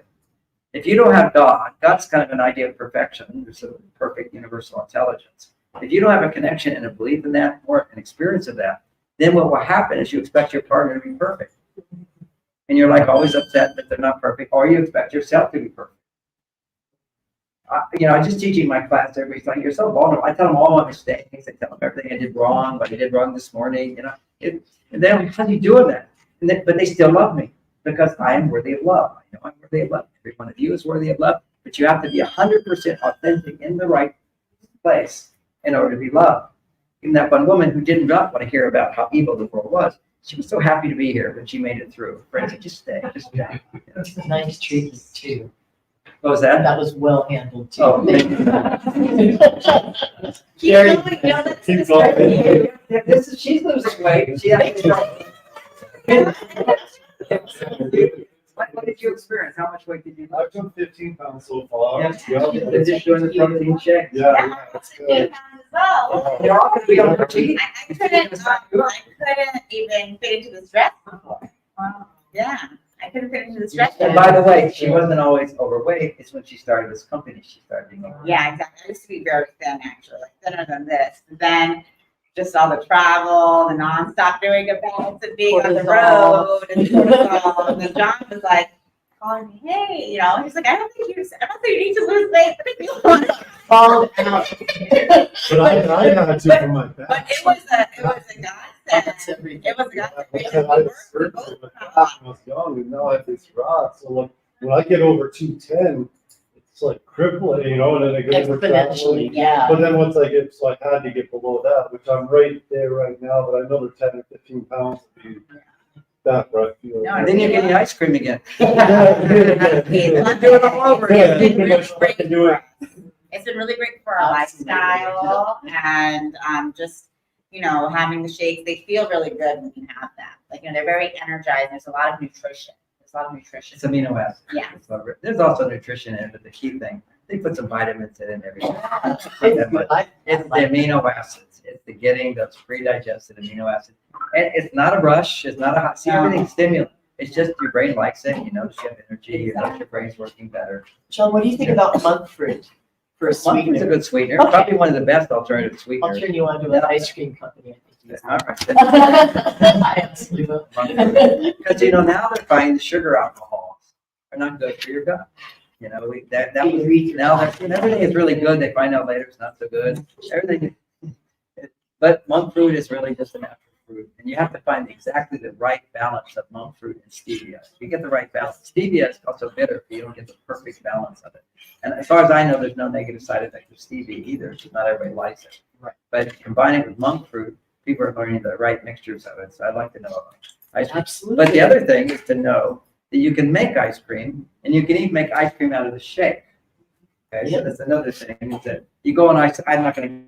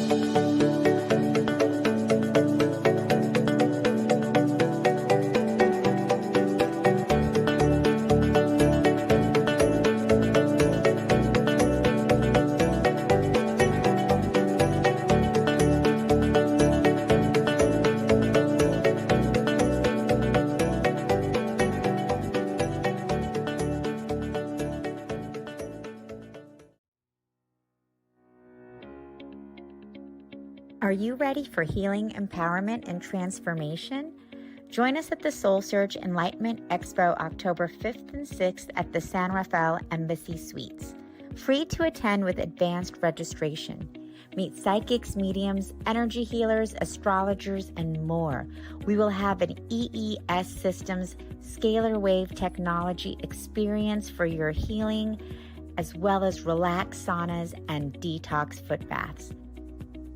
Get readings, Reiki, body work, and more. Purchase crystals, holistic self-care, and high vibe products.